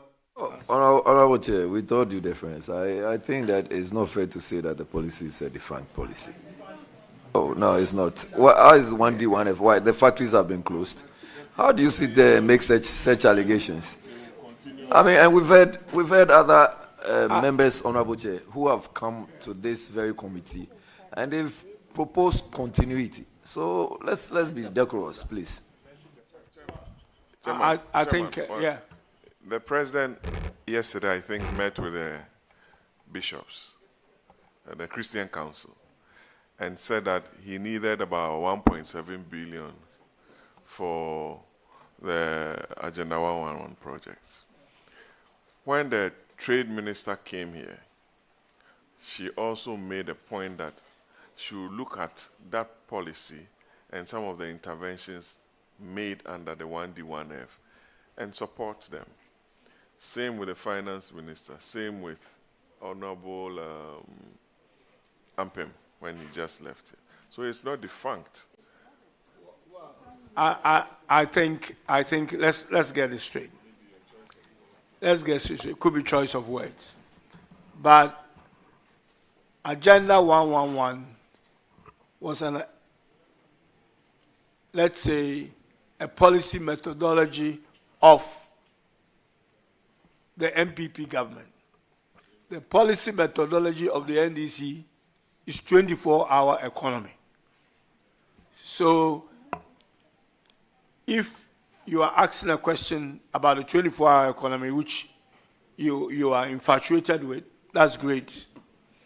But if you want to ask a question for the nominee to explain to you what he understands by a ministry he's yet to go in to understand the policy you are talking about, because the policy, as I explained to you, is a policy that you can say, and you have reference to it on several occasions, that it's in our manifesto, 24-hour economy. But if you are talking about a policy in a ministry that he is about to go to, because your question is how he understands it, and I'm not sure that that is something that he's in a position to answer. Chairman, 1D1F, the overarching policy, was brought before the House, and we debated it.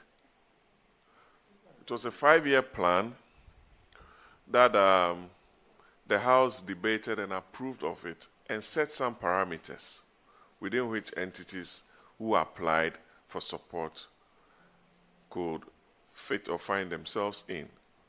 Honorable Ahi is a 6th-term MP. He knows the policy so well. So I don't think it's a very dangerous question for him to answer. Please, he's a very intelligent man. 6th-term member of Parliament, uncontested. People fear to contest him. Ahi Kwaku.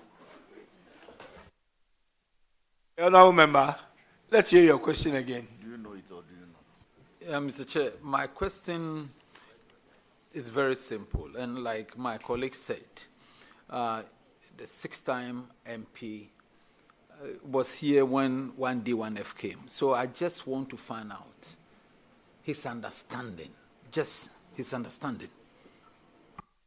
Okay, fair enough. Honorable Nominee, you may answer the question. Thank you, Mr. Chairman. Mr. Chairman, 1D1F was introduced by SY MPP government, which means 1 district, 1 factory, was an attempt by the MPP government to industrialize Ghana so that they will create industries in all the districts. Whether or not that was achieved is another issue, but it was an effort on the part of MPP government to create more factories, industries, so that they can create jobs for Ghanaians. Mr. Chairman, a follow-up. Yeah, please go ahead. Coming from a rural constituency where we do a lot of agriculture, and knowing 1D1F as a starting point where we can do more export and earn a lot of export exchange or foreign exchange, and then creating job opportunities for our teeming youth. Do you consider it as a good policy or not? Mr. Chairman, 1D1F, if well implemented, can be described as a good policy or program. But the nature in which it was implemented, as I said, the idea was to establish industries or companies in all the districts. But in my district, for instance, we didn't benefit from the program. And so, yeah, but that is the fact. So if well executed, one can describe it as a good policy.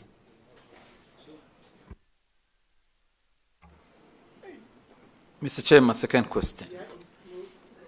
My second question is about business regulatory reforms. I was a Deputy Minister of Trade, so I understand what business regulatory reforms was all about. Fortunately, we had Dr. Tuata, who was spearheading the reforms. And there was a roadmap for the reforms, for instance, permitting, certification, and other business regulations. I want to find out from you, if we confirm you as a deputy minister, what are you going to do with your minister here? What are you going to do to make sure the business regulatory reforms is carried through for our business community to enjoy the reforms? I want to ask you this question. Thank you, Mr. Chairman. Mr. Chairman, when given the nod, I will study that reform together with my minister, who will take it on board and make sure that it is implemented for businesses to benefit from it. Thank you, Mr. Chairman. My follow-up, Mr. Chairman. There is a bill currently before Parliament for the business regulatory reforms to now have a bite when reforms are to be administered, but entities refuse to administer them.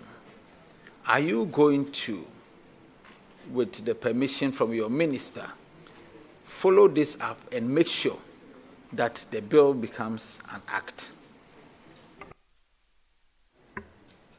Thank you, Mr. Chairman. Mr. Chairman, I'm not actually aware of the existence of this bill before Parliament. But if there is, we'll study it and then make sure the writing is done. After all, at the end of the day, is to promote business in the country. Thank you, Mr. Chairman. Mr. Chairman, my last question. Trade facilitation is a cardinal principle with the Trade Ministry. And for that matter, port services must also be looked at seriously and carefully.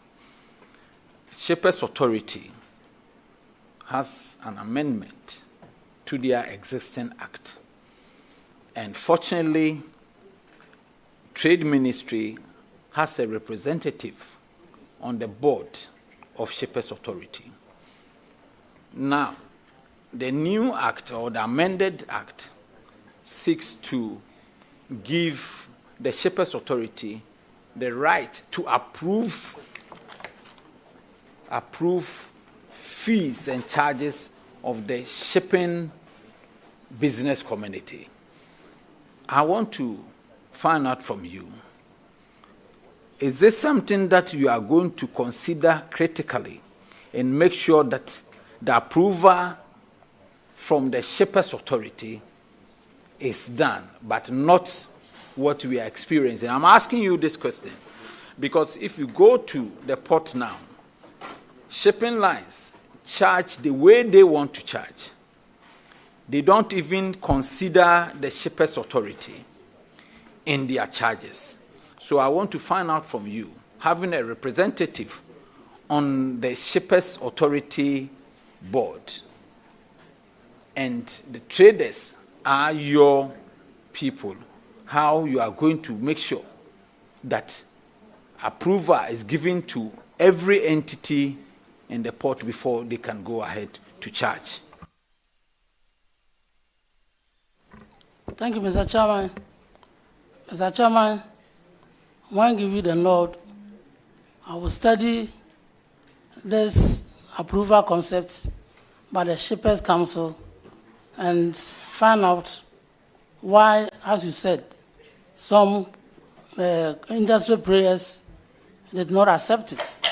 And so I will look at it and made necessary recommendation to my minister for its implementation. Thank you, Mr. Chairman. Thank you, Mr. Nominee, Honorable Nominee. I wish you the best. Thank you, Chairman. Honorable, Beth. I'm going to the right and I come to the left, please. So, you know, Speak on himself. yeah.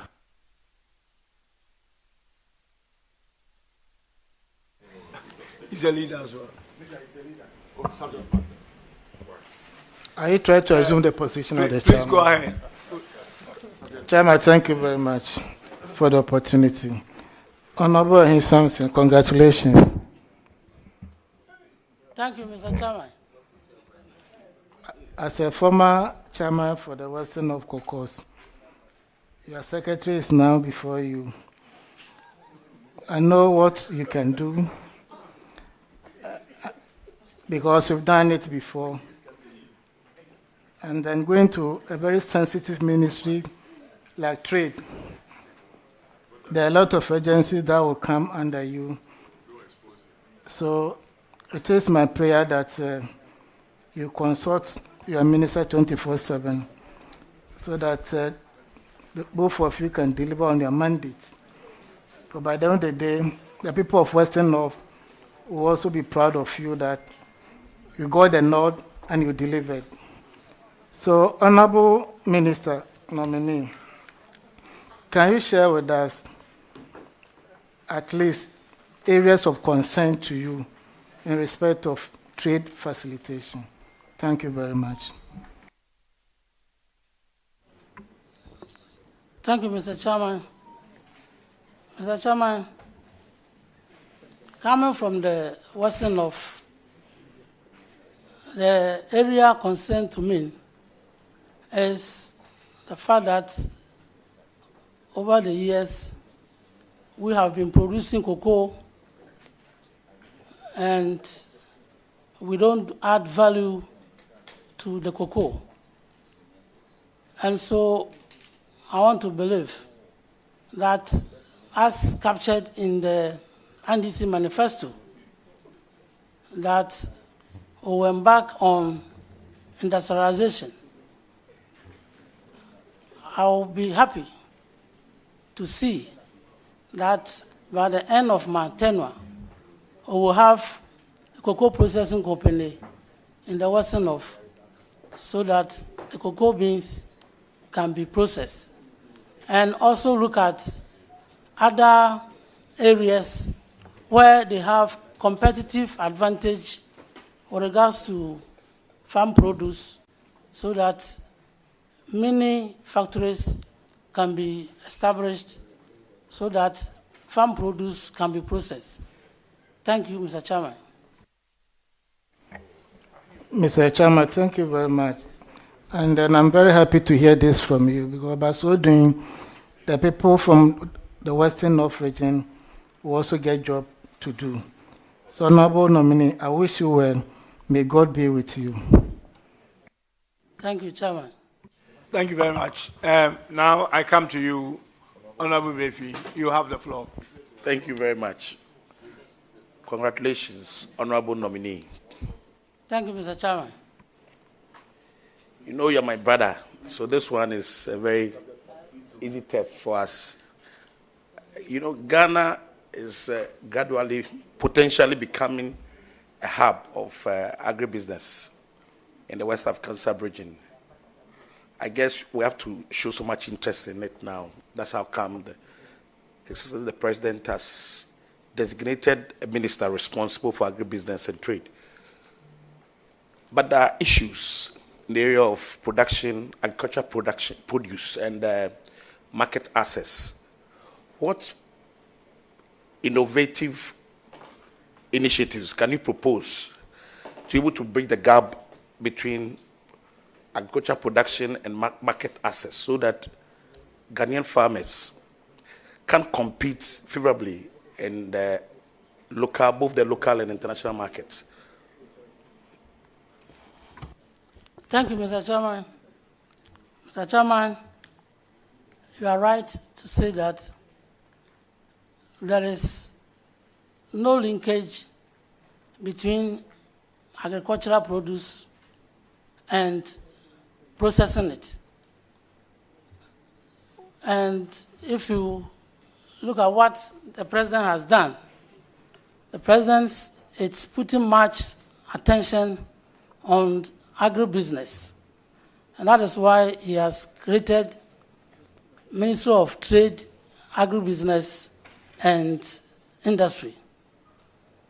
So it is an attempt to add value to agricultural produce.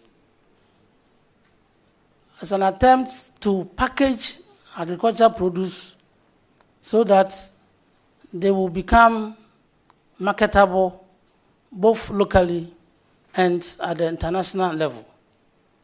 Give you the nod. I'll support my minister to work so that the president's objective of adding value to agricultural produce will be achieved. Thank you, Mr. Chairman. Thank you very much. Ghana used to be the leader in the garment and textiles industry in the sub-region. Is this a follow-up? No. Or is it a new question? I decided to ask a different question now. So what's the second question? All right, okay. And so in the area of garment and textiles, we used to be the leader. But for some time now, Benin has overtaken us, and they are doing wonders. It will interest you to note that at the last annual meeting of Afrexim Bank in Bahamas, that sector was given a very huge boost in the area of some facility extended to them, which was very good. What strategies can you bring to bear, to support your minister, to be able to get us back on the stream as the best in class as far as garment and textiles is concerned, the sub-region? Thank you. Thank you, Mr. Chairman. Mr. Chairman, in the 80s and the early 90s, the textile industry employed about 30,000 people in this country. Same cannot be said today. Mr. Chairman, last week, my minister paid a visit to Japan textile factory. And my information is that that industry has been closed down because, as we speak, they owe SNET to the tune of 3.1 million Ghana cedis. They owe ECG to the tune of 9 million Ghana cedis. And they are unable to pay ECG, and for that matter, ECG has cut their power. And so they are not in operation now. And I think that looking at the number of employments that the textile industry offers to Ghanaians, as a government, we should look for a strategic partner so that we can capitalize these important factories so that they continue to produce textiles, to create wealth, to create employment for our country. Thank you, Mr. Chairman. On the issue of Japan, it has become a waste of everybody's time. For me, I don't stand to be corrected. I believe that there's no need for us to invest a dime in the operations of Japan. I'm talking to you as a former deputy minister in charge of industry. So on the basis of that, I suggest, or I put it to you direct, that if you can highly recommend that government should be bold enough to take a very strong decision to close that business or fold the business up, to be able to save government some money, which can be maybe transferred to other places to help us develop as a country. Because note that government is spending more, we are not getting anything from that investment. And therefore, I would like to know your take on that issue. Thank you. Honorable member. Just a follow-up, Mr. Chairman. Yes, I know. I'm just intervening here just to ask you whether the question you have asked is your personal view, or because you did mention, you're a Deputy Minister of Trade, which I do know. But was that your position then, or is it your personal position? It has always been my position, and I've said it, and I even wrote a paper to the Honourable Minister on that issue. I mean, after visiting them, I'm sure the Minister now is even aware of the situation. It's an investment government is spending so much on and getting absolutely nothing.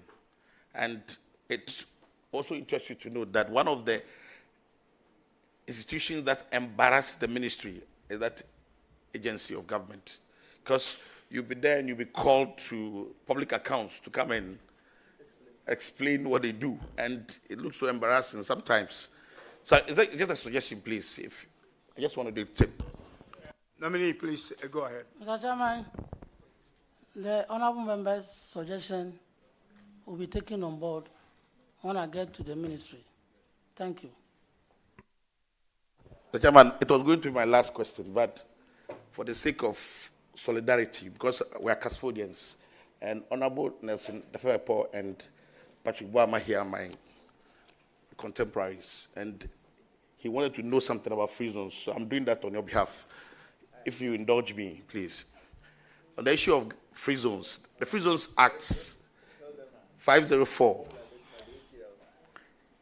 clearly positions Ghana's free zones as export processing zone, which is not too good in modern day free zones, because the best in class in free zones, if in the whole world, now has moved from export processing zones to now venturing into special economic zones and smart zones, which has become very lucrative in business.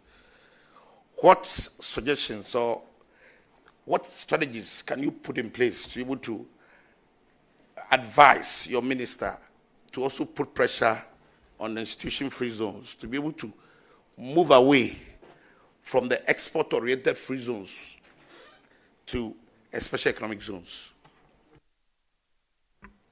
Thank you, Mr. Chairman. Mr. Chairman, before I can put pressure on my minister to consider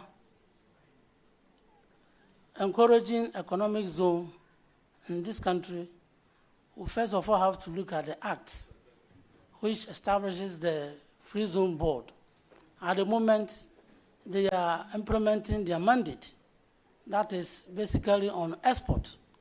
If we want them to divert to economic zones, we first of all have to look at the law. And so I would recommend to my minister, if that is the way we have to go, then we amend the law to allow them to incorporate economic zones as part of their activities. Thank you, Mr. Chairman. Thank you very much, Honorable Ahi. A follow-up question. I say, you're my brother. We are doing it together. Don't worry at all. Let's make progress, please. Thank you very much. Free zones investment has also not been too good over the period. We have not been able to attract very good investment into this country. And this is also a worry. I mean, based on the fact that we've been so much focused or fixated on export processing zones. So that my point is, don't you think there's a need for us to do something about investment promotion or trying to attract very important and strategic investments into the free zones, other than just allowing any other investment to enter the free zones? What do you think about that? Thank you, Mr. Chairman. Mr. Chairman, if you look at the Free Zones Act, they have a mandate to do a particular job. That is to encourage businesses to take advantage of the incentives in operations at the free zones. Maybe the incentives are not enough. that is why we are not attracting the necessary and important industries into the free zone. So I think we have to look at that aspect of the free zone concept so that we can encourage or attract more investment into the free zones so that we can continue to earn foreign exchange to support Ghana's economy. Thank you, Mr. Chairman. Congratulations, my brother. Thank you, Mr. Chairman. Thank you very much. Honorable Shaibu, I invite you to take the floor. Thank you. Mr. Chairman, let me thank you very much. And Ms. Chief, man, congratulations. Thank you, Chairman. Oh, that's your mentor. Mr. Speaker, let me make it clear to the custodians here that on a typical power night, they get lost. Let's do trade liberalization. Just a bit of it. It's a cliche that has caught up in the last many years. In recent times, a very critical product in the real estate business, which is cement, has seen trade liberalization. So many companies have come into the system to produce cement. Quality and price have been very big issues. Tell us, with the help of your minister or in support, how would you do about these two key things? Because of that liberalized market, so many factories have sprung up. We now have issues of quality and price. Tell us what you do about that. Thank you, Mr. Chairman. Mr. Chairman, because the cement factory or industry have been liberalized, as we speak, there are 15 companies who are producing cement in our country. With regards to the pricing, as a country, the annual demand of cement is 7.3 million tons. Now, these 15 companies have capacity to produce 8.6 million tons. So one would have expected that because of competition, their prices would have come down. But that is not the case. And so, in the wisdom of the ministry, we have a committee in place made up of a member from the Trade and Industry Ministry, Standard Board Authority, and then GRA and Finance, so that, like before cement can be increased, they should consult this committee for clearance before any increases can be done. But there are a whole lot of challenges with regards to that. I want to believe that when I'm giving the nod, I will work with my minister to ensure that we bring sanity into pricing of cement in the country. And when it comes to quality too, we have Standard Board Authority to be there to ensure that cement which is produced in this country meets standard. I want to believe that Standard Board will have to do their job to ensure that we get quality cement to support construction of houses and to support the building industry. Thank you, Mr. Chairman. Oh, just the last one. Mr. Chairman, I cannot finish without talking about the retail market. Our market women and men have been complaining about the retail market and foreign participation. Walk us through what experiences you glean on the streets, on the markets, about foreign participation in the retail trade, which by law they're not supposed to, and what assurance you will give to our retail traders to give them some comfort. That is, there will be lights at the end of the tunnel. Thank you, Mr. Chairman. Mr. Chairman, the Investment Promotion Center law provides how a foreigner can participate in the retail trade. For a foreigner to be able to participate in the retail trade, you are expected to invest $1 million. But I want to believe that from what Guta has always been complaining, that the foreigners come in, they don't invest to the tune of $1 million, but they have access to the retail trade. And I believe that it is something that, as a country, and for that matter, the ministry will have to take it up to protect local businesses, to support our brothers and sisters who are into the retail trade so that they can become competitive.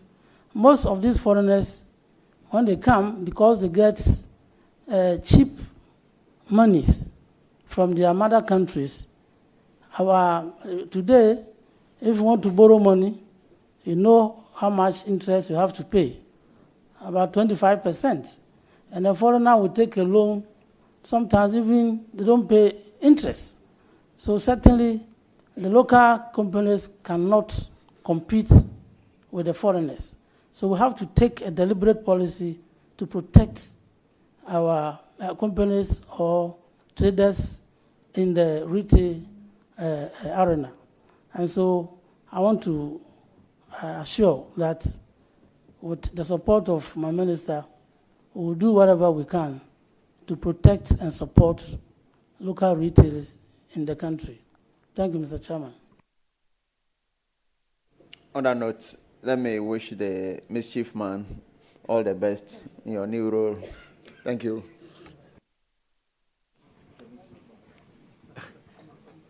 Honorable Member, I will expunge that. Agreed, Chairman. Thank you very much. Honorable Patrick Bama, you have the floor. Thank you very much, Mr. Chairman. We have before us Ahikwaku Samson, a savvy politician, and a very dangerous one as such.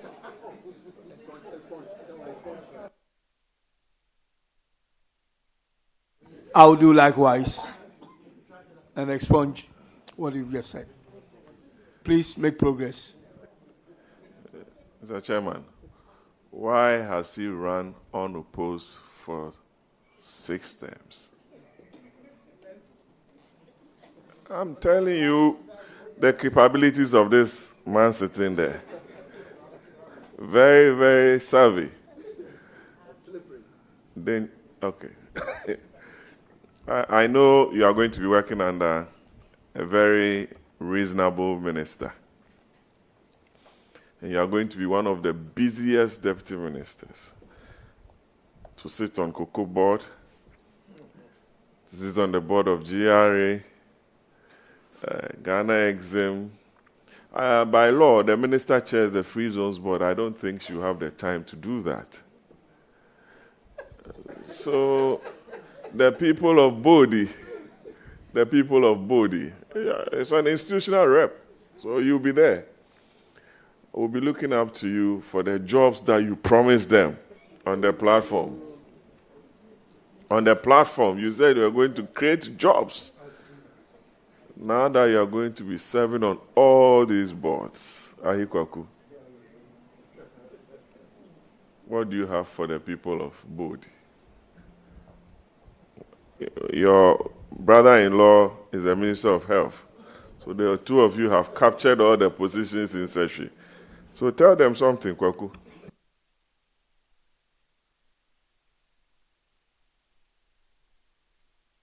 Mr. Chairman,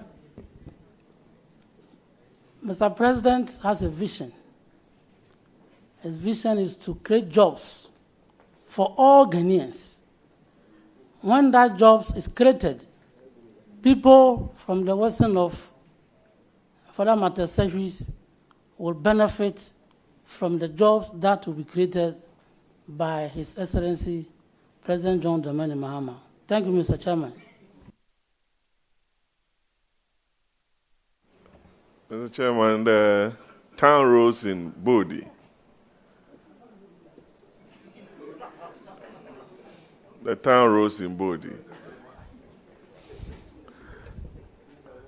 have been fixed by the MPP administration. True or false, Kwaku? A big force.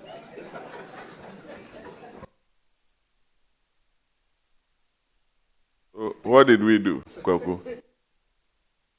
You didn't even add 1 inch of tie road in 8 years in Bodi districts. Yes, 8 years. You will soon appear before the Government Assurance Committee to answer questions for misleading the committee. 8 years. Are you saying we didn't add 1 kilometer of road in Bodi? Mr. Chairman, if the honorable member can show me where they tied the road, I'll be happy to retract my statement. Kwaku, we'll be showing you some pictures. We'll be showing you some pictures. This is not a green book promise, Kwaku. But, Mr. Chairman, we know Honorable Ahi, and we know what he can do to assist his boss. And I believe all of us around the table, we've had occasions of working with Honorable Ahi, and we know he's going to do a very, very, very good job. But remember the good people of Okankwe Central. I wish you the very best, Kwaku. All the best. Thank you, Mr. Chairman. Thank you very much. Now call on Honorable Ladi to. Thank you, Chairman. My dear, congratulations. My greatest problem is that I'm going to be missing you in Parliament. Nobody for me to confer with. The Minister for Agri, same thing.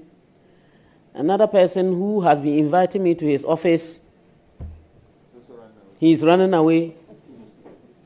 My sister, Bobo.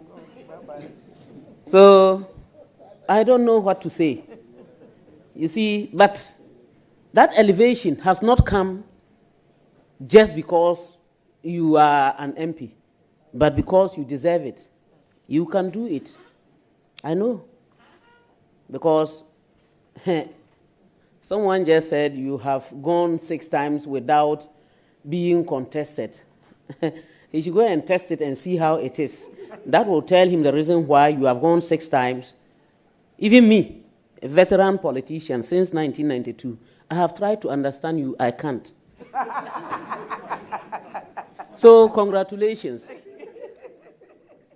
My issue has to do with the Kwalugu Tomato Factory and the Kwalugu Dam. I will be very grateful if you can promise me that you, inshallah, if God wills, and you become the deputy minister, based on the agri products, adding value to our products, making sure that our farmers, and for that matter, mostly the women, and even children, I can assure you. But there are some of them that will not even go to school, are ready to work on the farms. That industry, that factory there, will be revamped so that the tomato that comes from Pusiga, Paga, Navrongo, all those surrounding areas, dry season, the women wake at 2 a.m. And when the produce is ready and they are bringing it to the market, basically everybody brings it. And so you can get a whole basin of tomato at 20 cedis. Meanwhile, within 2-3 months, it's gone. Will you promise that you are going to ensure that that factory will be revamped and that we will produce tin tomato from that factory so that our women, especially, I'm not saying the men shouldn't benefit. I don't want someone to say she's against men. No. The women, at least, will benefit from their hard work. Can you assure me that you are going to continuously remind the minister to ensure that the factory is revamped? And why will you be doing that?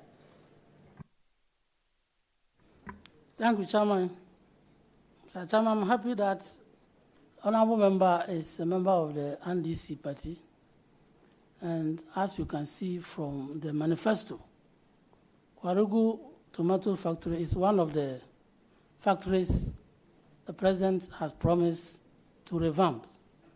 I want to believe that we are serious with the content of our manifesto. And so given the note, Minister will take it up and then we'll make sure that Kwarugu Tomato Factory is brought back.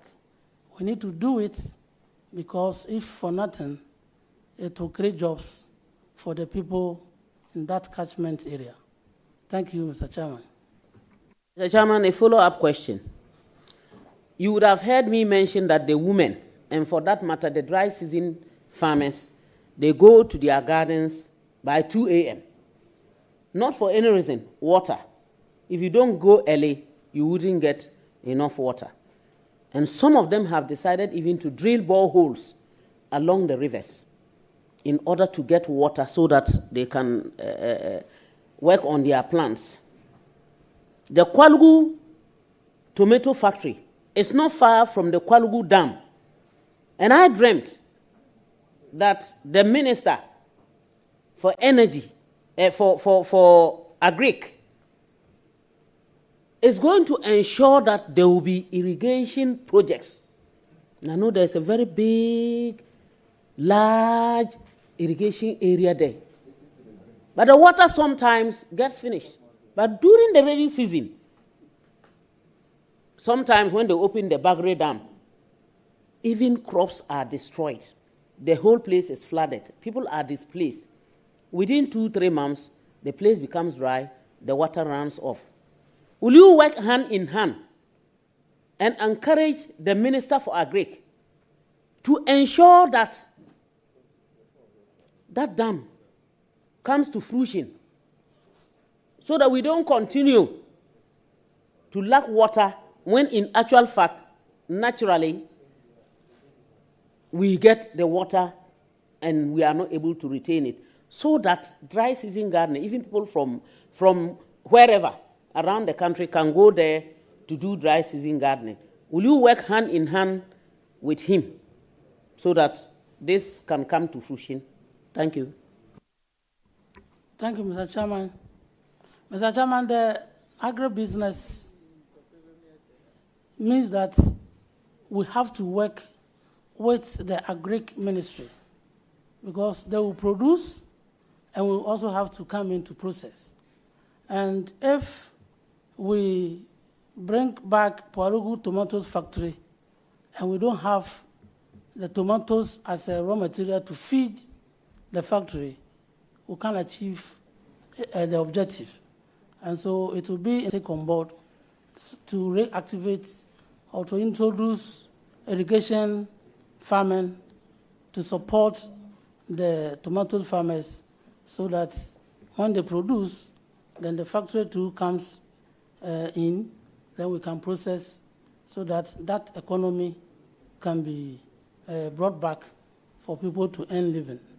Thank you, Mr. Chairman. Mr. Chairman, I may have follow-ups, but I think what I have gotten from him will suffice for now. I wish you all the best. Thank you, Chairman. Honorable Patricia, it's your turn. Thank you. Thank you very much, Mr. Chair.